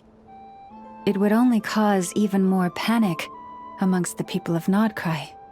But if this Rarier is as you describe, he will be a truly formidable opponent if we try to take him on by our strength alone. Yeah, things might be okay if everyone was willing to work together, but right now...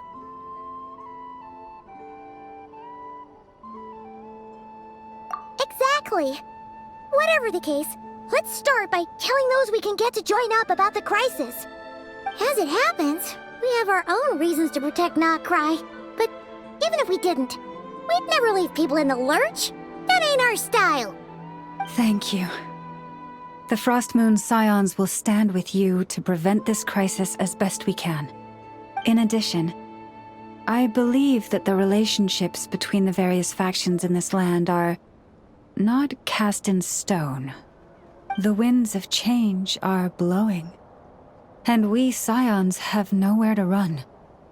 Our faith, our sect, all of it is here. Whether our foe is the Fatui or this Raker, we must stand our ground and remain true to ourselves, even to the last. Let's see. Speaking of allies, the Krumkake craft shop is the closest by, right? And F is sure to help us.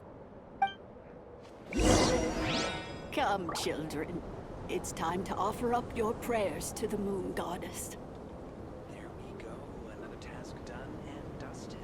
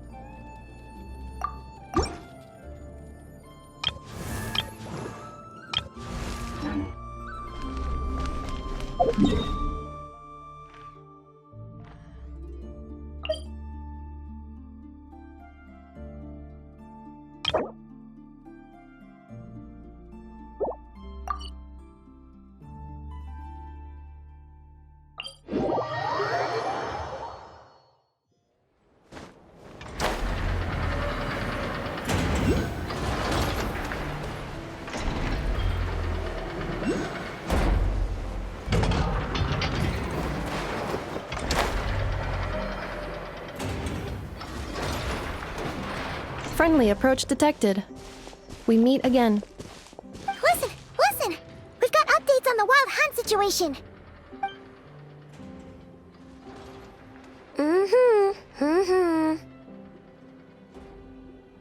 Threat level exceeds expectations. Phew, doesn't matter if he's the Rahira Solnari or Solari or whatever. One volley from my cannon, and he'll be blown to smithereens! You were there when we fired it, right? If that isn't the kind of firepower that helps you sleep at night, I don't know what is! True, but the cannon only works against shambling monsters, right? What if Rarier's super fast? Well, we'll just get an effort to go grab him and tie him down. You're not taking this seriously at all, are you? Anyways, firepower is not a concern. See those canisters over there? That's all concentrated Kuvaki, which we'll be shipping to Nasha Town. More than enough ammo in there to blast that Fatui research facility to bits in a single shot. You sure have been looking forward to this battle, huh? Of course! This is gonna be the shot that shocks the world. All of Nod-Krai, heck, all of Snezhnaya will know my name once we're through.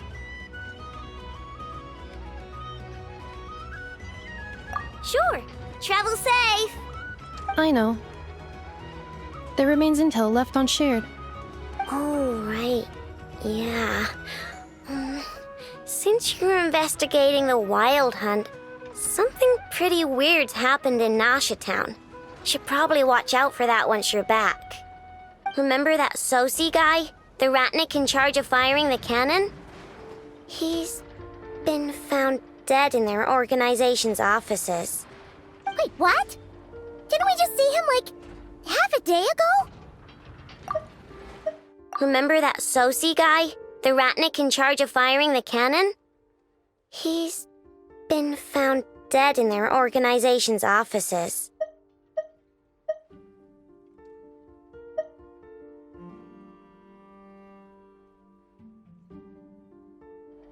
Yeah, it's still new news. So not many people are in the know. We were only informed because we'd worked together closely. And even then, only just now.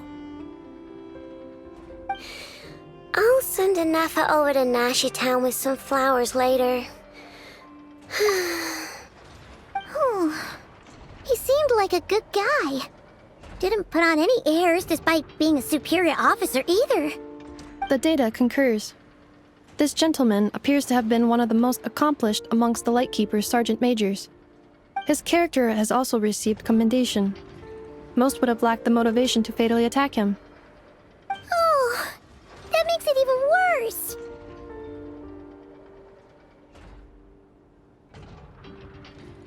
Hey! What do you mean, actually? Either way, I'm not clued in on the details. Only Ratniki have been allowed on site to investigate the scene. You'll have to find some way in if you want to check it out for yourselves. Got it. Let's go then. You coming along, Anafa? My tasks are incomplete. The last few batches of ammunition must be randomly inspected. You go ahead. All right. We'll see you later.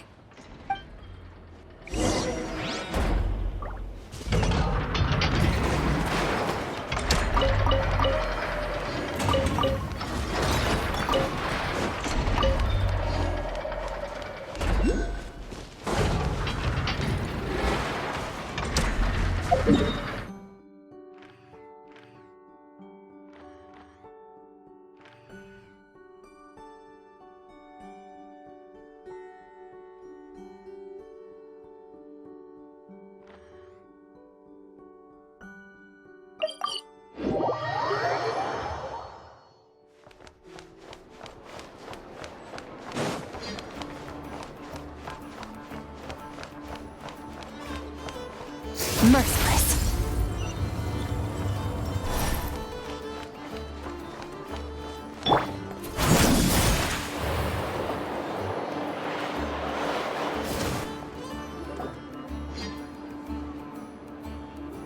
This must be it. Oh, doesn't look like there's any chance of us getting in with that Ratnik guarding the door, though. Should we go speak to the guard first? Might as well try squeezing blood from a stone. Ah! Never! When did you... I came over to take a look as soon as I received the news just now. Aino told you about this then?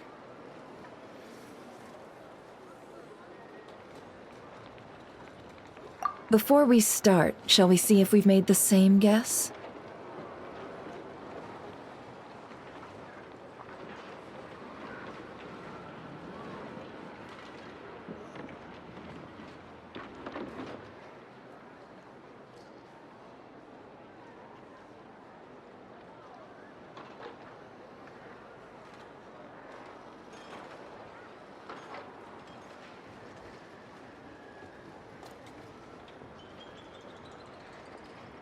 Indeed. Quicker than we thought as well. Keep your eyes peeled for any clues once we get in. No need to jump to conclusions. But how are we supposed to get in at all? Just follow me.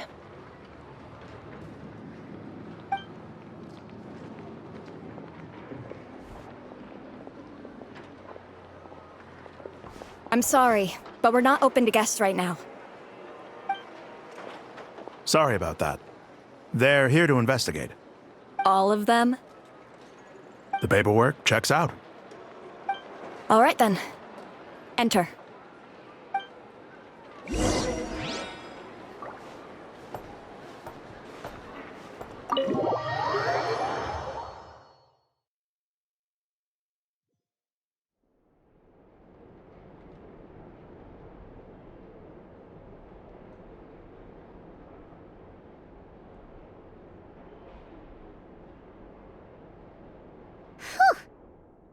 might have said this before, Nefer, but you sure do come prepared.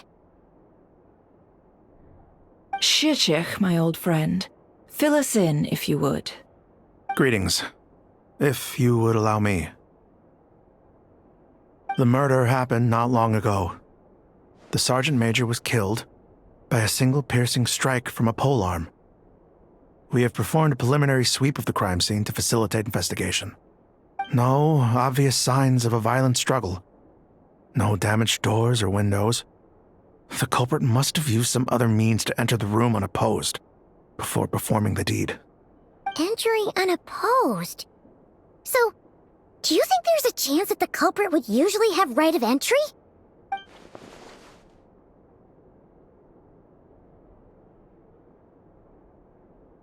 At the moment, the most valuable lead we have is based on an eyewitness report from a nearby resident. Specifically, that Flint's was seen entering and leaving this place in the time period when the crime most likely occurred. Flint's? We have tried to contact him, but he has not replied. Very odd indeed. So, he's the prime suspect right now, right? To be honest, I'm not particularly inclined to believe that this was an inside job. Flint's can come across a bit eccentric, but he does well in missions on the whole. He also had no disagreements with the Sergeant Major that we know of. So he lacks the motive to commit such a terrible crime. But neither the eyewitness report nor the nature of the fatal wound itself are in his favor. So we are looking for him at present. Looks like there's not much else to dig up here. Let's go outside and discuss what we've seen.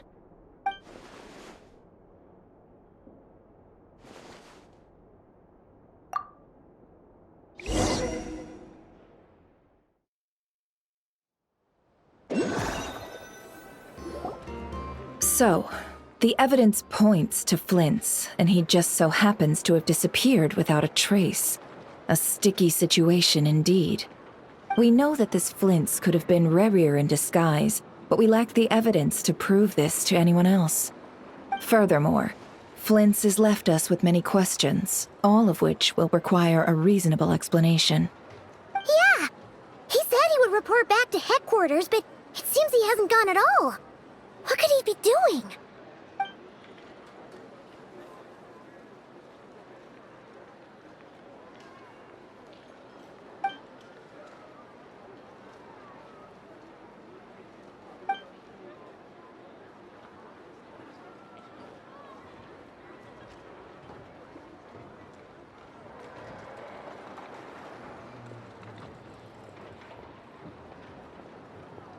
Let's approach the issue this way. First, we must determine our culprit. Was it Flint's or Rerir in disguise? Yeah! What reason would Flint's have to murder Sosie anyway? None, as far as I know. And even if he had a motive, it would have been easier to do so out in the wild, rather than in Nasha Town. Yeah! They would have often gone out on missions together. Plenty of chances there.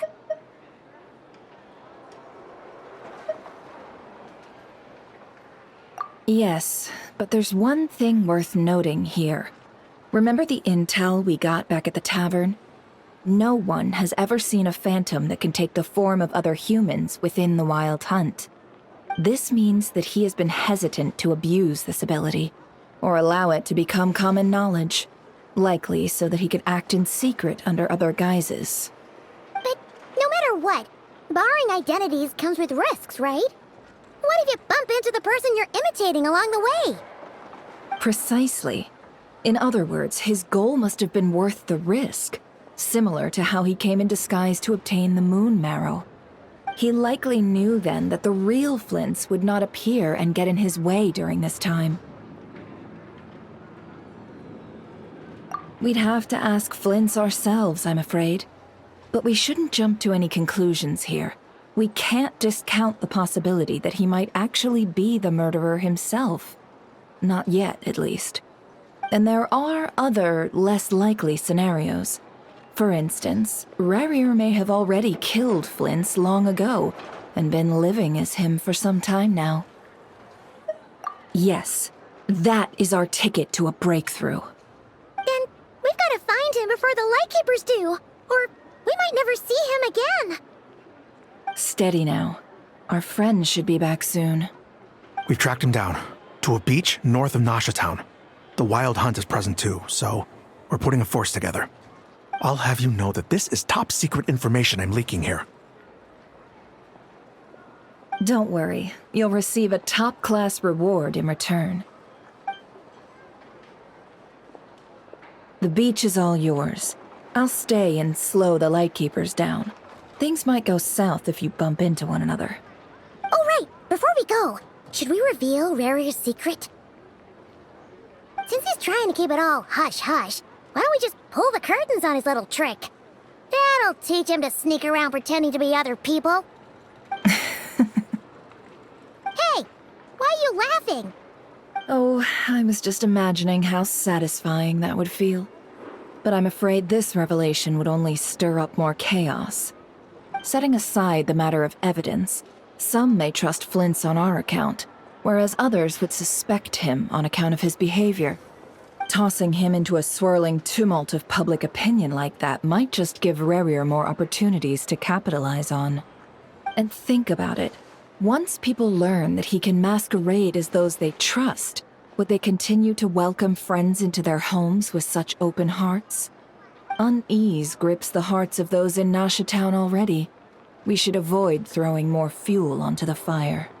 Yeah, you're right. You've really thought of everything, huh? Nothing for it, then. We've just gotta find Flint's. Indeed. But just in case, let me stress once more. We should neither be excessively afraid of Rarier, nor trust in Flint's too lightly. This light source is of special Lightkeeper design. It provides illumination within Wild Hunt anomalies, and can briefly dispel the abyssal fog within. Oh, right. We'll have to deal with that mess, too. Yeah, this'll be important. Thanks a bunch, Nefer. You're welcome. I've charged it to your account, by the way. Hey, you!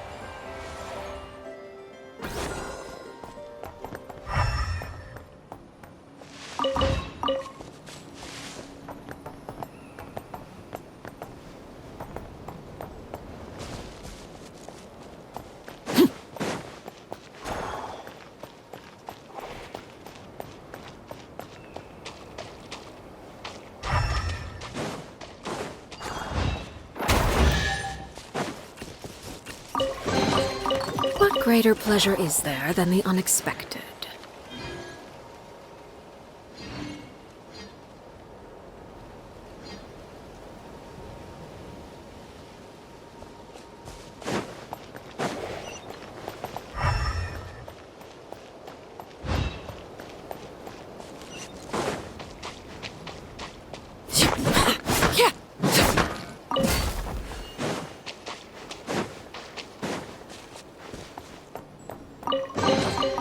Ah, something with which to commemorate this occasion.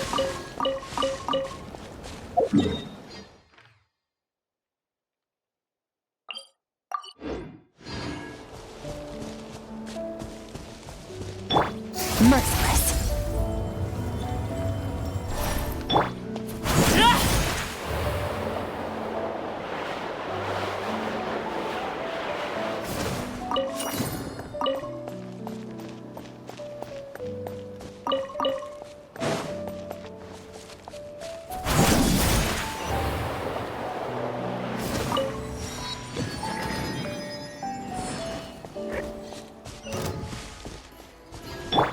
Merciless.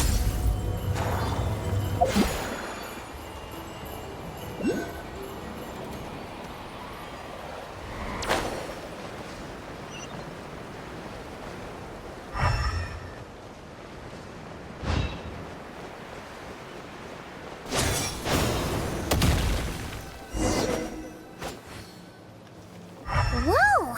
The fog's really rolling in. Quick! Grab the light source!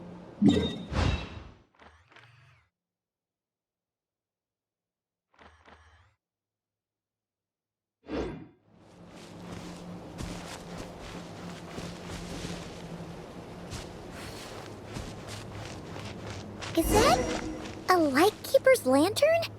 Is there someone up ahead? Come on, let's go see!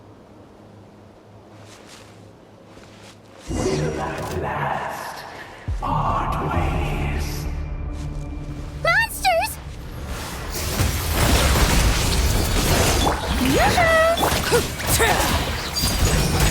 Cool it! This moment will be frozen. Merciless.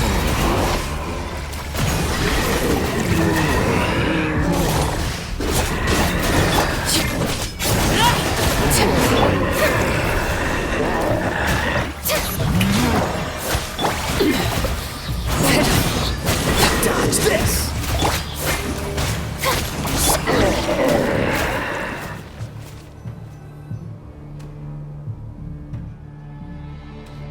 This monster was lurking near the lamp. That must have been a planned ambush. We're not falling for that again. There's something inside it. Some small device. Huh? Why isn't it giving off light anymore? Is it broken? Oh, we better take it with us.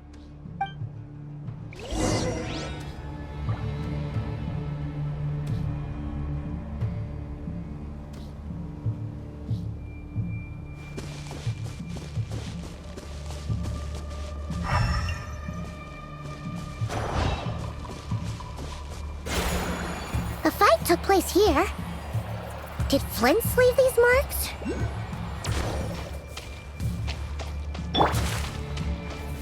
Is someone there? Please, help me! Isn't that Flint's voice? Did you hear that? But is that really him? How shall the Savior save themselves? Ah! Oh, Daddy! Stingray, mine to wield.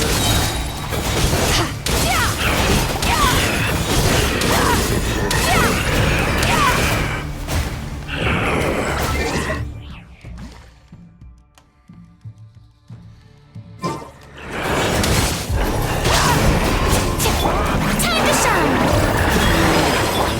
Witness my rise. Overruled. Strike him up! Into the void. Freeze!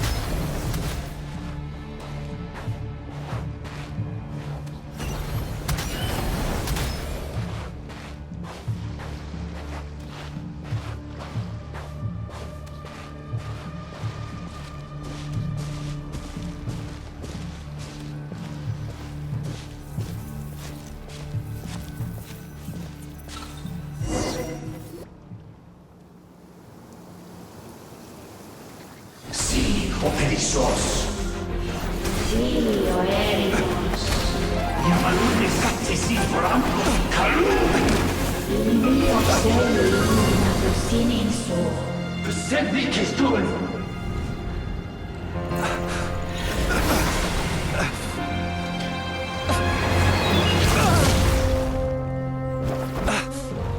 Hand it over. That was mine from the first. Tutoni nectorai desmerte. You're a fool. You again.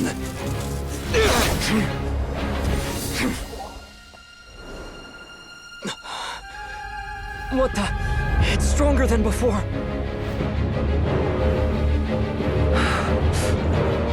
Lantern now!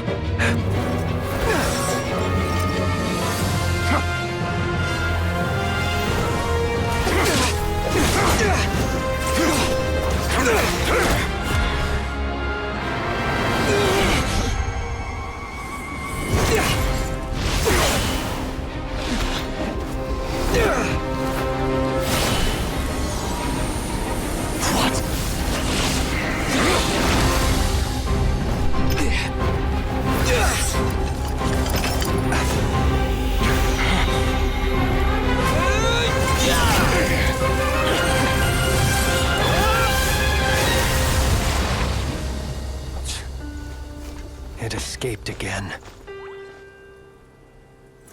This situation speaks for itself, I presume. So, you were tangling with Rarer out here all by yourself. So, that vile phantom hiding inside the Wild Hunt has a name of his own. Yeah, you don't look so good.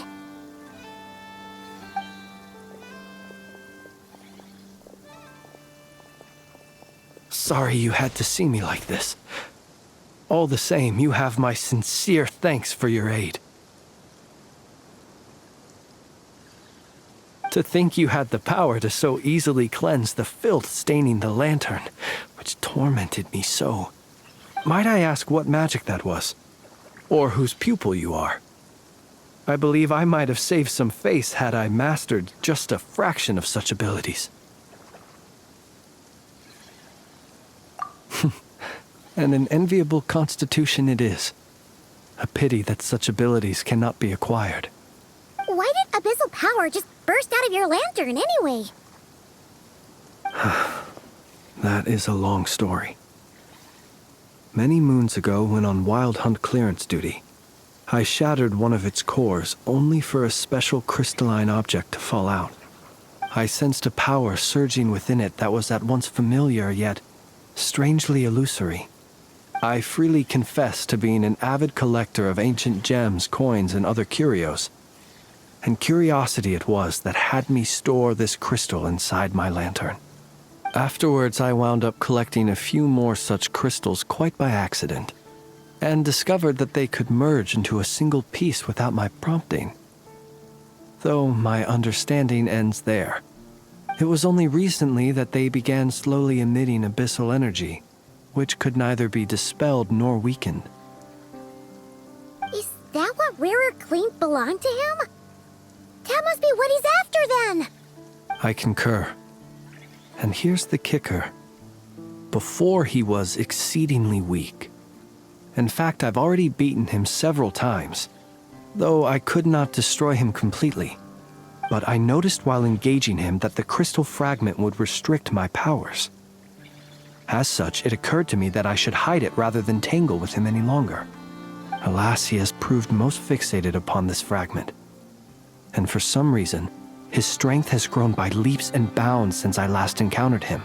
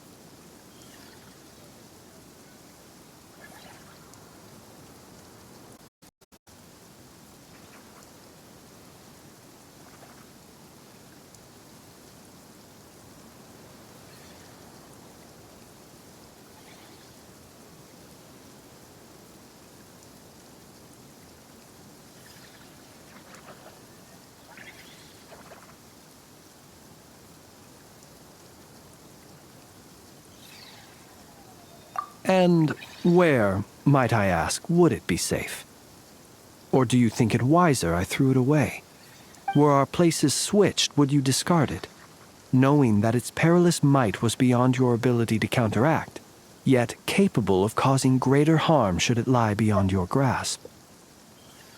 Yeah, throwing it away would mean giving the bad guy what he wants.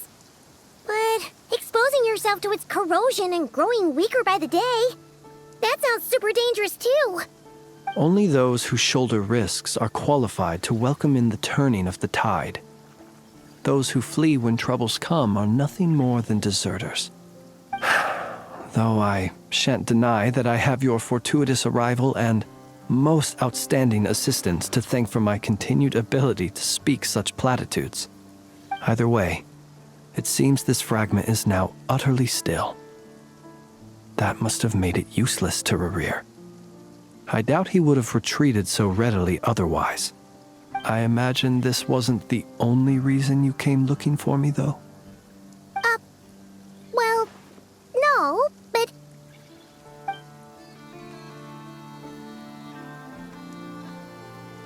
Ah. I see.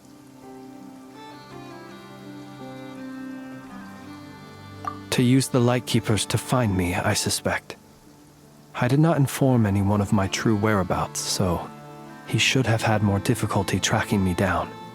They alone have the ability to quickly pinpoint my position. Our Sergeant Major has a Kuvaki-powered device that can be used to detect others who bear a lantern. They usually don't pay my whereabouts much mind unless they absolutely must find me. You mean this thing? Yes. Where did you pick this up? We found it inside a lantern when we first charged into the Wild Hunt anomaly. It must belong to a Ratnik dispatched to investigate the area, who, it seems, dropped everything and fled the moment they saw the Wild Hunt massing to strike. Well, at least they're not dead. Guess it's not surprising how they found you so fast then. But if Rerir could have shapeshifted into Sosi, why didn't he just use that Kavaki device to find you himself? Were he to use it, that device would likely fail to act as it should, owing to abyssal interference. Ah, guess that explains it. So not only is this Rerir ruthless, but a purveyor of dirty tricks, too. You might not be familiar with Sergeant Major Sosi, but he put his heart and soul into every mission. Our deployments are subject to orders from headquarters, and his orders were to be stationed long-term in Nasha Town. As such, he was very seldom able to go back and visit his family. He worked so hard, seeking to produce excellent results that might convince them to transfer him out. Oh. But every year they would say, "Wait a little longer. Wait a little longer." He often wondered if it was because he was lacking somehow. In truth, everyone had nothing but the highest praise for him. But good work does not always lead to good outcomes. The higher-ups would think, he's doing great where he is. Let him stay there forever. A most convenient choice for them, at least. Whereas his subordinates would think, wouldn't it be a shame if we were to lose such a talented, easygoing boss? So he waited. And he waited. Until the world closed its eyes in the depths of the night, and a lantern was slowly lit for him alone, that no one could see.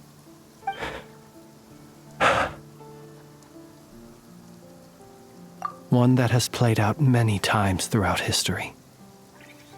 Another reason to take this Rerir's head. Oh. At least we now know that he's looking for these fragments inside Wild Hunt anomalies. And yet, what did the Sergeant Major have to do with any of this? Why did he have to die? Could Rerir be angry that the cannon Sosi set up to fire destroyed the fragments he wanted to collect? Could you take me to the scene of the crime? We shall just have to exercise some discretion then. Come on.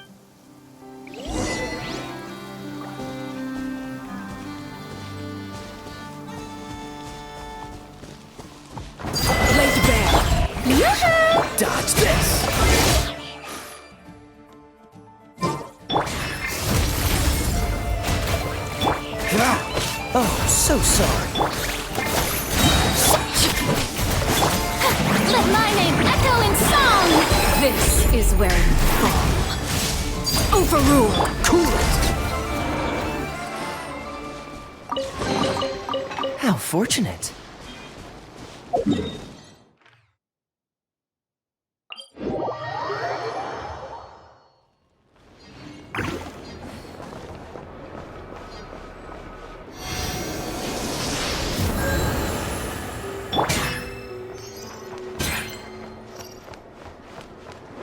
Fearless.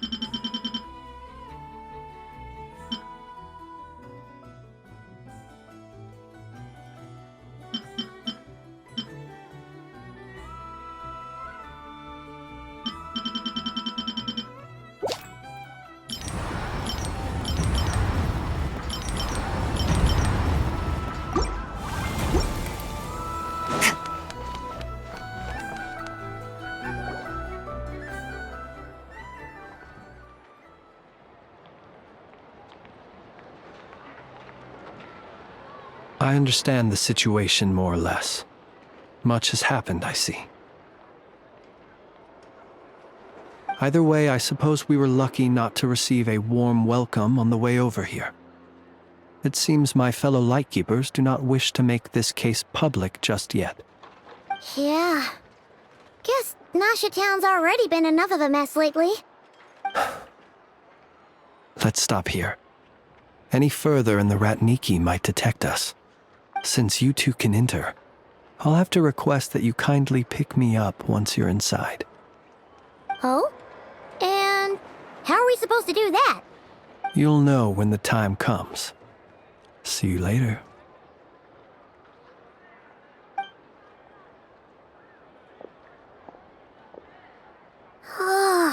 Still acting all mysterious. But he seemed pretty confident, so guess we've got to trust him.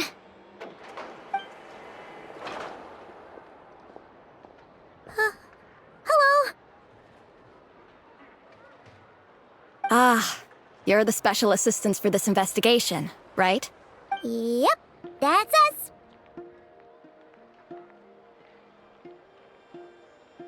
Well, you're just in time.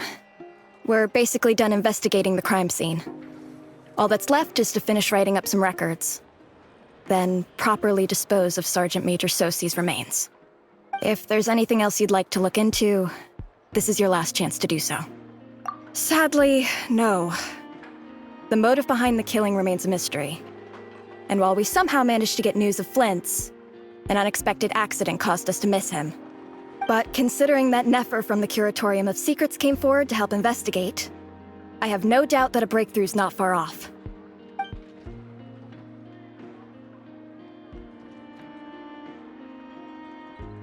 We'll do our part too. All right, we're going in. See you later.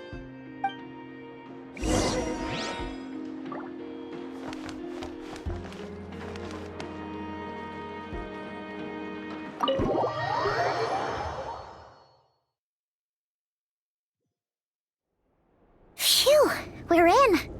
Thanks to Nefer's reputation, once again. But we still know nothing about how Flint's is gonna enter, or how we'll pick him up. Never mind how we'll leave later on. Something the matter?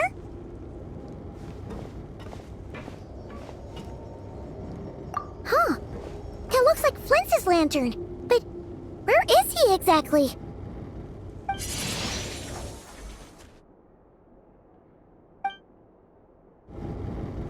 Well, we've got the lantern. What now?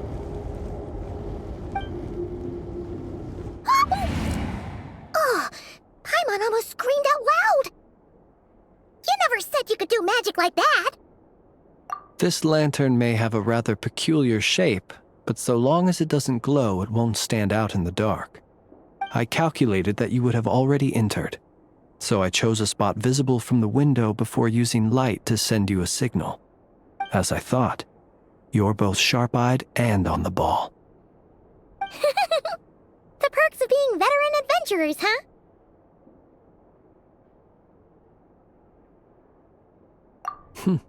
Your composure is more impressive still. You're right.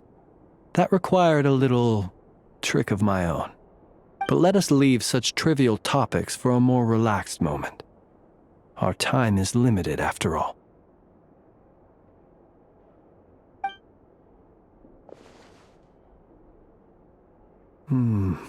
Just as I thought. Come, try sensing it yourself.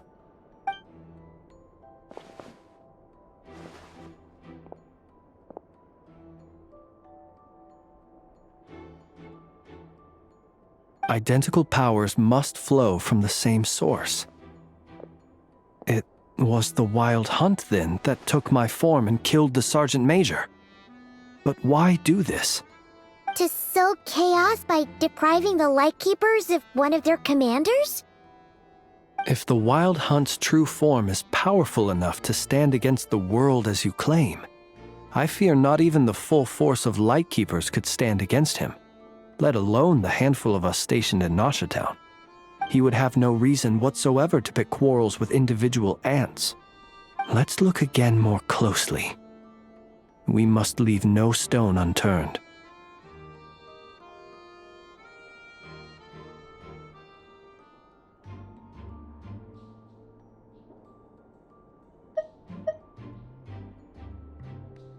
Well, that makes things simpler. In that case, allow me to disturb the fallen. May the ghost flame guide your spirit. May you rest in peace. Let's look again more closely. We must leave no stone unturned.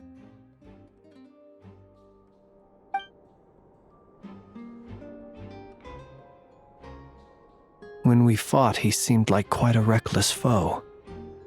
Certainly not the meticulous mastermind type. Yet here we are, grappling with this enigma he has left us. Oh, if we can't get any leads, we might have to go back and find Nefer. Oh, the longer we're stuck here, the likelier he is to achieve his goal. Oh, this is so frustrating!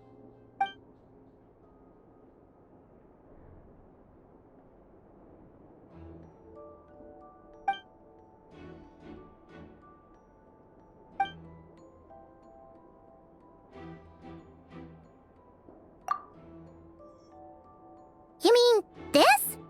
I'm not well versed in machinery, but that means his mechanical arm is malfunctioning, right? It might have been broken in combat. No, that's not right. Paimon remembers this signal. We saw it before while repairing the cannon. It doesn't mean that the components are damaged. It just means that they're due for regular maintenance, so the device has stopped operating. But the real problem is that...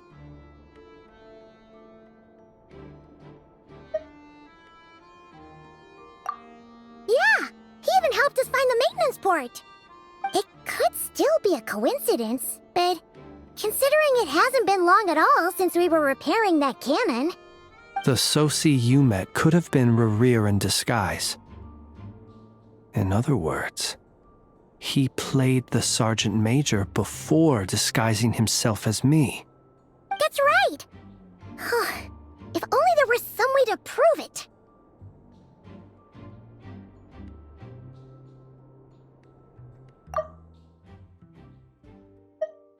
The Soci you met could have been Rerir in disguise. In other words, he played the Sergeant Major before disguising himself as me.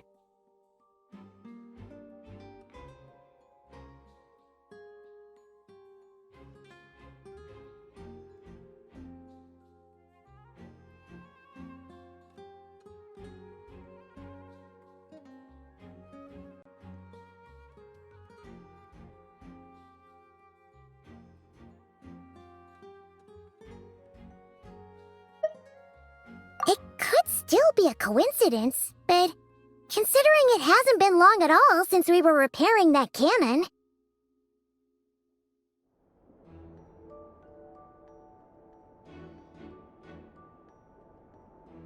You mean Hintsa? We had a short chat with him once at the tavern, but it's so late. Guess it'll have to wait till tomorrow. I know where he lives. The situation is critical, so let us now take up the role of uninvited guests ourselves. Ah, yes. And one more thing. Remember to pick me up by the window.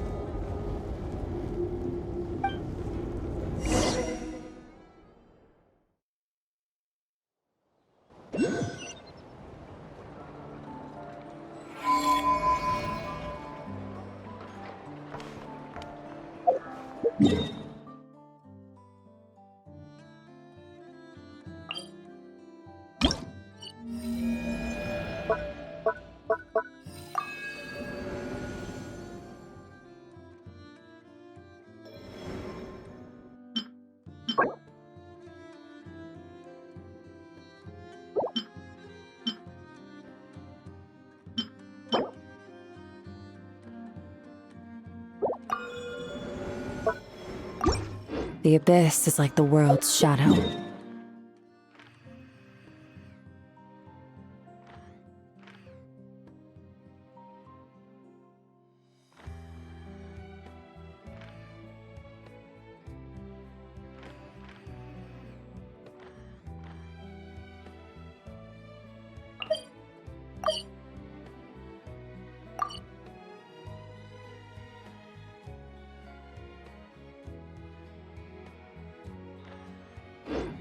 It's always there, and it will never perish.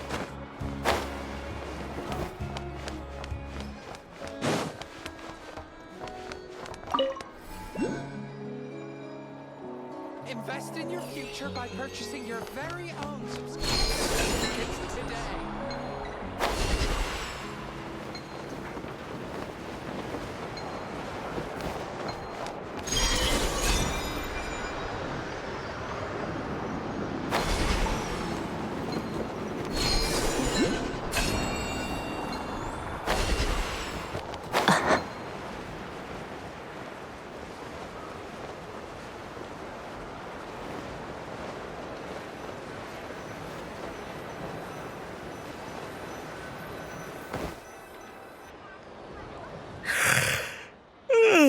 Oh, it's you two. And Flint's. Given the hour, I guess it must be an emergency. It is indeed. Our sincerest apologies for interrupting your rest. We are investigating a certain matter in connection with Sergeant Major Sosi. We'd like to know if he has sent you a request for maintenance to be performed on his mechanical arm. Sosi. Oh, so the rumors I heard, are they true? You know what? Forget it. I'm sure it's complicated. No further questions from me. Just a moment. I need to check my records. Thank you for your understanding.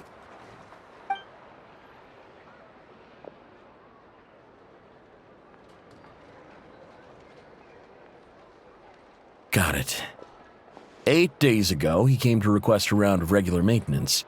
But as it happened, I had run out of the required components. His mechanical arm is especially sophisticated, having been designed by Aino personally. The parts, too, could only be made by her. As such, they usually take several days to arrive. In fact, this time, he even asked me if we could push his request forward. And I understood, completely. Not being able to use your hand, that's rough for anyone. But even more so if your job involves fighting out in the wild. So I did my best to convince Aino to rush the job. And eventually, the parts arrived. 3 days ago, if I remember correctly. I sent word to the Lightkeepers immediately, but he never showed up. I assumed he was just out on some mission or other. We're investigating a... Soci. Oh, so the rumors I heard, are they true? You know what? Forget it. I'm sure it's complicated. No further questions from me. Just a moment. I need to check my records. Thank you for your understanding. Got it. 8 days ago, he came to request a round of regular maintenance. But as it happened, I had run out of the required components. His mechanical arm is especially sophisticated, having been designed by Aino personally. The parts, too, could only be made by her. As such, they usually take several days to arrive. In fact, this time, he even asked me if we could push his request forward. And I understood, completely. Not being able to use your hand, that's rough for anyone. But even more so if your job involves fighting out in the wild. So I did my best to convince Aino to rush the job. And eventually, the parts arrived. 3 days ago, if I remember correctly. I sent word to the Lightkeepers immediately, but he never showed up. I assumed he was just out on some mission or other.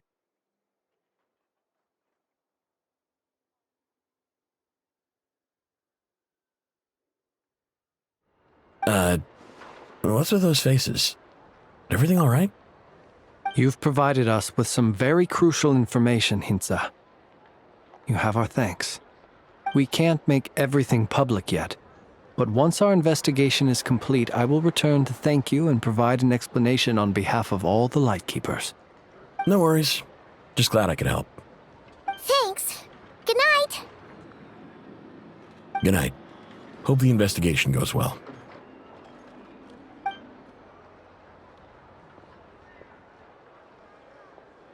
It seems that it is as we guessed. The Sergeant Major Soci you encountered while repairing the cannon was actually Rerir in disguise. 8 days ago, he had yet to act. But at some point after that, he attacked and imprisoned the Sergeant Major. With the immense gap in strength between them, the job was finished in a single blow. And thus Rerir had no opportunity to discover the malfunctioning mechanical arm.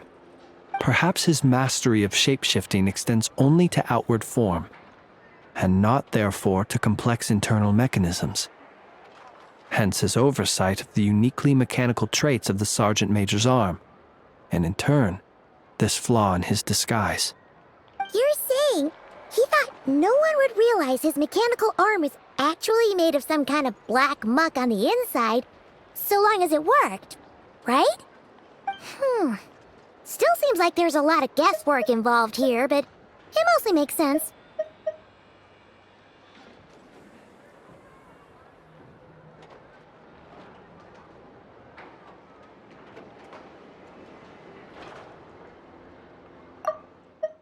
Perhaps his mastery of shapeshifting extends only to outward form, and not therefore to complex internal mechanisms.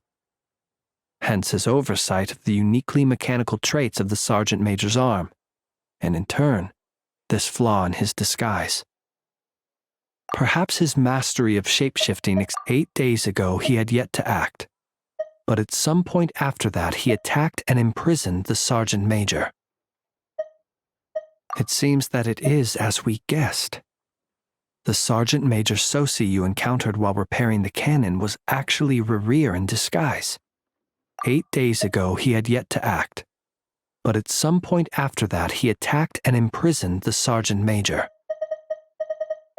With the immense gap in strength between them, the job was finished in a single blow.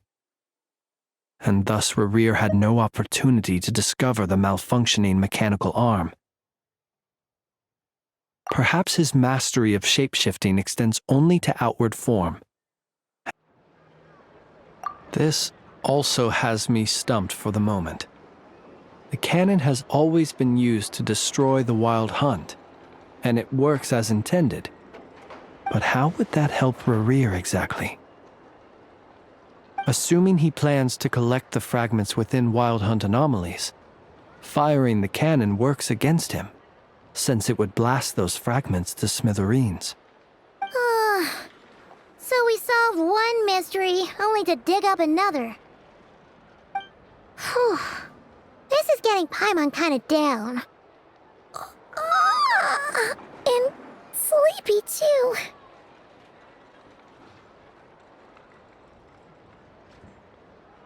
Yes, I'd say it is high time we took a break. Seems like there's a lot left to investigate. We'll have to fight Harir eventually. And we'll do a poor job if we're not well rested. Yeah, we should totally get some sleep first.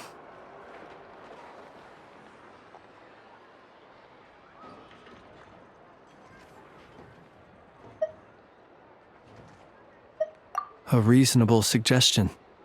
I have no doubt that my quarters have been turned inside out by now, at any rate.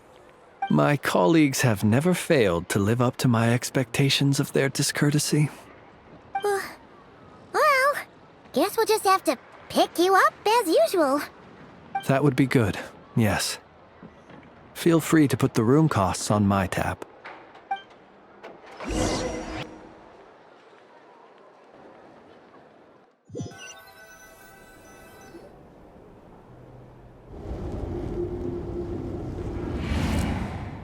Phew, back inside. We can finally take a breather. Okay, Paimon. In and out. I suppose we could all take a moment to unwind. As I recall, our first meeting took place not far from here. Ah, the nostalgia. Had you already sensed the unique power within my lantern at that time?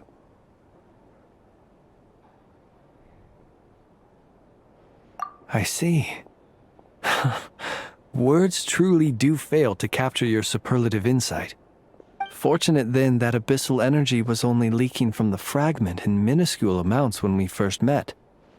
Or I might have been in for a real interrogation. Yeah, hard to say how that would have played out. We've had a whole bunch of unpleasant run-ins with the Abyss. You mean to ask why I'm going this far to oppose him? Well, as a light keeper, I'd say I'm simply doing my job. Yeah! You're covered in more mysteries than Paimon could shake a skewer at. You can't just get out of explaining yourself by making lame excuses. All right. I suppose I do owe you some honesty, whether out of gratitude or the need to build trust. Your deductions have been quite correct. Should one wish to conceal oneself within a lantern, elemental power alone is not enough. You know humans well, and naturally you understand their limits. But some things that humans would consider difficult are quite normal in the eyes of non-humans. So, you mean you're one of the latter? Have you heard of how Snezhnaya was once the realm of the Fae? This race is no longer of any importance, but they still exist, as evidenced by the fact that I am standing before you. We've heard some scattered legends, but that's all Paimon thought there was to it. I once turned my heart toward humanity, and thus did I experience loss. I once labored and did much, and put an end to my tale with my own hands. When you realize you are floating in the middle of a vast ocean, you cannot help but feel that swimming in any direction would be equally meaningless. Would it not be better, then, to simply sink? But before I could sink to truly lightless depths, chance had it that I should be awakened by a band of Ratniki. They were facing a horde of abyssal monsters, and could not last against such a disparity in strength. Yet none fled. Those who dwell in darkness for long enough become exceedingly sensitive to all light. And the first light I saw upon awakening was that which shone from their eyes. Is that why you chose to help them? Perhaps I was moved by their valor. Perhaps I simply saw my past self in them and was moved to action for the first time in a long, long while. But I was freshly awoken, and my powers were limited. I could not prevent casualties altogether. The survivors and I buried the fallen heroes. That was the origin of the final night cemetery.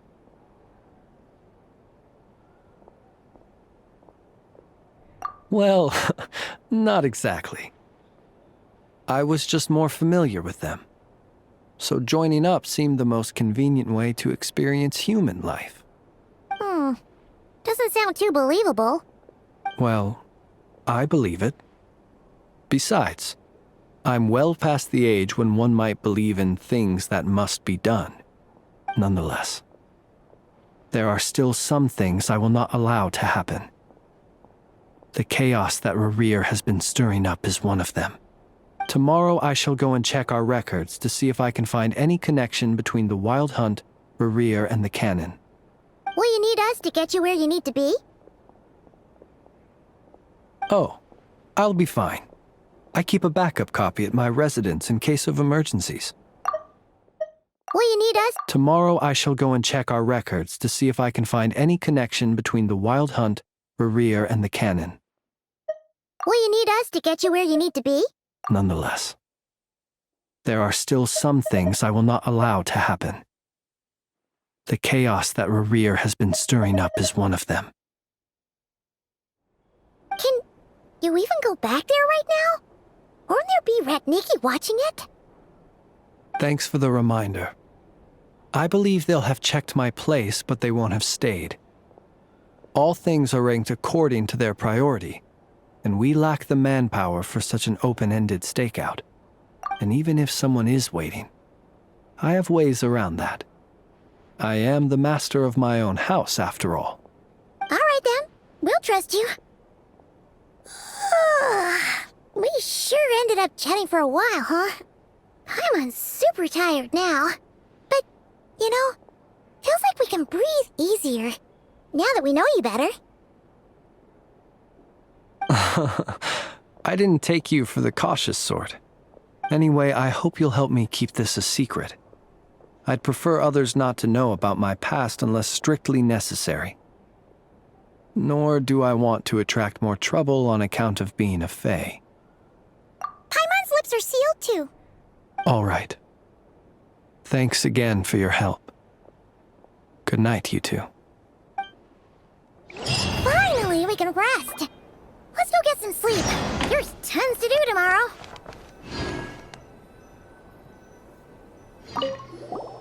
It's getting late.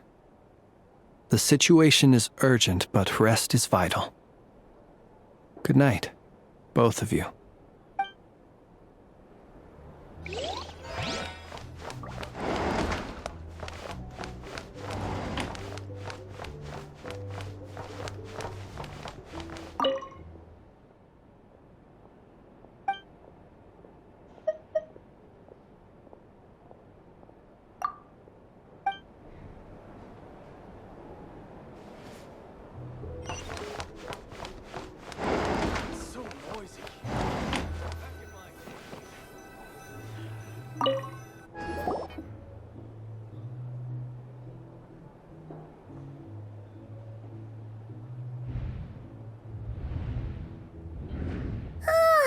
So much noise.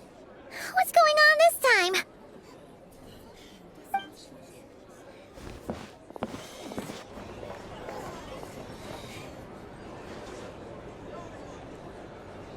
Hey! Where's Flint's? Is he here, or isn't he? We would be most obliged if you would pipe down a little, dear guest. Our other guests are resting. Resting? We're all about to be done for, and you're talking about rest? Flint's is a Wild Hunt shapeshifter, here to deceive us all! If we don't get rid of him now, there'll be no end to this! You'd better give him up. If anything happens, your business here is done for. You want that, huh?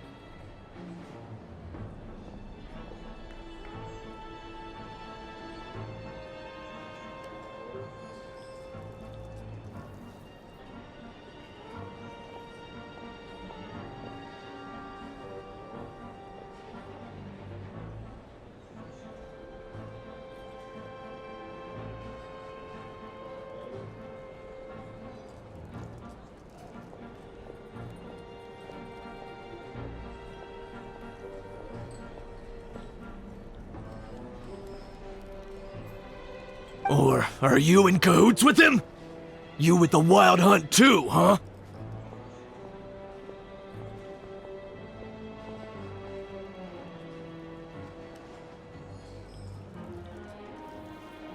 What happened? Did something leak out?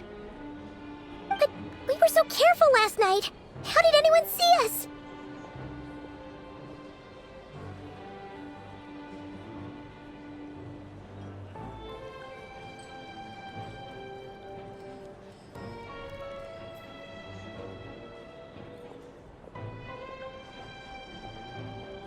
Well, what do you mean?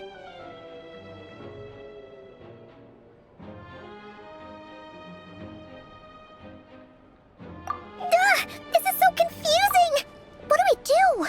These people are no match for Flints, but they're super heated right now.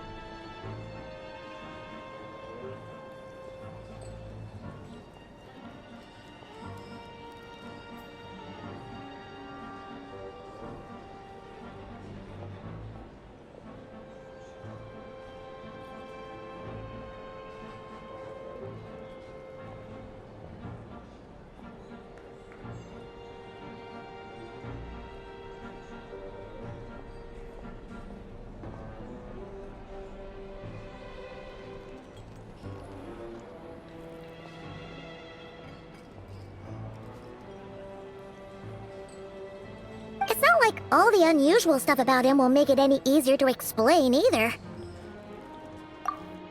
Okay! Hey! Let us in now! My apologies. My apologies. Hold on! Calm down, everyone!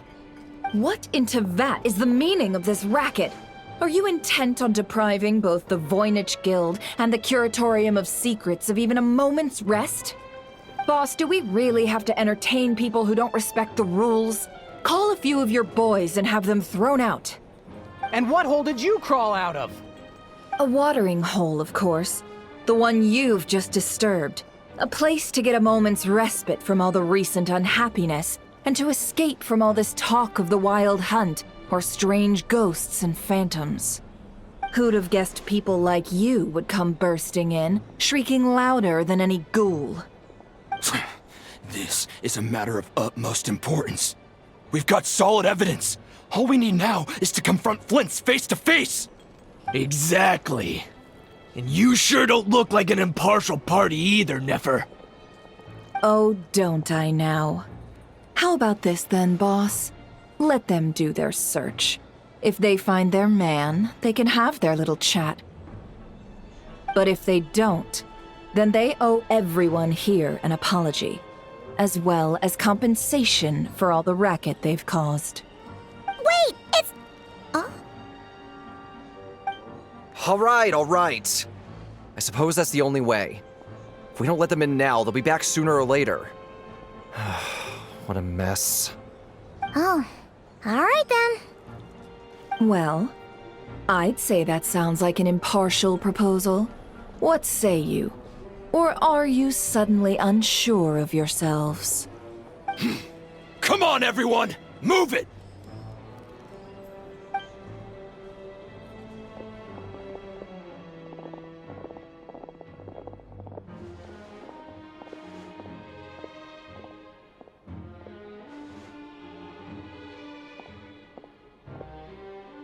No sign of Flints.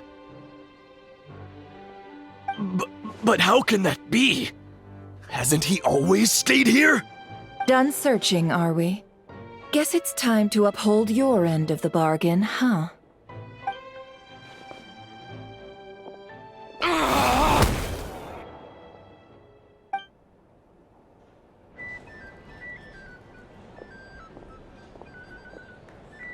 So, Paimon, you've been waiting to ask me something, haven't you?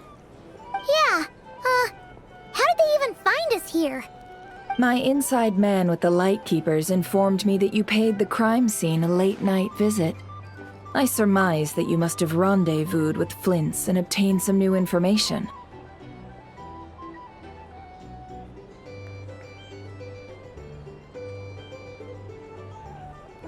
Then, early this morning, a group of people gathered at the town gates, news spreading amongst them that the Wild Hunt could disguise itself by taking on familiar faces.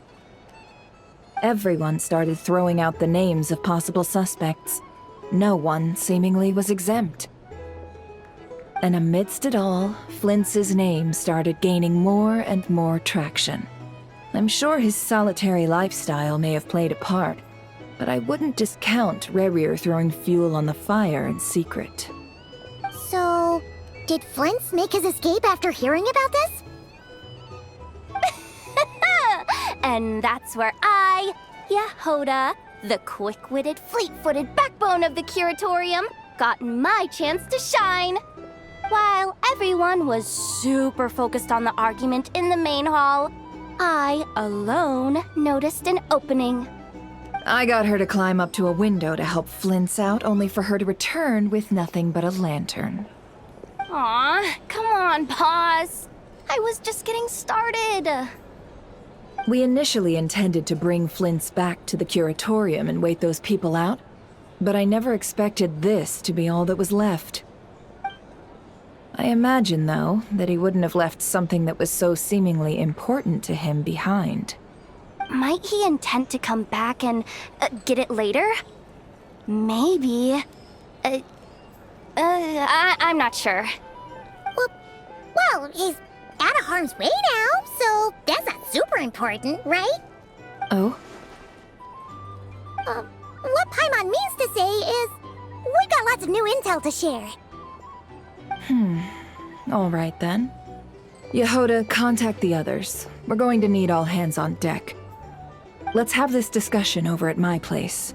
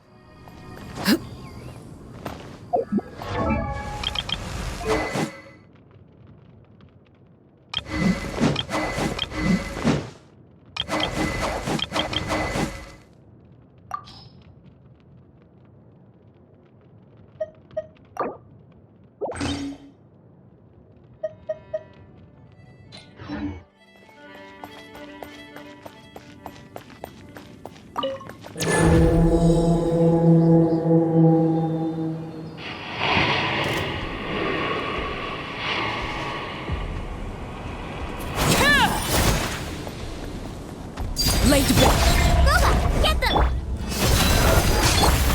Final warning!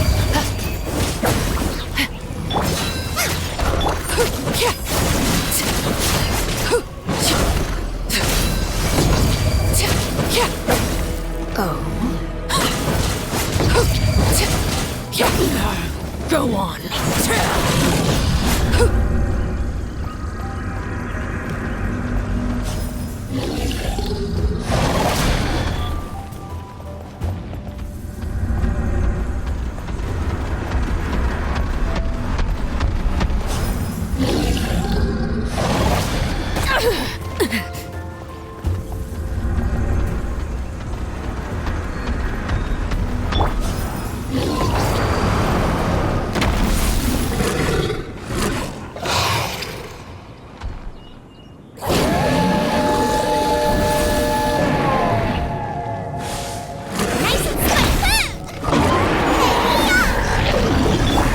Witness my rise.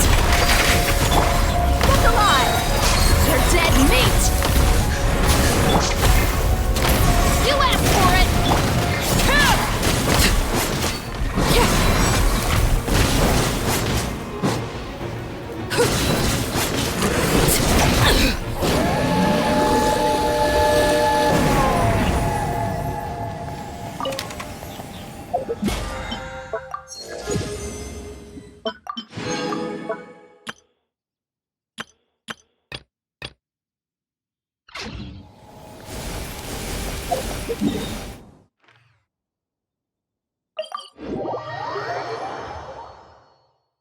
This kind of weather is more enjoyably spent under the cover of shade.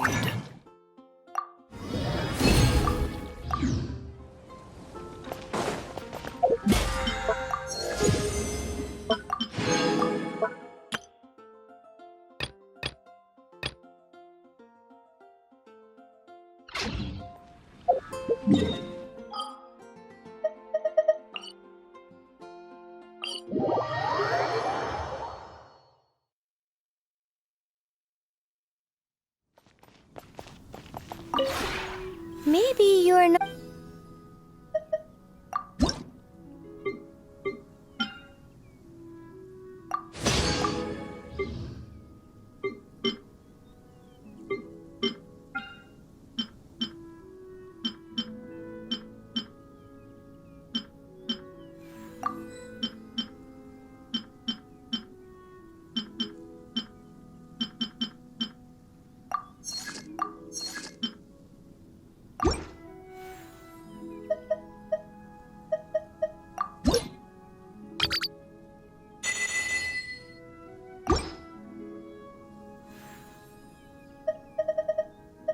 If you ever had.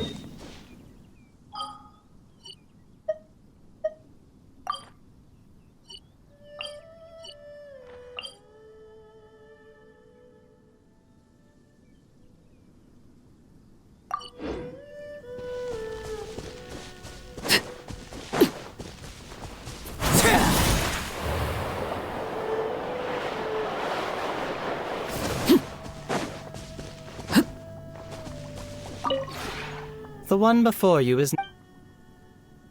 Ah.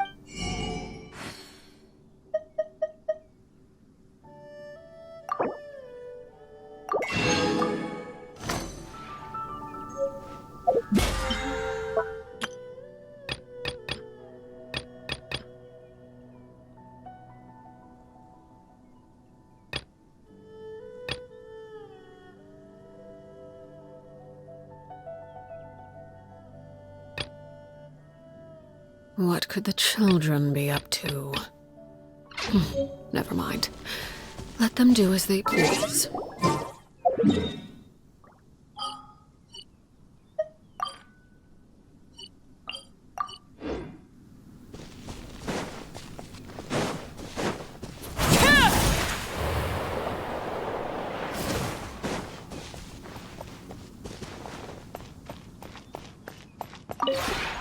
Maybe you're not...